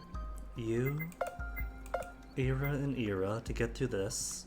Locking out you two. Put into Era path. No trust here. Puzzle is a puzzle. Luxuria. Luxuria and Superbia. It might be down to this. No, that locks out everything. That takes you to the right-hand side. The right-hand side that has its own end. Oh, I'm not worried. Right now, all that worries me is how to avoid this and get down here. Here is Nobody Likes Me Enough. Here is Averity Likes Me. And here is... maybe Luxuria. Because she's already at 66% now. Hold on. Where was I? Lux, Era. That's Era. Trusty Trust, Luxuria side. 33. Avaridia or Luxuria? To you. Press for details. Is more from Gullah. But if I just go with Luxuria, then that is Luxuria 99%. And I don't know what all matters here then. Here, nothing changes, except for G raising Nvidia's like by 33%.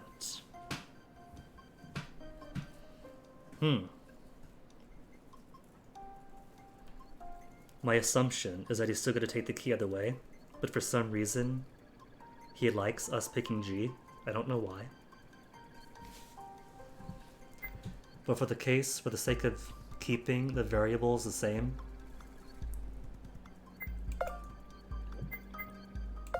anagram, something else helps nobody. But anagram does raise Avaridia. So maybe just a freebie point to get somebody else up. Superbia helmet can't do. Gullah's helmet won't work.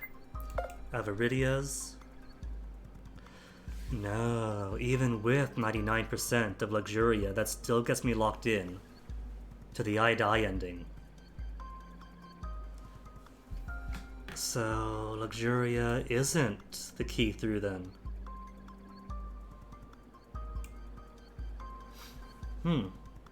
What else have I got? Puzzles.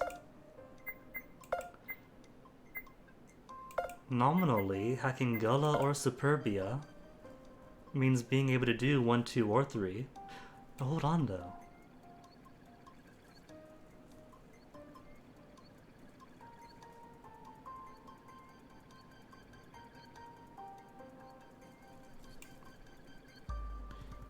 But these two are still going to be locked, aren't they? What about if I go back to with Luxuria, Trust 2, anagram. What if I pick a different key? Different key.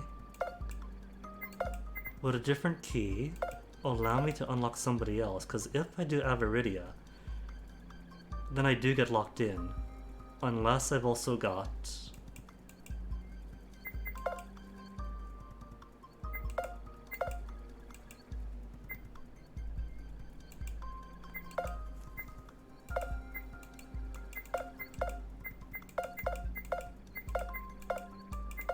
What if I say A? What?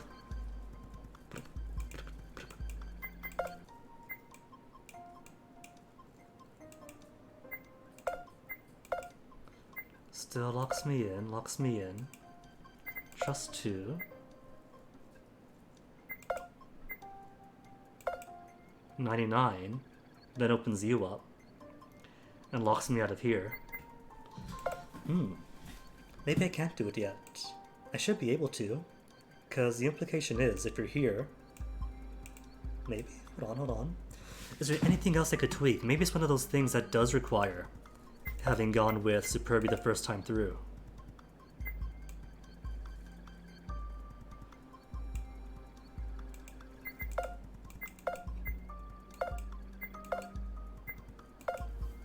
Would it?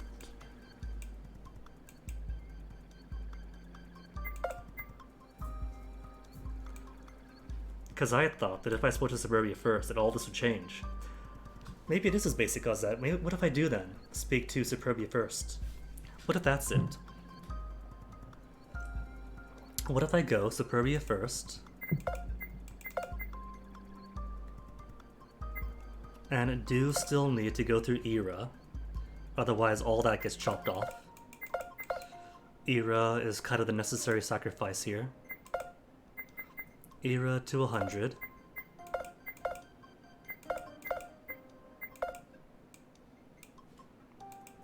Which brings us back and around. I see you, exclamation point. Just hopping around anyway. And then what else? What if? But I can't change Superbia any further, can I? So I don't know if that makes a difference. Luxuria and Superbia. Or no. So I have to go with Luxuria and Superbia. Press for details, gets me 33, or don't. For max Luxuria stats.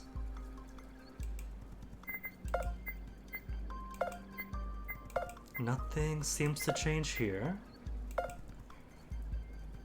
But we could get some minor trusts with NVIDIA.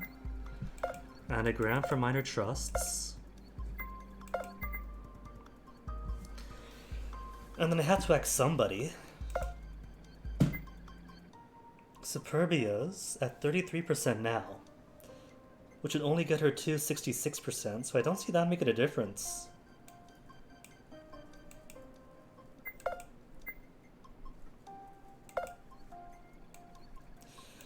Whereas, is it possible to get NVIDIA any higher? I don't think it is. And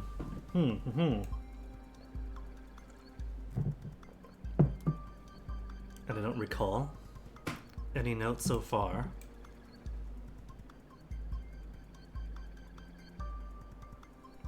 Okay, what if something as basic as talking to Superbia first is enough to change my mental frequency and permit me to access somebody else's hacking?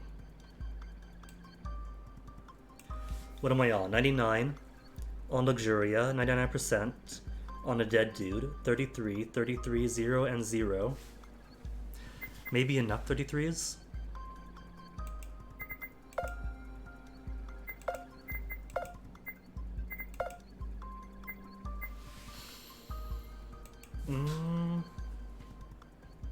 It's all down to whether or not I could hack anybody, I think.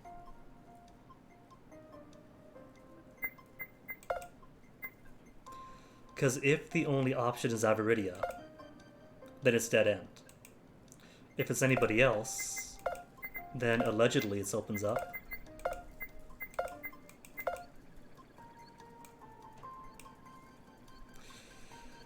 So maybe I could try for Superbia or Gula?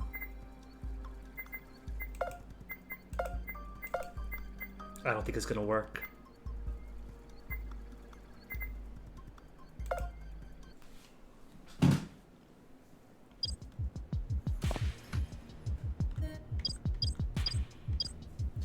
AI doesn't think it make an AI.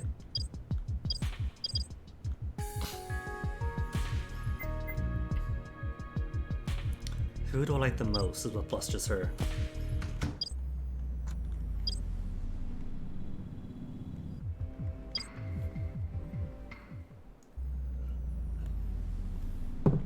Okay, Gola, could I hack you? I can't hack you. Could I hack Superbia? No, which means that the only thing I can do then, the only thing, is to get funneled down to here, or to here. If Avaridia goes up to 99%, or to here she doesn't.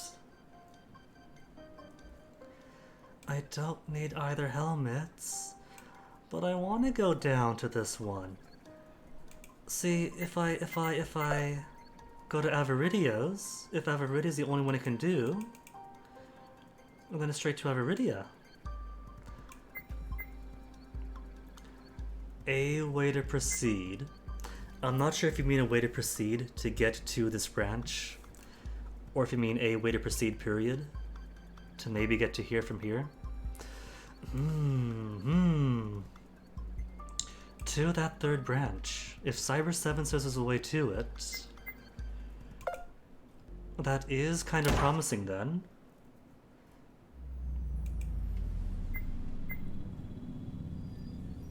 What if it's like the investigation rooms and double clicking them gives a different option? Just badger her until something pops up. I can't badger the rabbit. Can't badger the cow.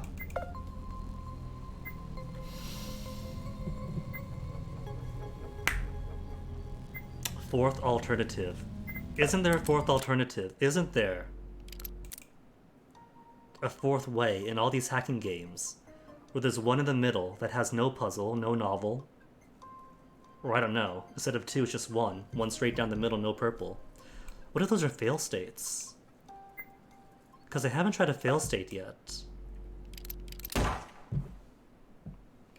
Fail state, no hacking.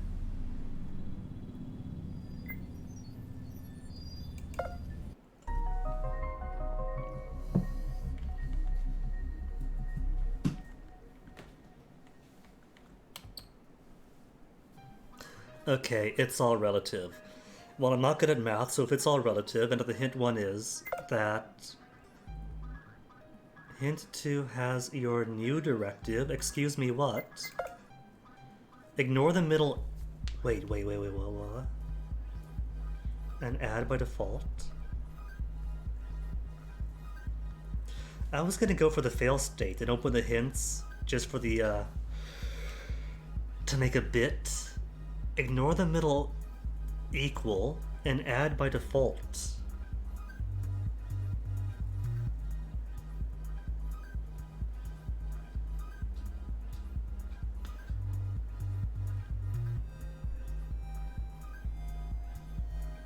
Oh, crap boy.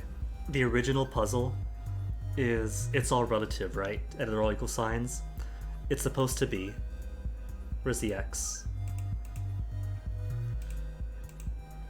Well, why solve it for you? Might play it someday and you weren't here. Hint number 2 has your new directive. New directive. Ignore the middle, equal, and add by default.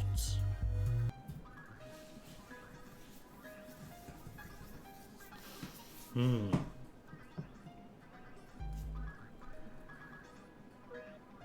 not sure what add by default means.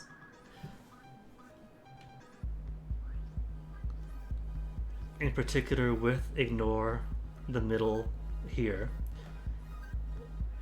Does it mean add by default and ignore the middle equal? So maybe pretend that the middle equal is a plus instead. this value is equal to this plus this is equal to this. That might be it. The middle value is me from Birth Me Code. Bonus content. Feel free to come back later. In that case.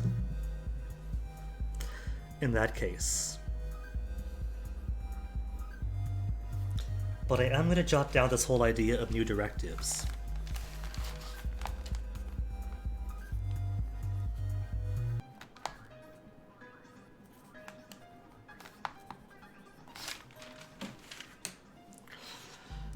So what if I go with my initial plan of make a fail state?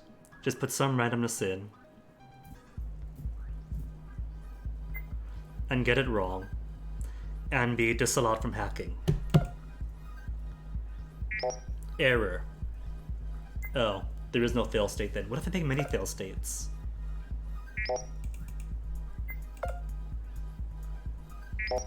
Enough fail states that locks me out?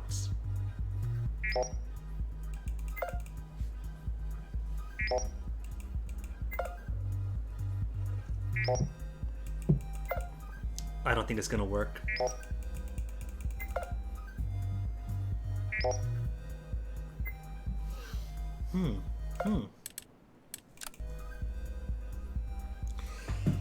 Well, I guess I'll solve it normally. And by solve it normally, I mean jump ahead. Should I jump ahead though? Because if I jump ahead, then I skip this all completely. Oh, and I'm already locked in to the everyone dies ending by choosing to hijack Avaridia.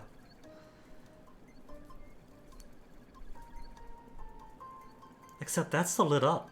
That's still lit up as if it's not an option. Grayed out, lit up.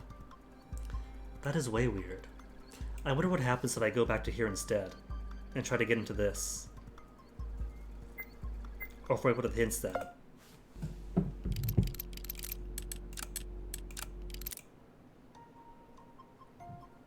The top route. Top route was which again? Wait. This top route. This top route was the Avaridia route, and sacrificing her with 99% trust. If she doesn't trust me at all, then I end up down here instead. Where's Lux? How is Lux's trust? Because Lux's trust is at 100% too here. Isn't it? Yeah, 99% Lux. 99% Lux and I still die.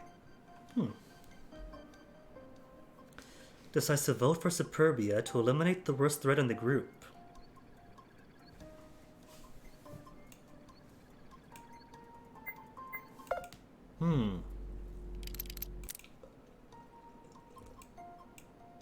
Wait, wrong one. This is a locked in one.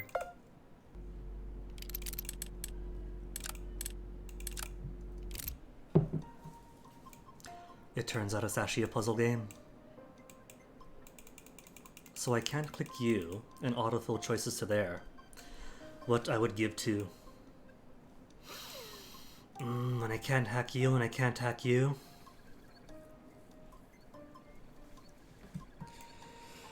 So it's era required as a gate to get up to here.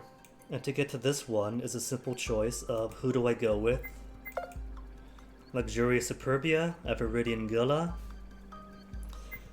Maybe what I'll do, because I can go here, is just see what's down this path instead. And maybe I'll get some inspiration to see what opens up here.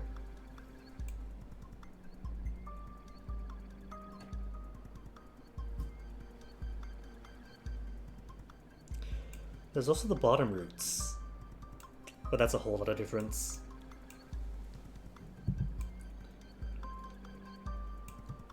Okay, I think what I'll do then is focus on this bit instead. See what's, there might be some clue or at least some more background lore.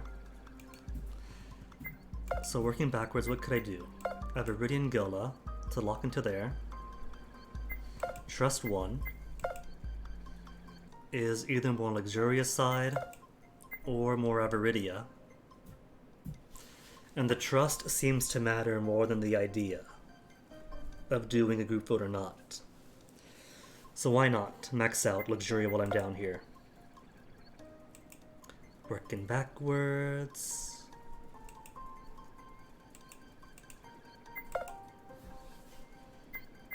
Would have to be hacking Era. And helping Era, just to get that 99% and survive through here. Luxuria, Era. That opens up the Era gate. That's 66 here.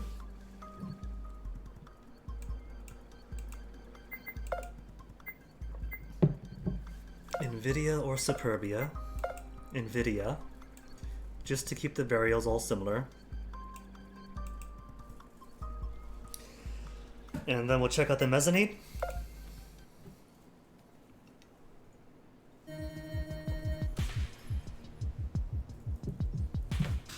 Go with Ava and Ula and the very squeaky chair. Sorry about that. I think that's what I like most, and the teams can be balanced anyway, right?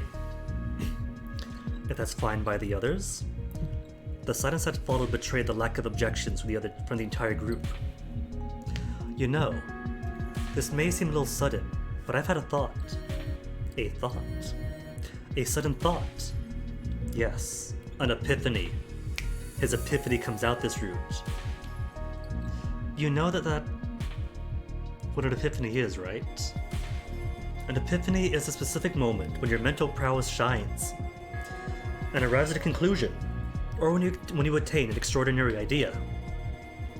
It is, to put it simply, a short moment of utter clarity.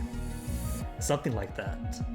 I'm not sure I'd say it like that, but anyway, I just had an epiphany, I think.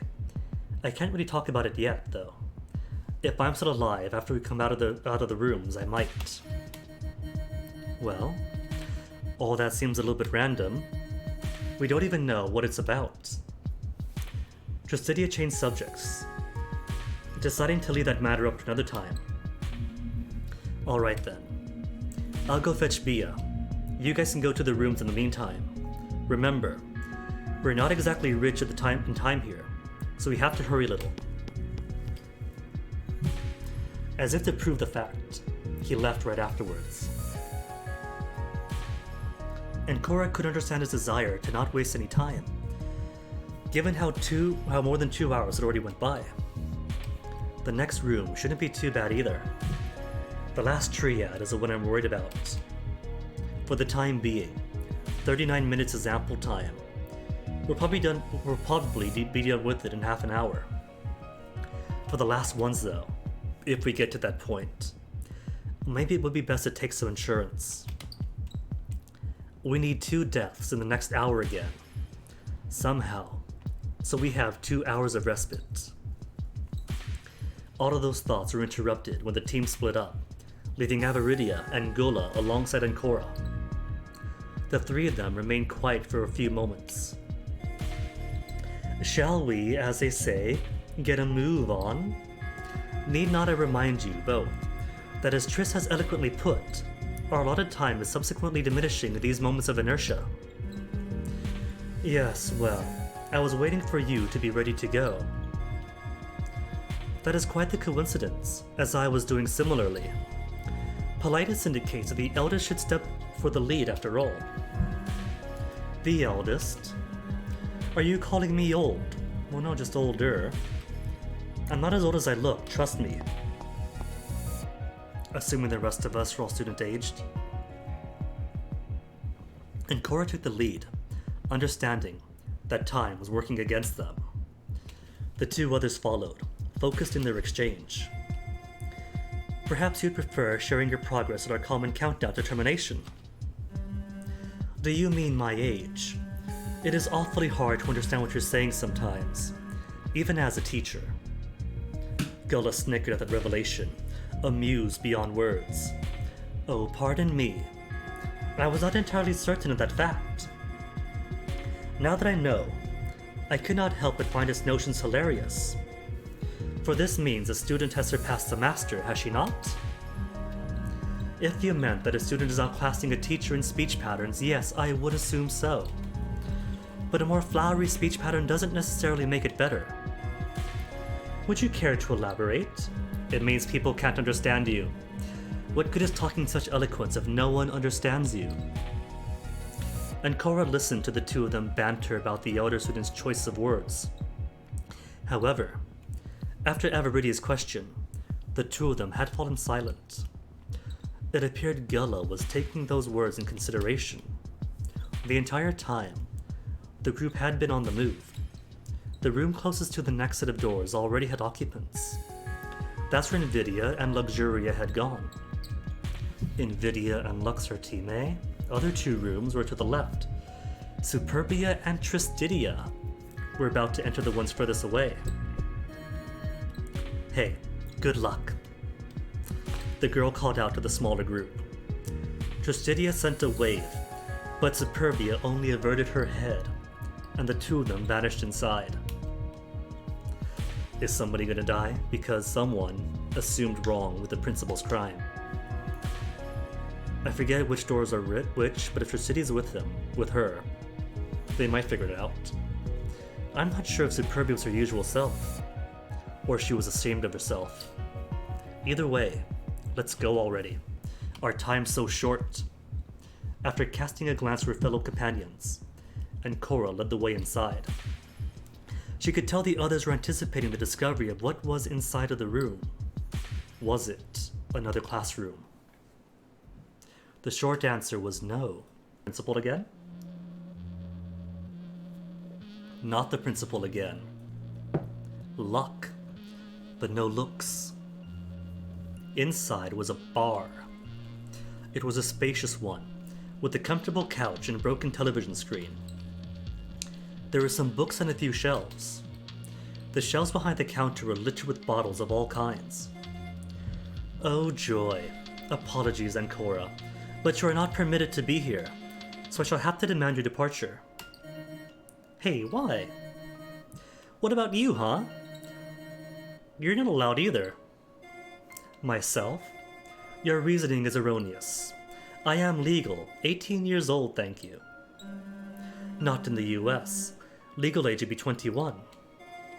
Thankfully, we are not located within the premises of the United States of America. Not that I believe, at least, unless our subjugation includes a complete relocation as well. So they're probably not American.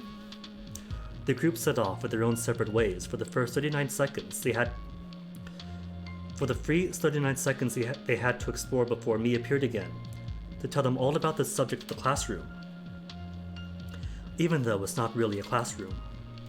By now, they should wisen up to the fact that their environment isn't like the school they're used to. If they can even remember the school itself yet. However, something is nagging me at me, but I still can't put my finger on what exactly. Just an odd feeling. A long, low table was positioned in front of the couch. On it was an unfinished drink, but taking it betrayed the fact that it was entirely plastic. The television in front of the table was in a lamentable state. There was a door in the back, but a cursory exploration proved it was locked. Cripes. This door is indeed locked. I ponder what lay beyond. Figures we might have to unlock it to solve this entire room. What a bother, said Pooh.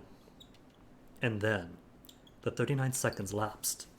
On the dot, their visions were all taken by me, just as the door leading outside the room locked.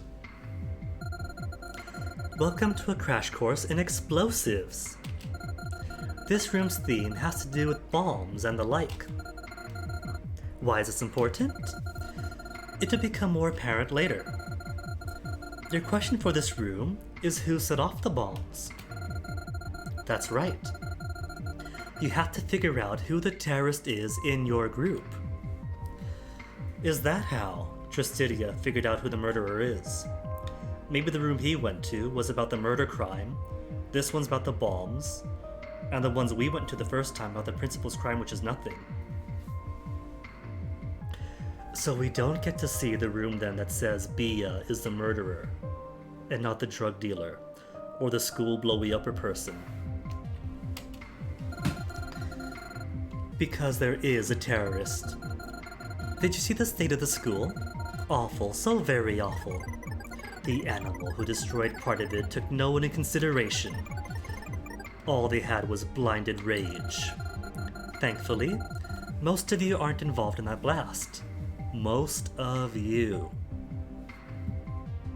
What if it's Ira? What if Ira was holding onto some rage beneath the surface?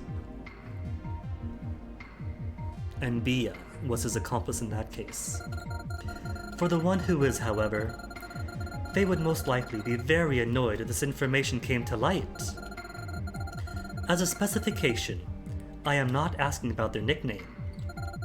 I want their real name. So that's the importance in knowing who everyone's real name is. I think it was Marco. That is what you must figure out. Full name.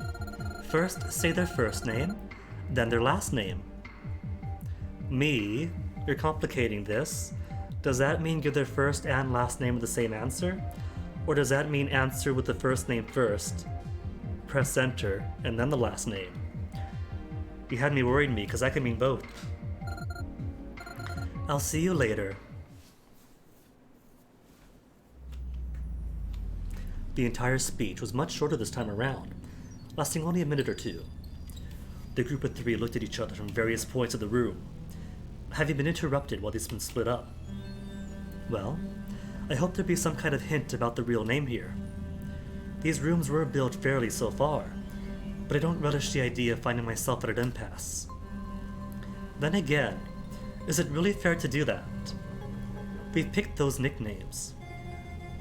Actually, we did not so much pick those nicknames as they were forced upon us. It became so very easy to go along with it once it popped into your head. Popped? That's kind of a strange way to put it for her. Clearing her throat, Gola continued, uninterrupted. I suppose we shall do our best to uncover this mystery then. I do want to live, so yes. Where do we start? I will be investigating this area surrounding this beverage-clad surface. And Cora? Yes? Pray remain as far as you can manage from this corner. Alcoholic beverages are not suitable for minors. You're only barely older than me, but fine. Though, if there's no alcohol, I want to be let in to investigate that place too. Very well. I shall take your plea in consideration. I am woefully uncertain as of now.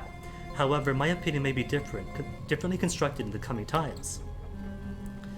Have you both lost your minds? Who even has time to worry over legality and illegality here?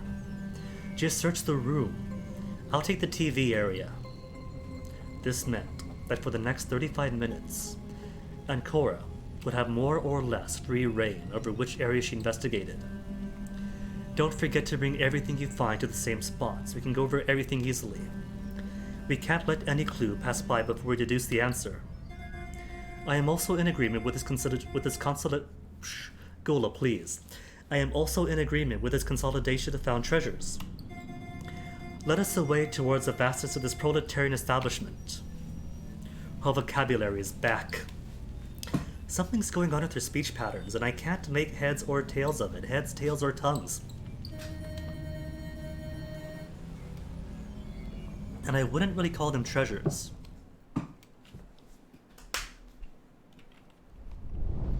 Deduction. Okay, so what have we got? Lots of stuff. Trash bin first. Not another bin. At least Bia isn't here this time. Pray, explain yourself. Oh, nothing, just she blew a fuss about having to search that. I'm not squeamish about getting my hands dirty. She gave a wave in the air as if dismissing the thought of that girl. She laboriously investigated the contents of the bin to no avail. And there wasn't anything inside at all. Why did she get mad again? Oh, it's because of Viddy, I think. It's been so long. It feels like a lifetime ago now, even if it's only been a few hours. Wait, one singular second. The girl lifted the bin. Key? Underneath was a purple key. She swiped it with energy. Aha! My unmatched sense of observation told me there might be some hitherto undiscovered aid to our exploration underneath it. Well, that's good. Gula put the key on the table, leaving it for the others to decide what to do with it. And then just jokes in the bin. What a sense of observation that was. Just picking the key up from being lucky with a guess, then delivering it to the table's inventory, and not even bothering trying it anywhere at all. Marvelous, truly. Okay, so do I have any different trusts this time around? 66 0, 33 zeros. Luckily, I don't think the tempo is going to give me a trial, so that's where this came from earlier. Quite astute. I'm glad you joined our team. This comment saved us a whole minute of search.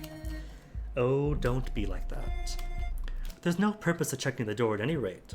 Let us supply ourselves with the vast loot this room contains, rather than waste our short allotted time like this. Flowery speech, treasures, loot. She's a LARPer. She roleplays. That's what it's about. She is a D&D enthusiast. Door we came in from... We'll never know. The first door was locked, but still had a coin or something in it. Didn't find anything good in the bookshelves of my first room, but maybe this time will be different. After a few seconds, it was clear she wouldn't find anything new in there. It didn't help that she couldn't reach the highest shelf either. How much longer do I have to endure this? I don't know. Talking to yourself? Oh, not really, sorry. There's nothing in the bookshelves, unless the height is an issue. Are you sure, or are you simply too short to reach the higher ledges? She gave a cursory look over it, and she grabbed something out from behind a few books. Always make sure you cover it entirely and ask for help if you can't reach. A 6-sided cube. Allegedly with 6 keyholes then. We got the purple one.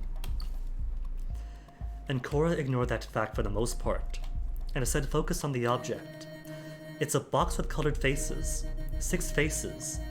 And they all have a lock in them. I guess you have to find 6 keys for it. That's a lot. But it seems to contain a bunch of things too. So I think what's in there might be our key out of here. Shaking it a little, she nodded. Meanwhile, Ancora was wishing the first vote would have gotten her after that awful pun. There's an awful pun? Just a key for getting out? That wasn't awful, that was clever.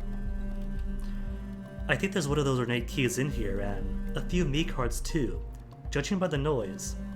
Either that or other stuff. It all looks really solid, so I don't think we can break it. Sounds good to me. I guess we found what we're looking for now. 6 keys. Why the number 6 again? Is that going to be important, that number 6? 6, question mark. Anything else on the bookshelf? Look, it's a book. There's one about a crook, one about a spook, one that shook the hook with the rook and the mook. What else? Fook. Yeah, I can't swear. You have sworn plenty already by this point. Can I open the thing yet? No. Guess all keys needed first. Let not your nubile digits dirty an iota of the contained refreshments disseminated across these sacred grounds. I'll touch the bottles if I want, and you can't stop me. Cease, or there will be dire consequences. In defiance of Gulla's command, Ancora grabbed the nearby wine bottle. A long inhale escaped from the cow-themed girl's helmet, which had its side held by the girl's hands in her state of utter horror.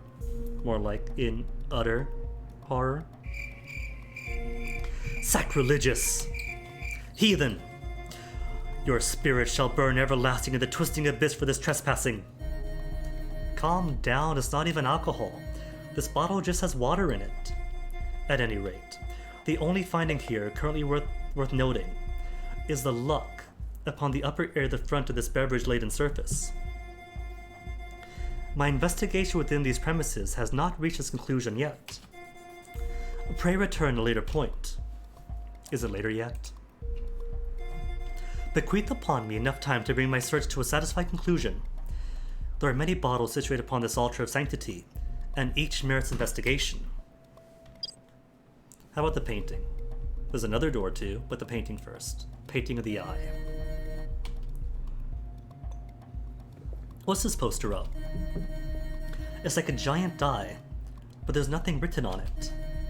It's kind of creepy, honestly. I am not any more certain than you on this one, I'm afraid. Unfortunately, as you may have surmised, I'm only seldom attending such shows. What about if something's behind the painting?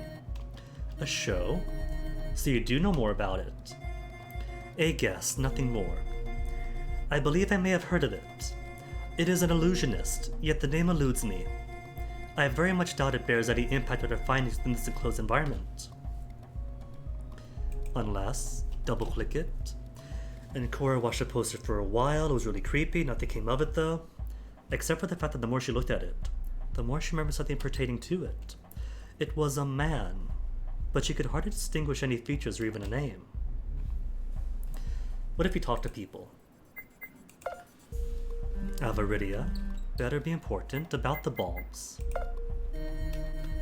You remember what me said, right? About surrendering the right to live. Yes.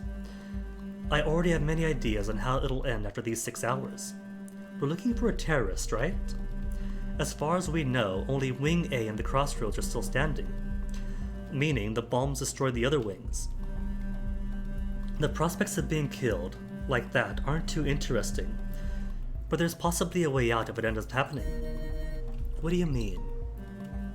If you hide as far as you can from it, then maybe it won't get you. Unless the bombs are inside the helmets. How strong of an explosive it is, I wonder. I'm not actually sure how strong the blast would be. What is she? I think she's supposed to be Pig. Yeah, she's Pig.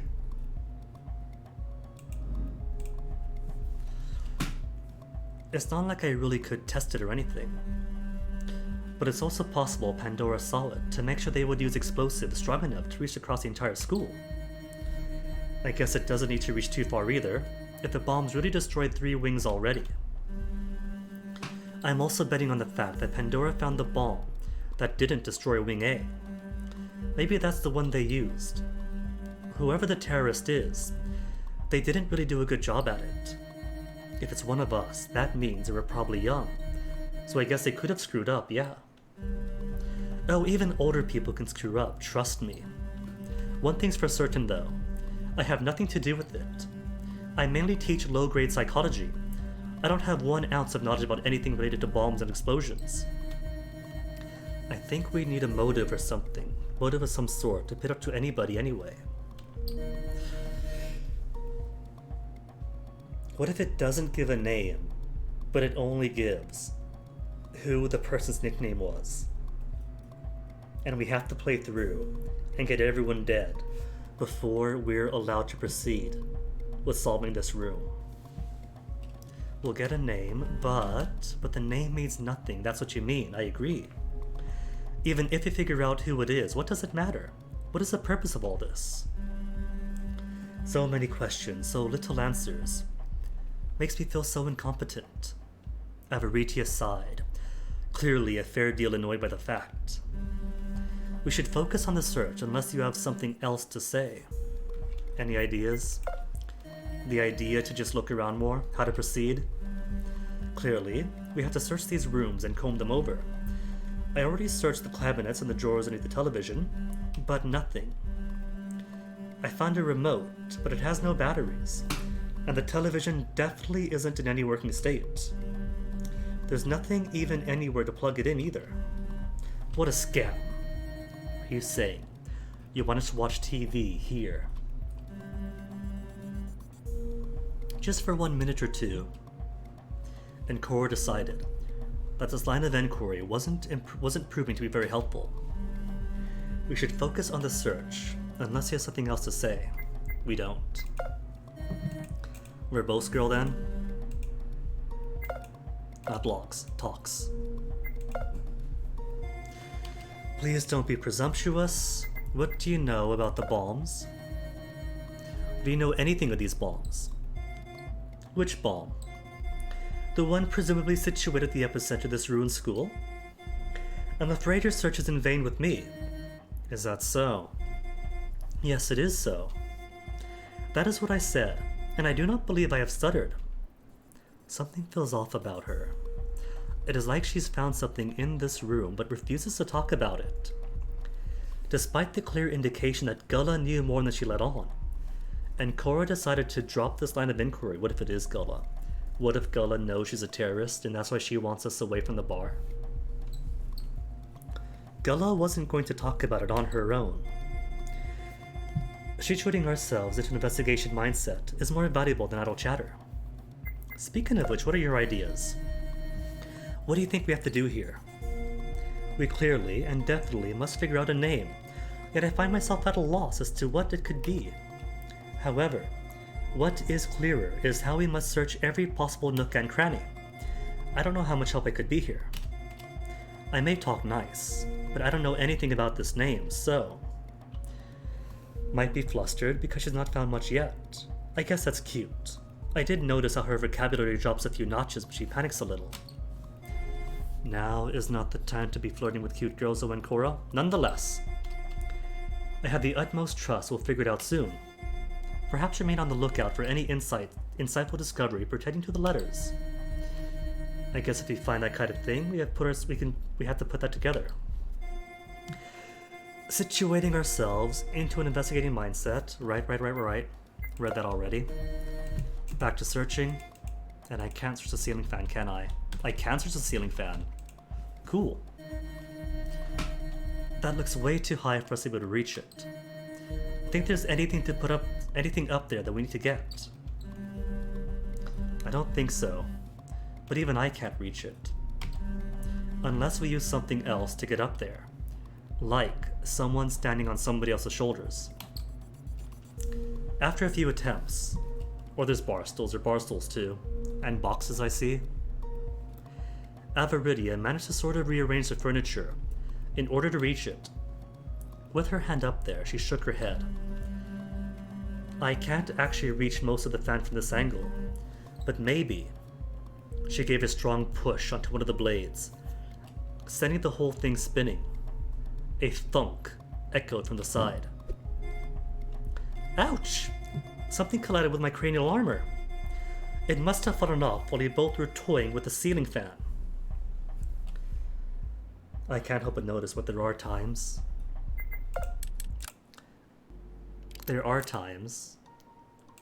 when somebody's head does bump into things. Either somebody slaps it or they hit the door.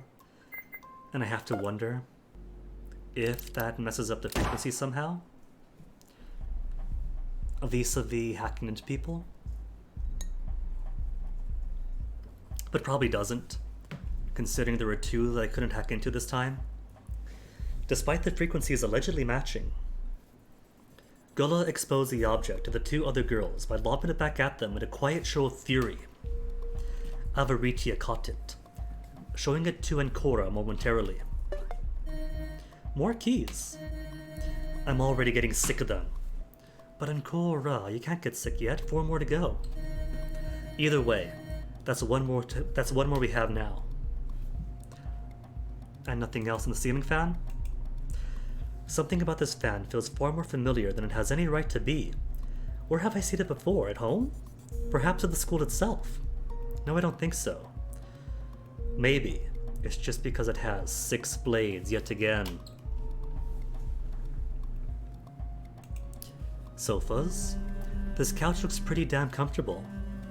I'd say its comfort level is perhaps 5. What's a comfort level got to do with anything? The comfort level is supremely important. Say, when you go to buy a couch, you want it to be really comfortable so you test it out. At least that's what I've been told by a man who looked like he worked in a circus. But he didn't even sit on this one.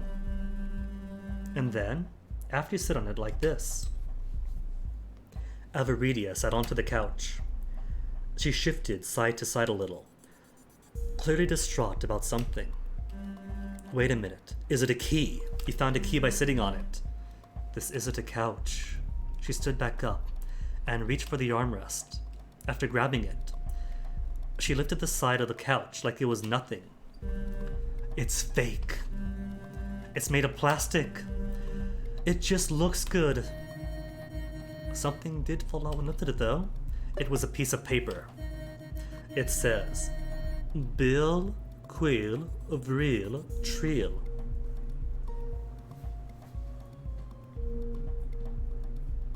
Is that French? I'm gonna cheat and pop into Google Translate and see if it auto-populates a language for it. What do we have here? Bill what? Bill Quill Vril and Trill. The tech language, ball, keel, twist, trill in French. Really? That makes no sense. I guess you better put that aside then. It was added to the rest of the inventory. Not many things left. Just the couch again and the door. Nothing else here, and the couch is fake. I wish I could sit down comfortably somewhere. You know, this couch. It looks really good. I am beyond annoyed this is a fake couch. Well, calm down. It's just a couch. Let's search elsewhere. Oh, her luck. She could have had a real bed. The bed was real. Superbia had zero complaints about it. Open Sesame. Actually, the quote goes, Sesame. Isn't it a misheard speech? Kind of a big deal, and it just says me. And it just says me. No, it comes from French. And Sesame is a name or something like that. It doesn't matter anyway. Let's open this door and see what's beyond. Is it locked? With a satisfying click, the lock came undone with a perfect fit by the purple key. So the keys do pull double duty.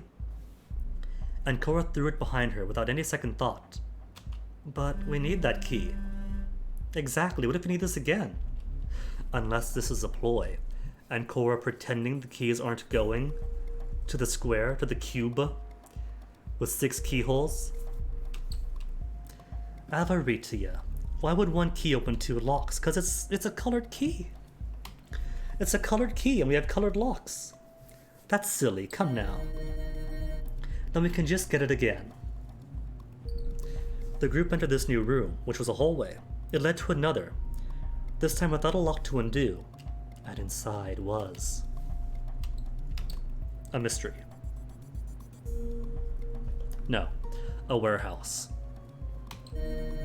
Another place with alcohol. Avaritia and Gullah were already searching through the alleys, following Ancora's words. The latter of the duo was extremely interested by the boxes full of bottles. She's probably going to sneak out a few of those bottles. Well, she's going to be surprised when she tries drinking some of them then. They're all empty. Nice little trick. Okay, how much do we have here? Not many. A shelf. 3 big shelves. What appears to be a window. And the dial? Gauge? I'm not tall enough to reach that on my own. Need something like a ladder. Or a step ladder at least. Exactly. Oh, she's not going to contest it. No argument about step ladders and ladders being the same. Still can't reach it, so I do need one. Are you my ladder? There's a piece of paper alongside the fire extinguisher. I can almost see what's written on it. And Cora banged a few times on the window to try and get it to move around. What in the world is this insane cacophony? Can't you simply open the extinguisher's containment area? No. It's locked. Must I accomplish everything? Gullah grabbed the nearby crowbar and smashed it into the window of the fire extinguisher. Unfortunately, it soon became apparent it wasn't a real window. And here I thought Gullah at least got to skip one puzzle. It was just a 3D object pushed into the wall that looked like a fire extinguisher case. Now that it was dislodged, and Cora could pull it out. This is one of the weirdest things I've ever seen. It's just a solid block of plastic and metal. And what's inside isn't even real either. The same can be said for this tool as well. It is absolutely insubstantial. Behind this block is written, En cas d'urgence, Boiser la vite. I happen to be knowledgeable of the French, and that sentence is mistaken on a grammatical level. Or perhaps it is simply an error in typography. Boiser should be breezer. So it's important then? Oh. She put out something for the rectangular hole left behind. The orange key. She put the block back where it was, reminding herself about this Boiser business. The key went with her stuff. Is Boiser, et al., etc. going to be a note? Or am I meant to memorize it? Luck is a thing. Bile, quile, vrile, trile. En cas d'urgence, Boiser la vitre. Wonder if I could combine them.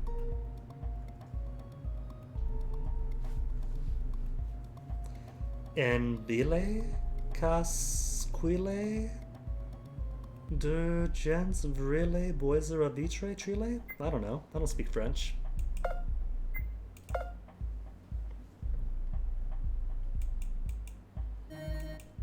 This thing said Boiser, and that word was a typo. Already know for a fact how it all works. Can't help but talk aloud though. If you can talk out loud and tell me then.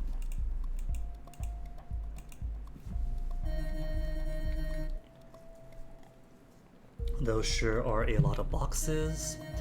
What do you think they contain? I'm not sure.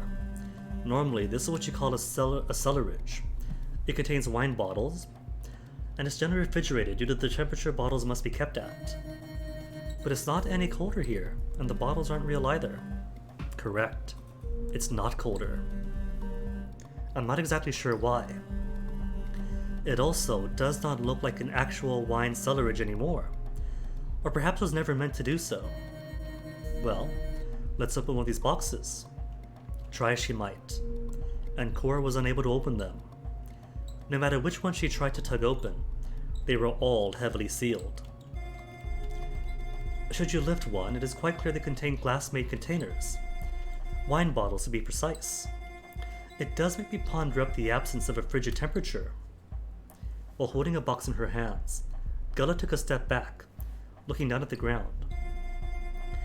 Within the folded opening panel of this cardboard-made contraption was a metallic object. Could it be a key? A key? A golden key. Is that a yellow key? No, it looks golden. Not exactly yellow. Maybe it can pass for one. Let's keep it in mind, search for those boxes.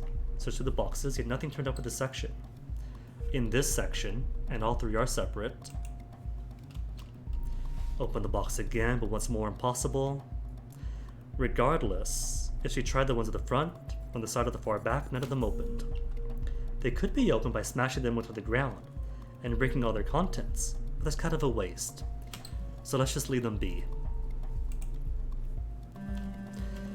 Looking at more boxes, huh? Well, that's all that's here. It's the box, the gauge, or the fake box.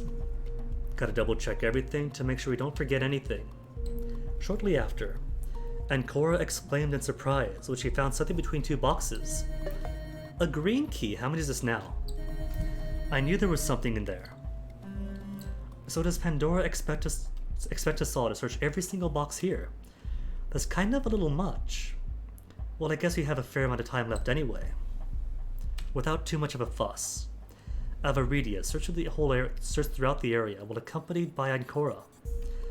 But the two of them didn't find anything else worthwhile within the stack. Is that 6 now? 1, 2, 3, 4, 5, so 1 left.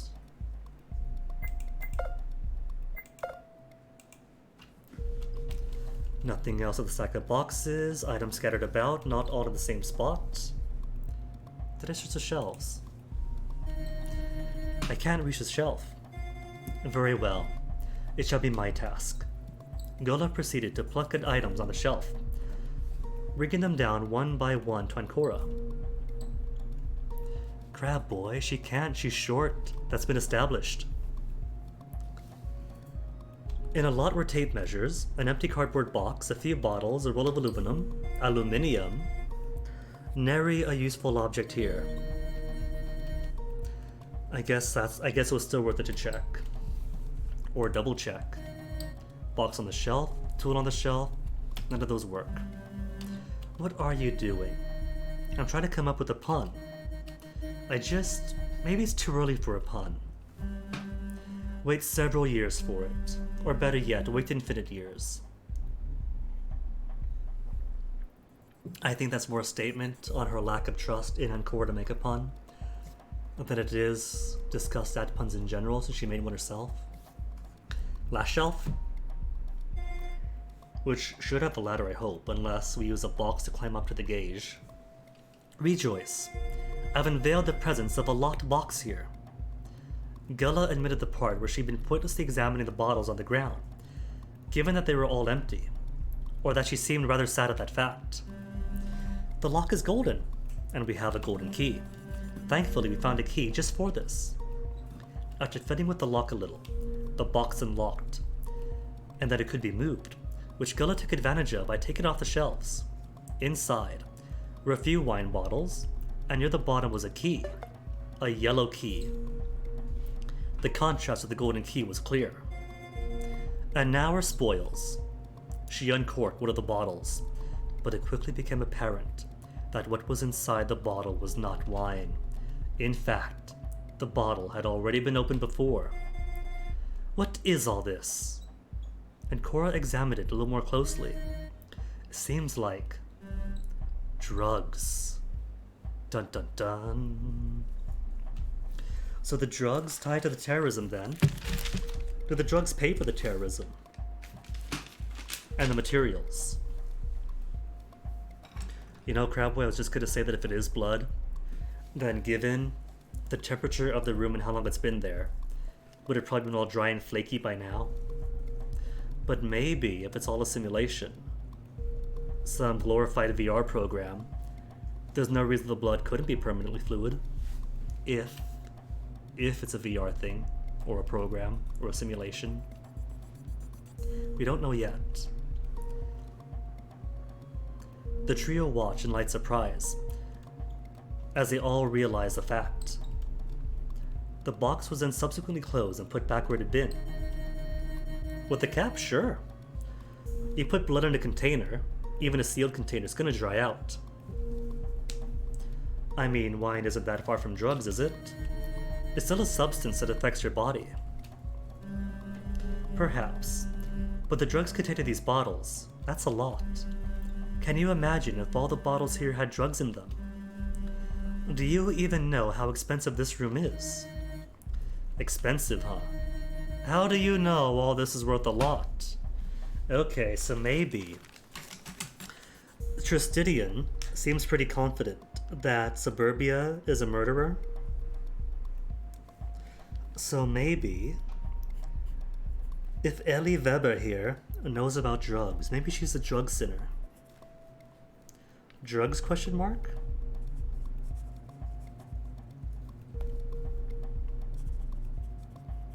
And Superbia, maybe murder. Oh, come on, it's not rocket science. Drugs can go for a lot, that's not a secret.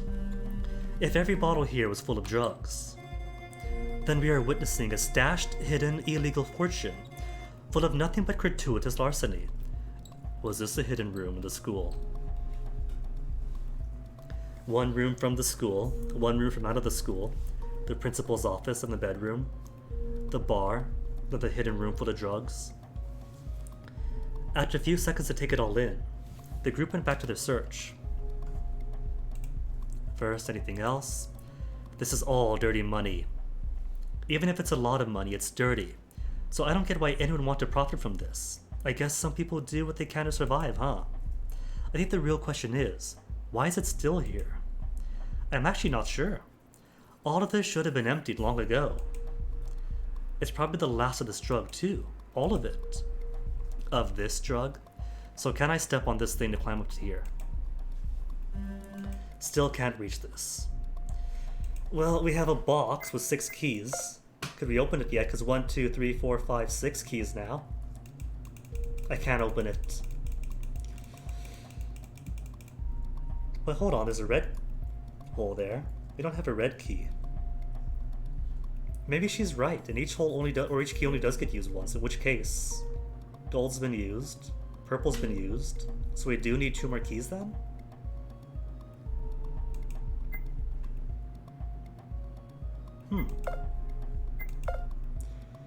Maybe Gulla's search of the bar area is done? Have you found anything here yet? It happens that I have. Upon his presentation, however, you must promise to take no duplicitous action, such as wordlessly taking possession of it. I promised then. Gulla produced a key, the red key. Its location was, hey! Release my quarry this instant. Sorry, but I have to put it with the rest of our stuff. Consider it confiscated. I'm the older one here. You can't just do this to me like that. Her speech definitely gets worse when she's flustered. And is that it? Is that everything? Cora, pray return the unlocking instrument. We needed to solve this room. It's not like it belongs to you. And that's it. That's all things. Unless there is something behind the poster. A ladder we don't have though, unless we could use a plastic couch as a ladder. Nothing else, it's fake. A ladder behind the poster. A ladder inside the trash bin.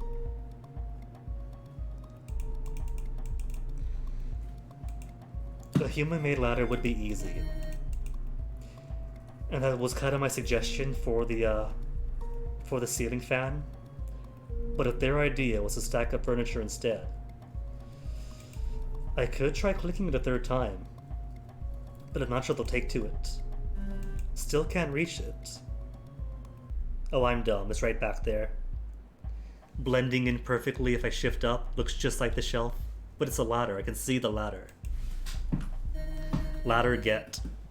Is that what I think it is? Hidden in plain sight indeed. The one place I wouldn't think to look. It is precisely one ladder, yes. A plethora of proverbial doors are now open to us. Probably the most useful thing we'd find here. Other than the answer to Mii's question at least. I'll carry it over if needed. No, I can reach this, so I'll do it. If you insist, it is quite a great aid to your height. Add it to inventory so I can search this all by myself. Can I search it by myself? Not by myself. Group already has access to the ladder.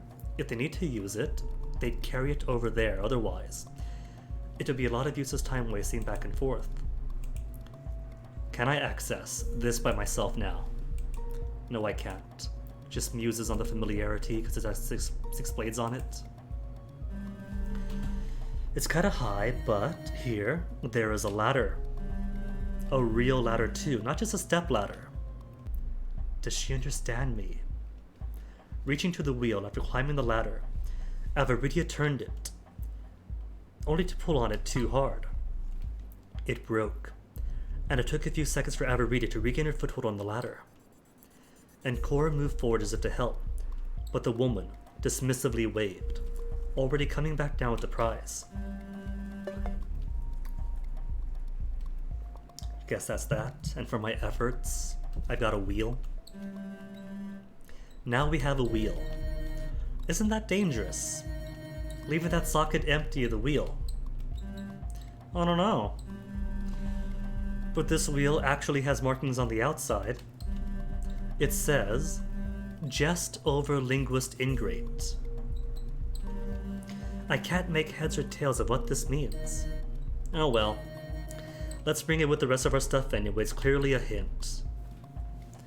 And that should be all the things. Empty hole now. Still can't believe the teacher made the distinction between a ladder and a stepladder. All on her own. Maybe I underestimated her. Anyway, the wheel's clearly gone now, so no point looking at it. Nothing else there. Clearly, this means the teacher is also a fan of Ace Attorney. And nothing else here. Boiser. So I think I'm stumped. It's all down. Well, I have 6 keys now. I got 7 keys, in fact, to open this up. Achievement unlocked. Never do drugs. After a little effort to use all of the 6 keys into the box, the group opened it. Inside the box is a piece of paper. Unfolding it revealed a much larger diagram, containing multiple sections. I think that's related to the name we have to give. No doubt about it. Gullah didn't seem all too interested by it. Instead, sitting on the couch and paying little attention. Gullah? Is that because you... What would be her connection? She's been acting odd, so maybe she's connected to the bombs or to the drugs.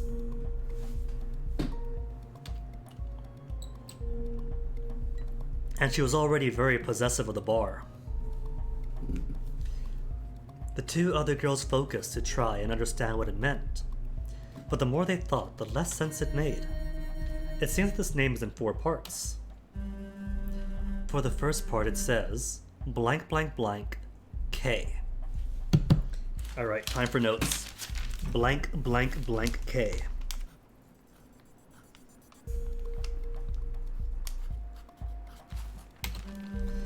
I wonder why those underscores are there.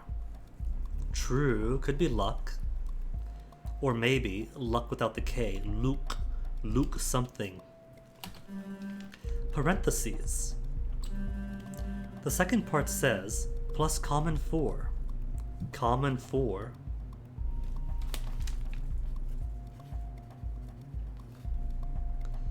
And 4 as a numeral, not as a word. I'm guessing that 2 of these together make one name, since they're on the same line. C4. As for the one below, I have no idea. Luck minus K plus the common 4, maybe? The third part says, blank blank blank blank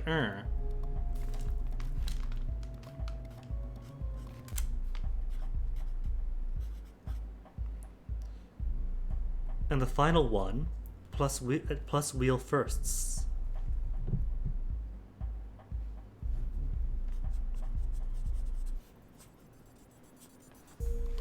Wheel first is probably the first letter on the wheel of each part, maybe. Let's just keep it in mind. There's other stuff in this box, and we can come back to the paper at any point. And Cora put out 2 me cards next. Avaritia took one while Gullah snagged the other, and Cora always last. Hey! Gullah simply shrugged. It is, as we say, shotgunned. Perhaps it is karma or payback. It does not matter regardless. There is a key for you entirely free to obtain. She was right. In the box was yet another thing. It was an old, ornate key. Is that an L key? Much like the one Ancora already found before. The tooth was shaped like the letter L. So we have G, I, A, and L for keys. Gila? Geel? Gale. Now we have to give our answer. Decidedly, she wasn't too happy with having to do it. Normally, one would be eager to leave, but it's clear that due to the way this is set up, if you don't get it right, you die. So maybe she's just stressed because she might have had to say it being the older figure. And here I thought she loved lording her rage over the rest of us. Granted, she did say she didn't want to be treated any differently before. When you get an idea, let's gather at this door to make our exit. Okay, so let me see.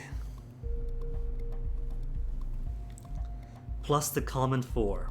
I-L-L-E, I-L-L-E, I-L-L-E, I-L-L-E. Lucille.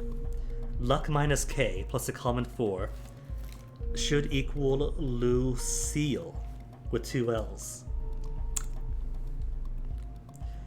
and wheel first, just over linguist ingrate, blank blank blank blank plus er minus er plus wheel first. Wheel first would be Jolie, if I'm correct, and it's the first letter of each word on the wheel.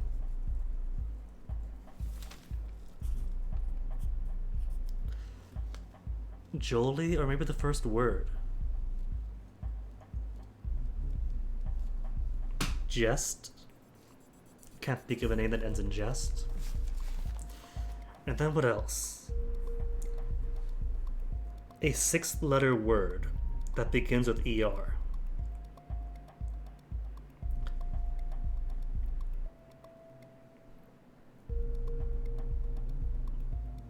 Just can't think of it. 5 points for that, crab boy.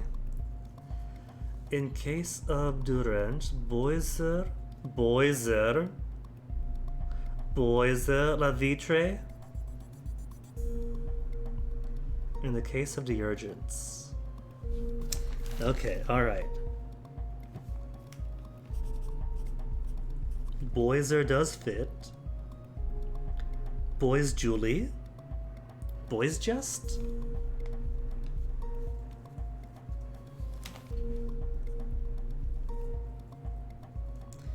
Plus wheel first. Just boys?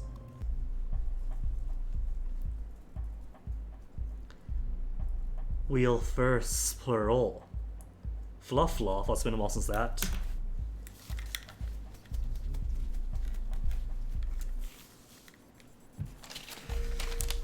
So wheel firsts is in plural, and I'm dizzy. That does make me think, because the first letter's from the wheel. And the first letter from the wheel is Joli, Jolie. Boys Jolie.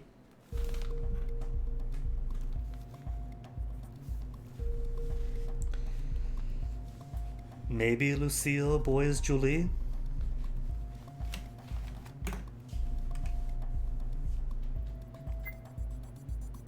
Is all I can come up with. And if I don't have it correct, I guess we'll see what a fail state looks like. For real this time. So you have an idea? There's actually no time to waste. While we're not at the time limit yet, we still have a vote to do. Talks to share, and also, we need to try to figure out how to buy some time. And Cora stepped forward, with her mind already set. The two of the others stopped all their actions, and simply stared as the shorter girl inhaled deeply, readying herself. Let me out. The terrorist is their first name. Me had me so worried, but it's clear as day here. First name first. Luck minus a K. Lucille. Lucille. The next one makes no sense to me, but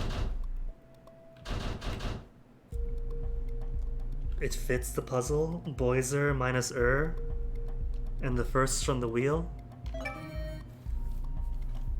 Boys Jolie. The door unlocked. Okay, so somebody is a Lucille's Boys Jolie, and since Lucille is a feminine name, the dev is French Canadian. Would explain that then.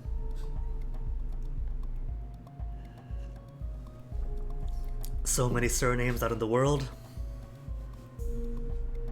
I do follow a few French Canadians, but haven't come across that one yet. Everyone released their breath. They most likely didn't realize they held before. After that, a shaky laughter came from Avaridia. Well, that's not my name, because her name's Marco. I don't care about who the terrorist is either, personally. Let's just go. Hold on, Tristidia would know whose name applies to what, because he managed the website, right? So he would know what names go to which people. She was the first one out, clutching her me card. and Cora looked as she left, expecting Gullah to take the steps to go too, but she'd frozen in place. Marco, is that your name then? Hey Gullah, the door's open, let's go. Ah, yes, that is correct. Her verbosity is gone. Very well.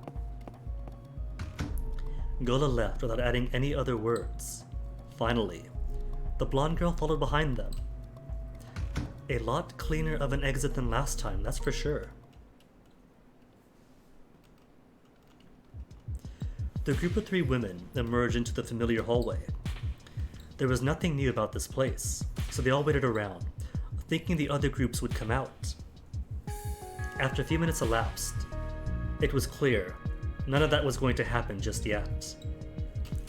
On to the method. Method being the first step, not even the first step, second to last step of a New for a Second timeline. Death right there.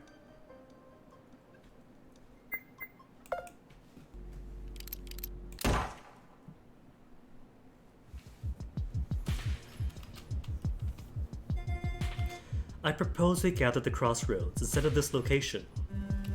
You can go if you want, but someone needs to stay here to tell them about it. The older woman made a dismissive motion with her hand.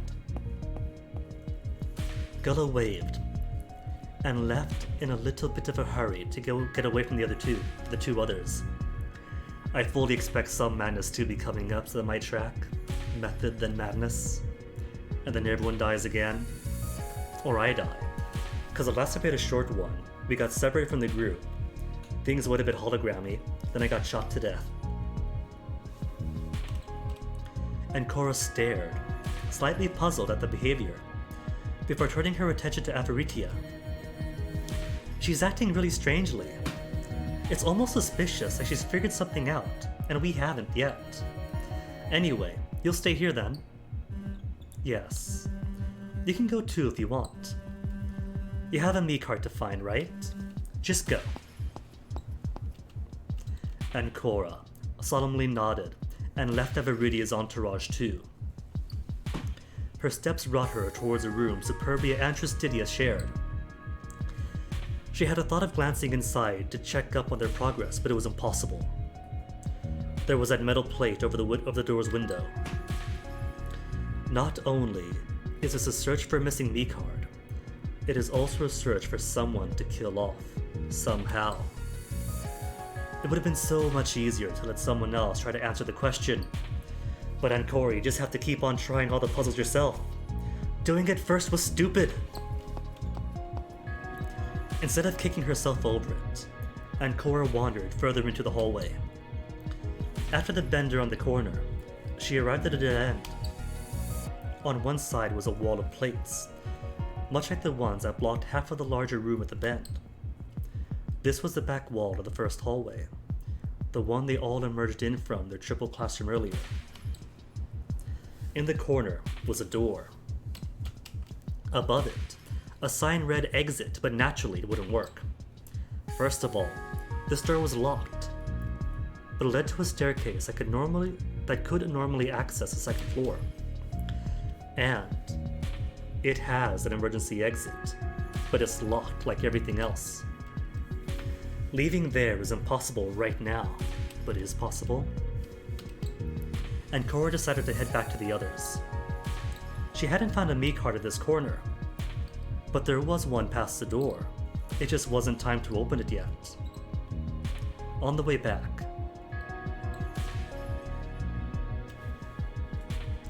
note from NVIDIA, was it?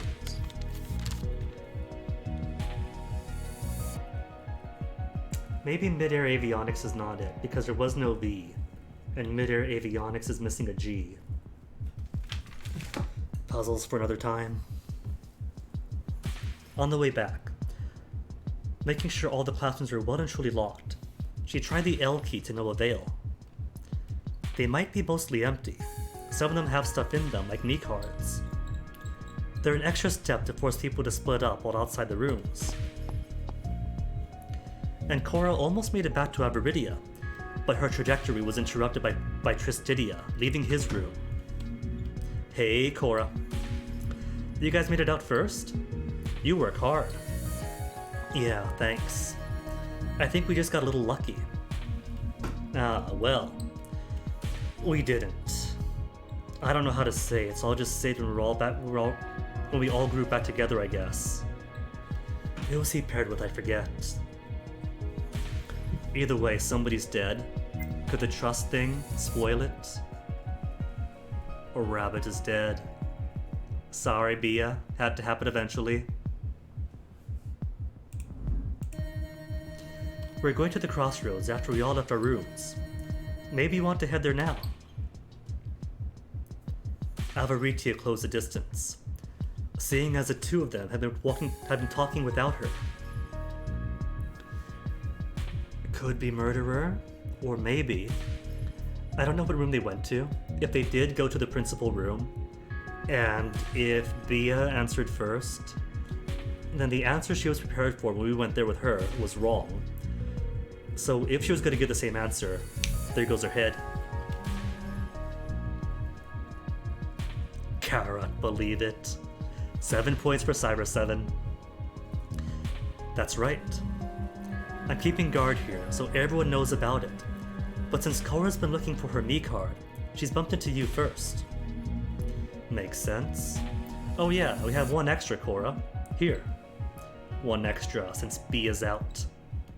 Justitia handed over a me card to Ancora, who pocketed it without hiding her surprise. An extra card? Yeah.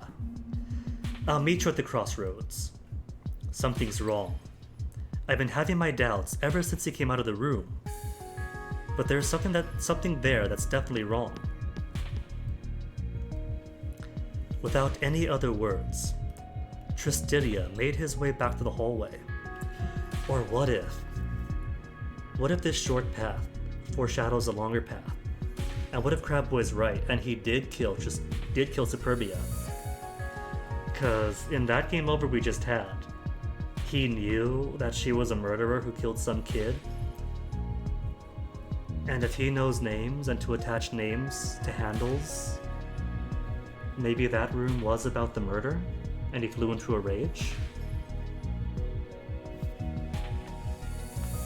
He's kind of alluded to it that he worked on the website.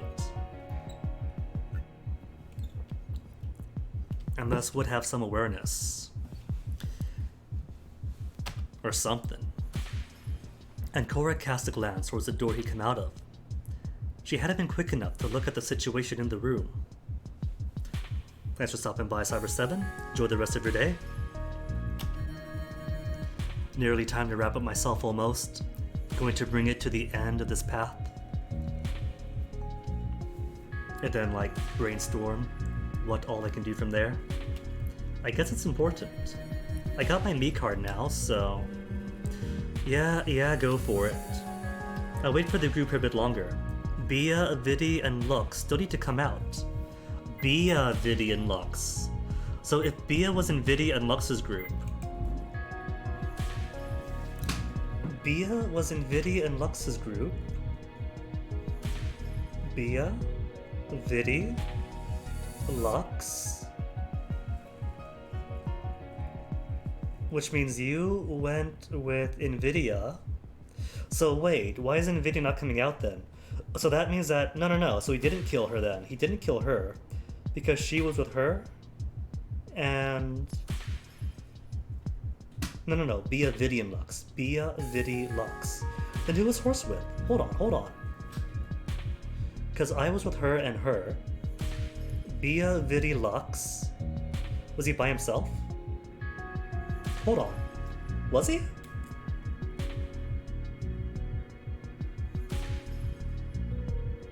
No. Bia, Vidi, and Lux still needed to come out. That's not to imply they're all the same group.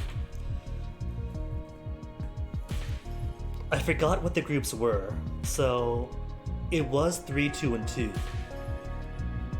One whole group hasn't come out yet, and his partner hasn't come out yet. It was 3, 2, and 2, and we were the 3 group.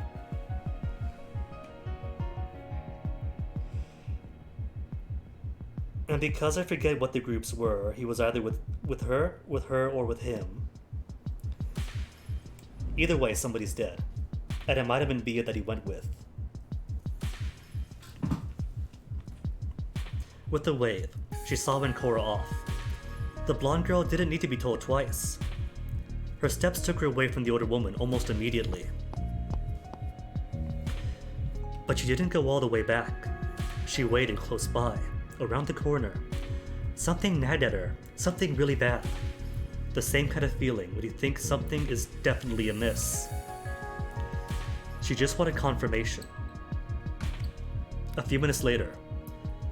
Okay, so Nvidia and Luxuria were in the same room, which means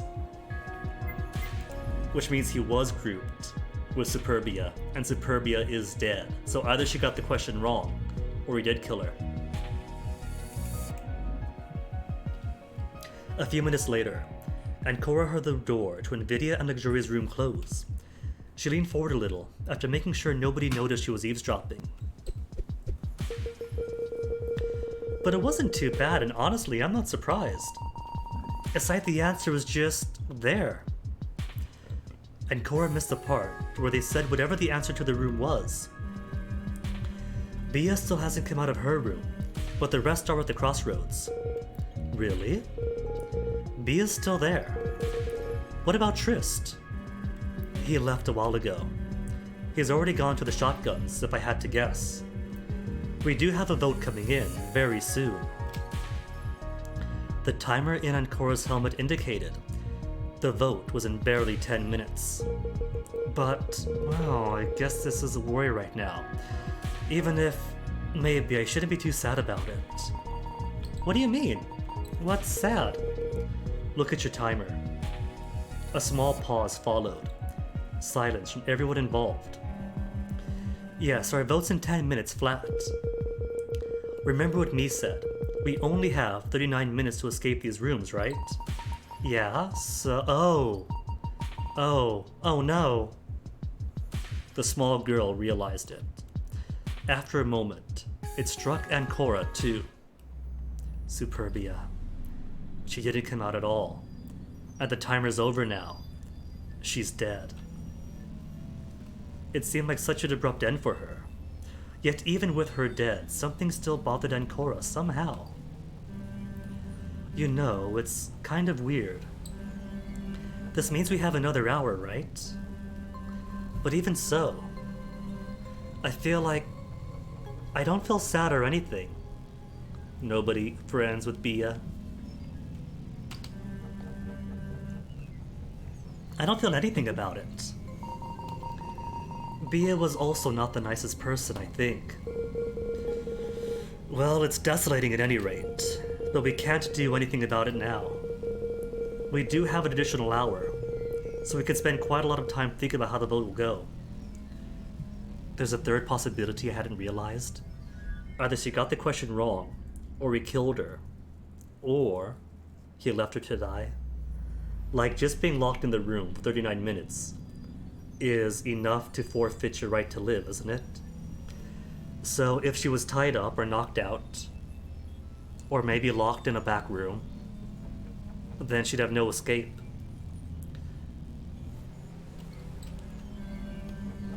If only we could also confirm that she's dead. Well, she's in the room, it's been 39 minutes. That's dead. I didn't see her coming out. But she could have come out way earlier before Trist.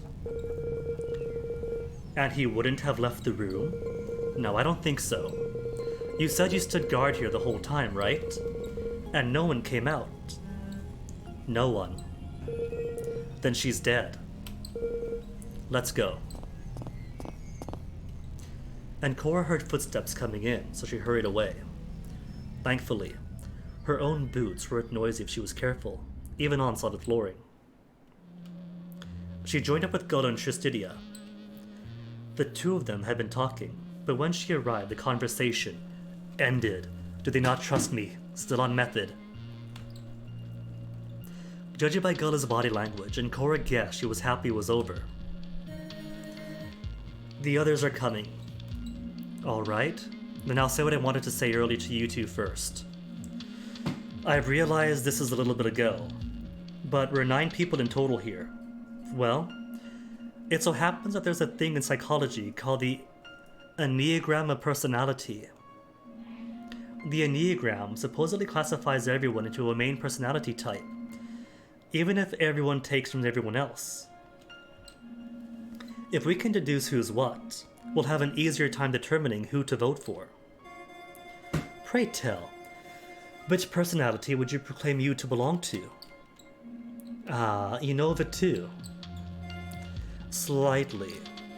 In my youth, I perused a dictionary as an astounding lot. Well, I'd probably be the peacemaker type, which is a 9th type. Oh, one of these online quiz things. The peacemaker? That's quite a stretch if you ask me. No, it's the only one that makes sense. I started categorizing us into types and, before he could say any more, the others caught up with the 3 who had gathered for the vote. This is what he wants to talk about, and not Superbia, his partner, being dead. His theory is sound anyway. We're 9, and all of us correspond to a type or another. Maybe this makes me the investigator, also known as the observer type then. For the next minutes, Tristidia explained what he was thinking about to the new arrivals too.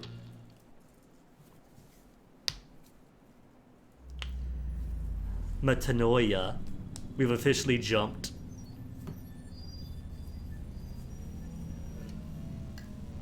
Now, Crab Boy, he only waved the gun around once. After Tristidia was done, the group came together to decide on what was the next course of action. Hold up. First, we have something to say that's very important. We also came to a conclusion regarding something earlier. Oh, that. She shivered apprehensively, waiting for the verdict to fall.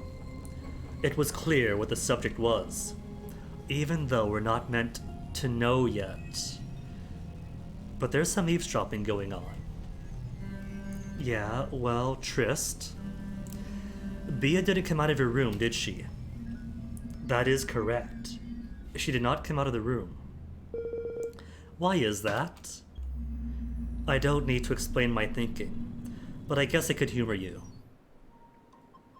This sounds a lot more than she just died. If she just died, he would explain so.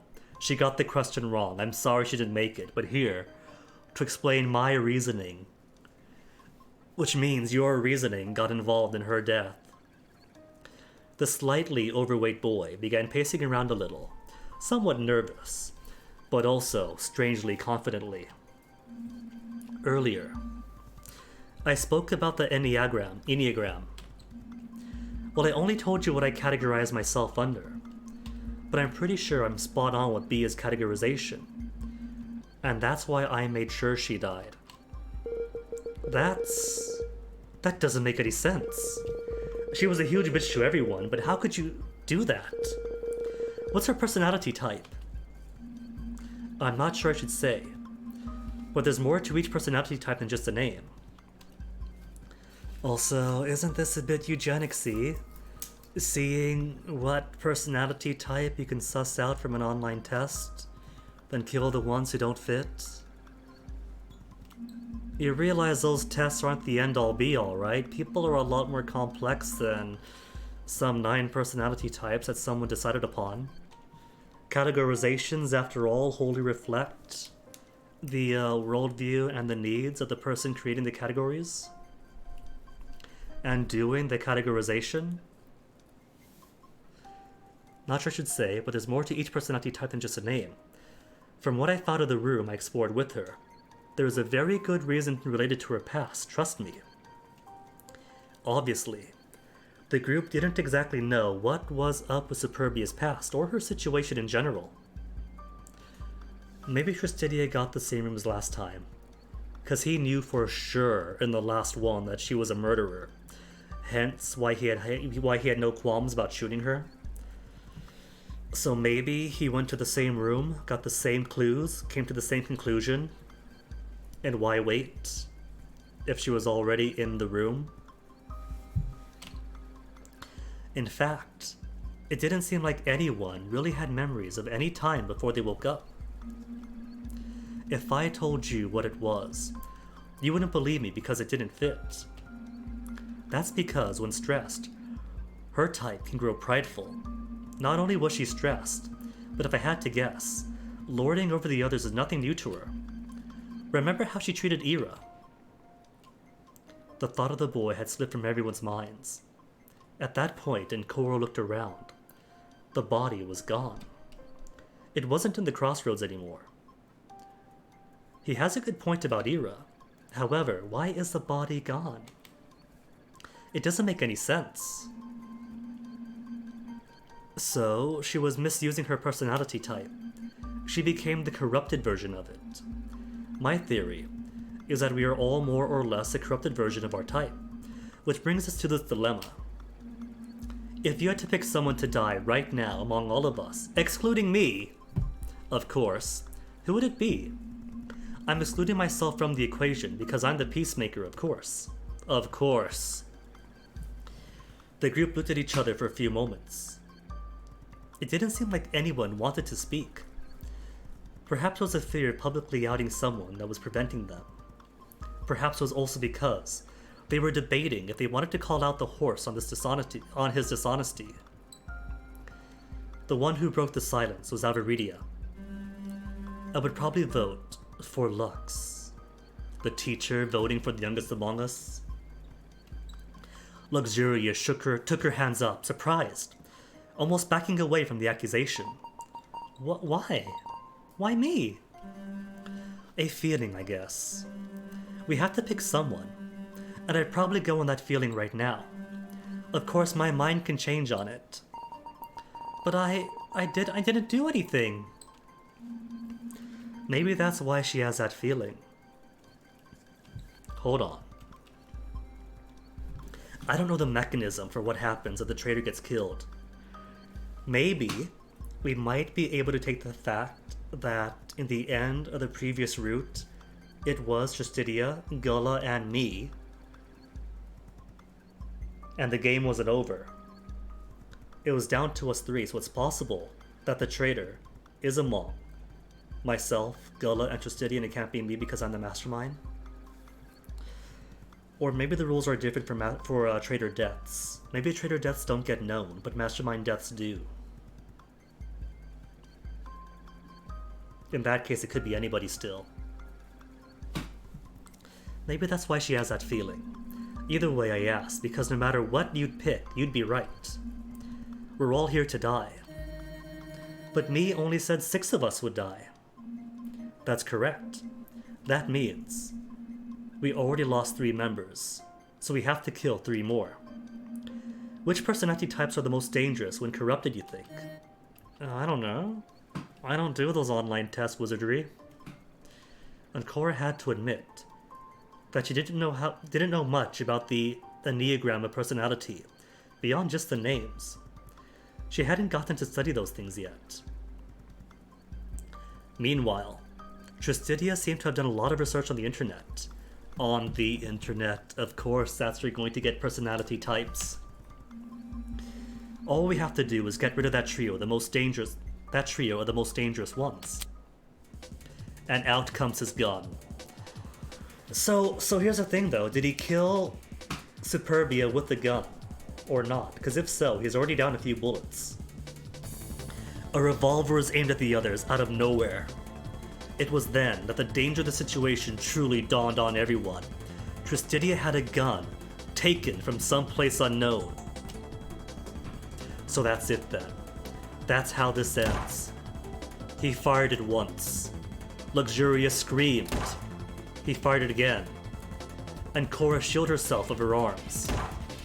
He fired it a final time. And then there was silence. Silence for 3, while 3 others fell to the ground. And Cora watched as a scene happened in what felt like a small eternity. First, Avaridia's weight brought her to fall. Then, Invidia's weight collapsed him to the ground. And finally, well, there's Lux too. Lux was shot first, right? Gullah ended up in a heap. never to breathe again. Every shot of the gun had gotten them squarely in the heart. Didn't he shoot Lux? Oh, Luxuria screamed, but wasn't shot, just screamed. What happened? Everything happened so fast. He must be really good with revolvers. Dangerous. Luxuria couldn't even say anything. All she can do was stare. She was staring in pure bewilderment. Where before she'd screamed, now she was saying nothing.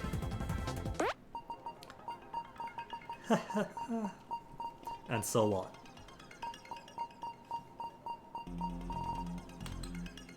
Her laughter was broken.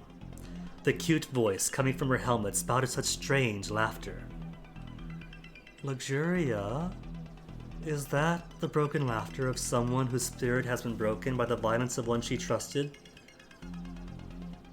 Or is this because you are the traitor, as I first suspected last week? It was going on and on. I think she's just broken. It was an uncontrollable laughter. People laugh when things are funny, but they also laugh when they are anxious or fearful. That's why laughter therapy exists. And the kind of laughter coming from Luxuria was not one made from a good joke. She was laughing, because if she wasn't, she'd go completely mad. This is insane, isn't it? Ha ha ha ha ha ha ha ha. Lux, snap out of it. And Cora suddenly grabbed the smaller girl by the shoulders, shaking her slightly. The girl ceased her laughter, and instead, the reality of the situation dawned on her again. After a heavy shudder, the girl began to wail instead. No! No! None of this is correct! None of it! Trist! You killed them! Just like that! And I'd do it again in a heartbeat if needed. Speaking of which, you're the one I can't categorize. What, are you talking to Lux? You can't be gentle peacemaker. The peacemaker is me.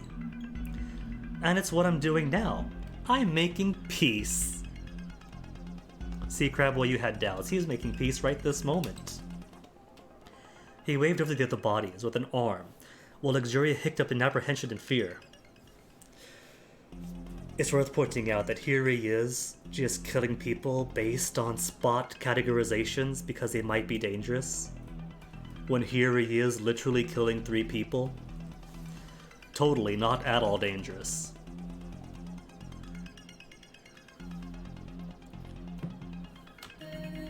That's not making peace. She stood up to the overweight boy, even though he had a gun. That's just killing everyone. You're wrong. It's making peace for the few who remain. That's not killing everyone. This is killing it. And then we all die except for him. Well, there goes Lux. Another shot rang out. The victim was clear this time. It was Luxuria. And Cora shuddered and suddenly had a nauseating thought. He's coming. Run. Run before he shoots again. Revolvers have 6 bullets. Assuming he killed Superbia, that's 5 spent. Assuming. He could have a couple remaining. He's still got one. You just have to stall out 1 bullet. Come on, Ancora. With that thought, nothing happened. It was already too late by that point. Even if Ancora turned around to sprint away, the shot caught her right in the back. Her body lunged forward, and she rolled down the heavy cement stairs. Pain coursed through her. She must have fractured a bone or a few bones. As life slowly escaped her digital body, she had a thought. And that thought became 5, 10, 20. It was as though a voice was talking to her in her final moments. And then she faded. Luxuria directives. Excuse me, hold on. We got directives now. Directives. Lux. Alphabet and water.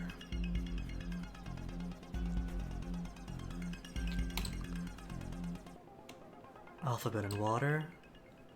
Alphabet and water. Alphabet and water. This surely isn't going to come up again. Please. Kill me. Well, that's the name of the game, isn't it? To kill me? But the box remained shut. How many deaths is that now? 8? Don't freeze on me, laptop.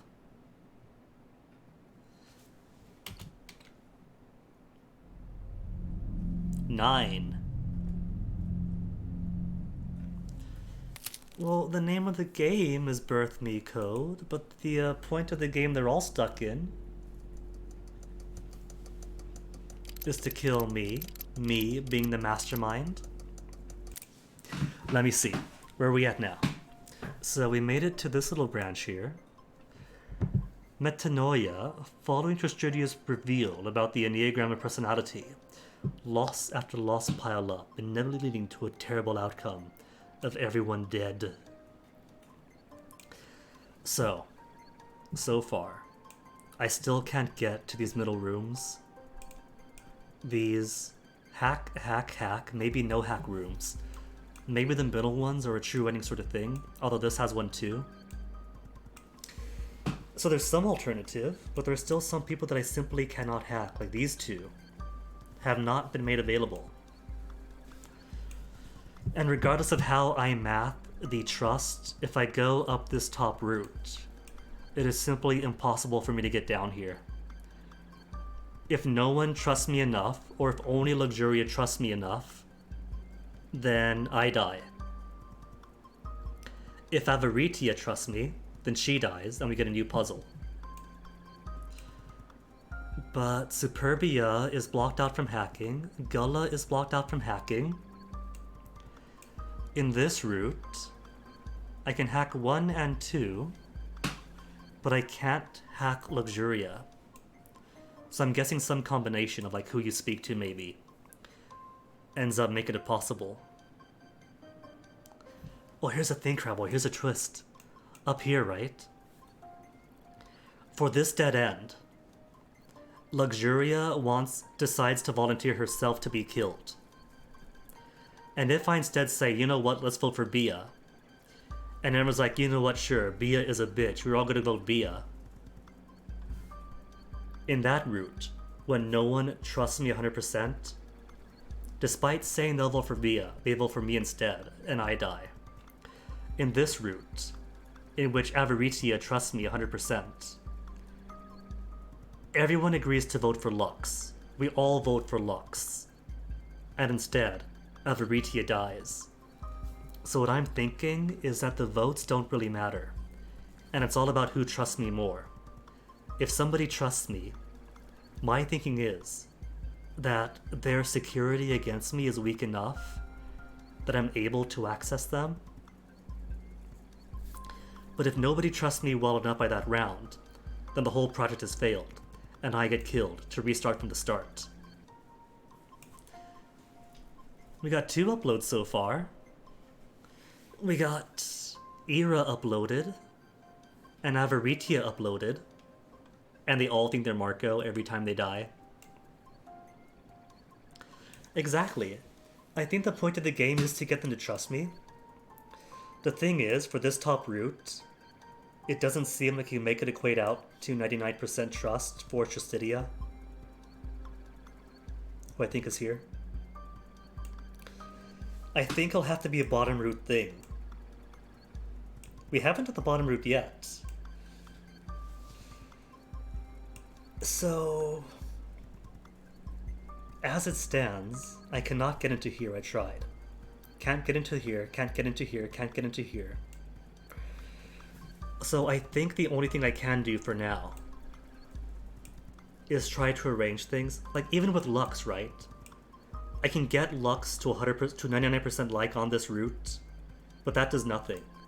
If Lux is 100%, nothing changes. So there's something missing for this one. I'm thinking it depends on Gullah. But I can't hack into Gullah. Maybe Superbia? Maybe with this route, right? Maybe with this one. Ira sacrifices himself here.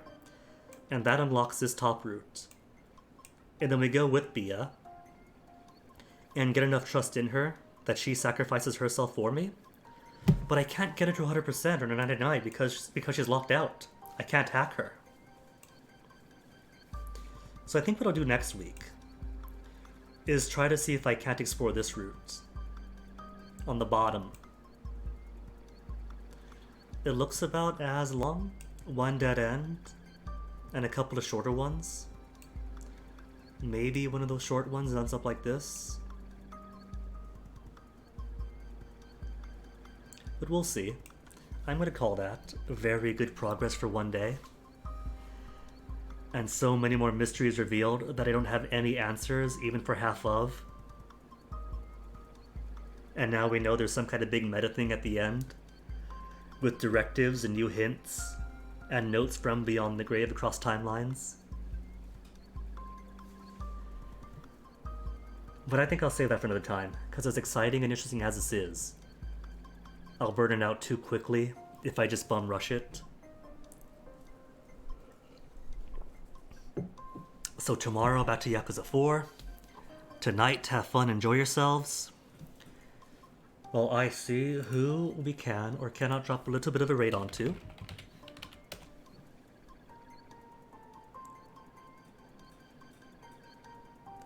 Maybe I'll see if anybody else is playing this game. Is anyone playing Birth Me Code? There is. There's one person, but he's going offline. So not gonna raid Guinea.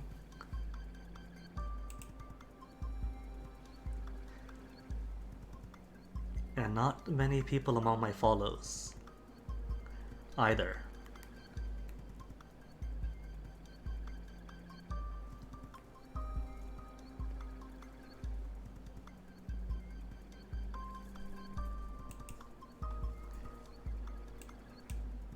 How about then the official Zalthor, who is playing Star Sector. Hadn't heard of that game, but it looks interesting. And hadn't popped by Zalthor in ages. Like, well over a year ages. So all the more reason to rate him. So until the next time, thanks for hanging. We'll return to Birth Me Code next week. See y'all next time. Enjoy the rest of your night. Take care.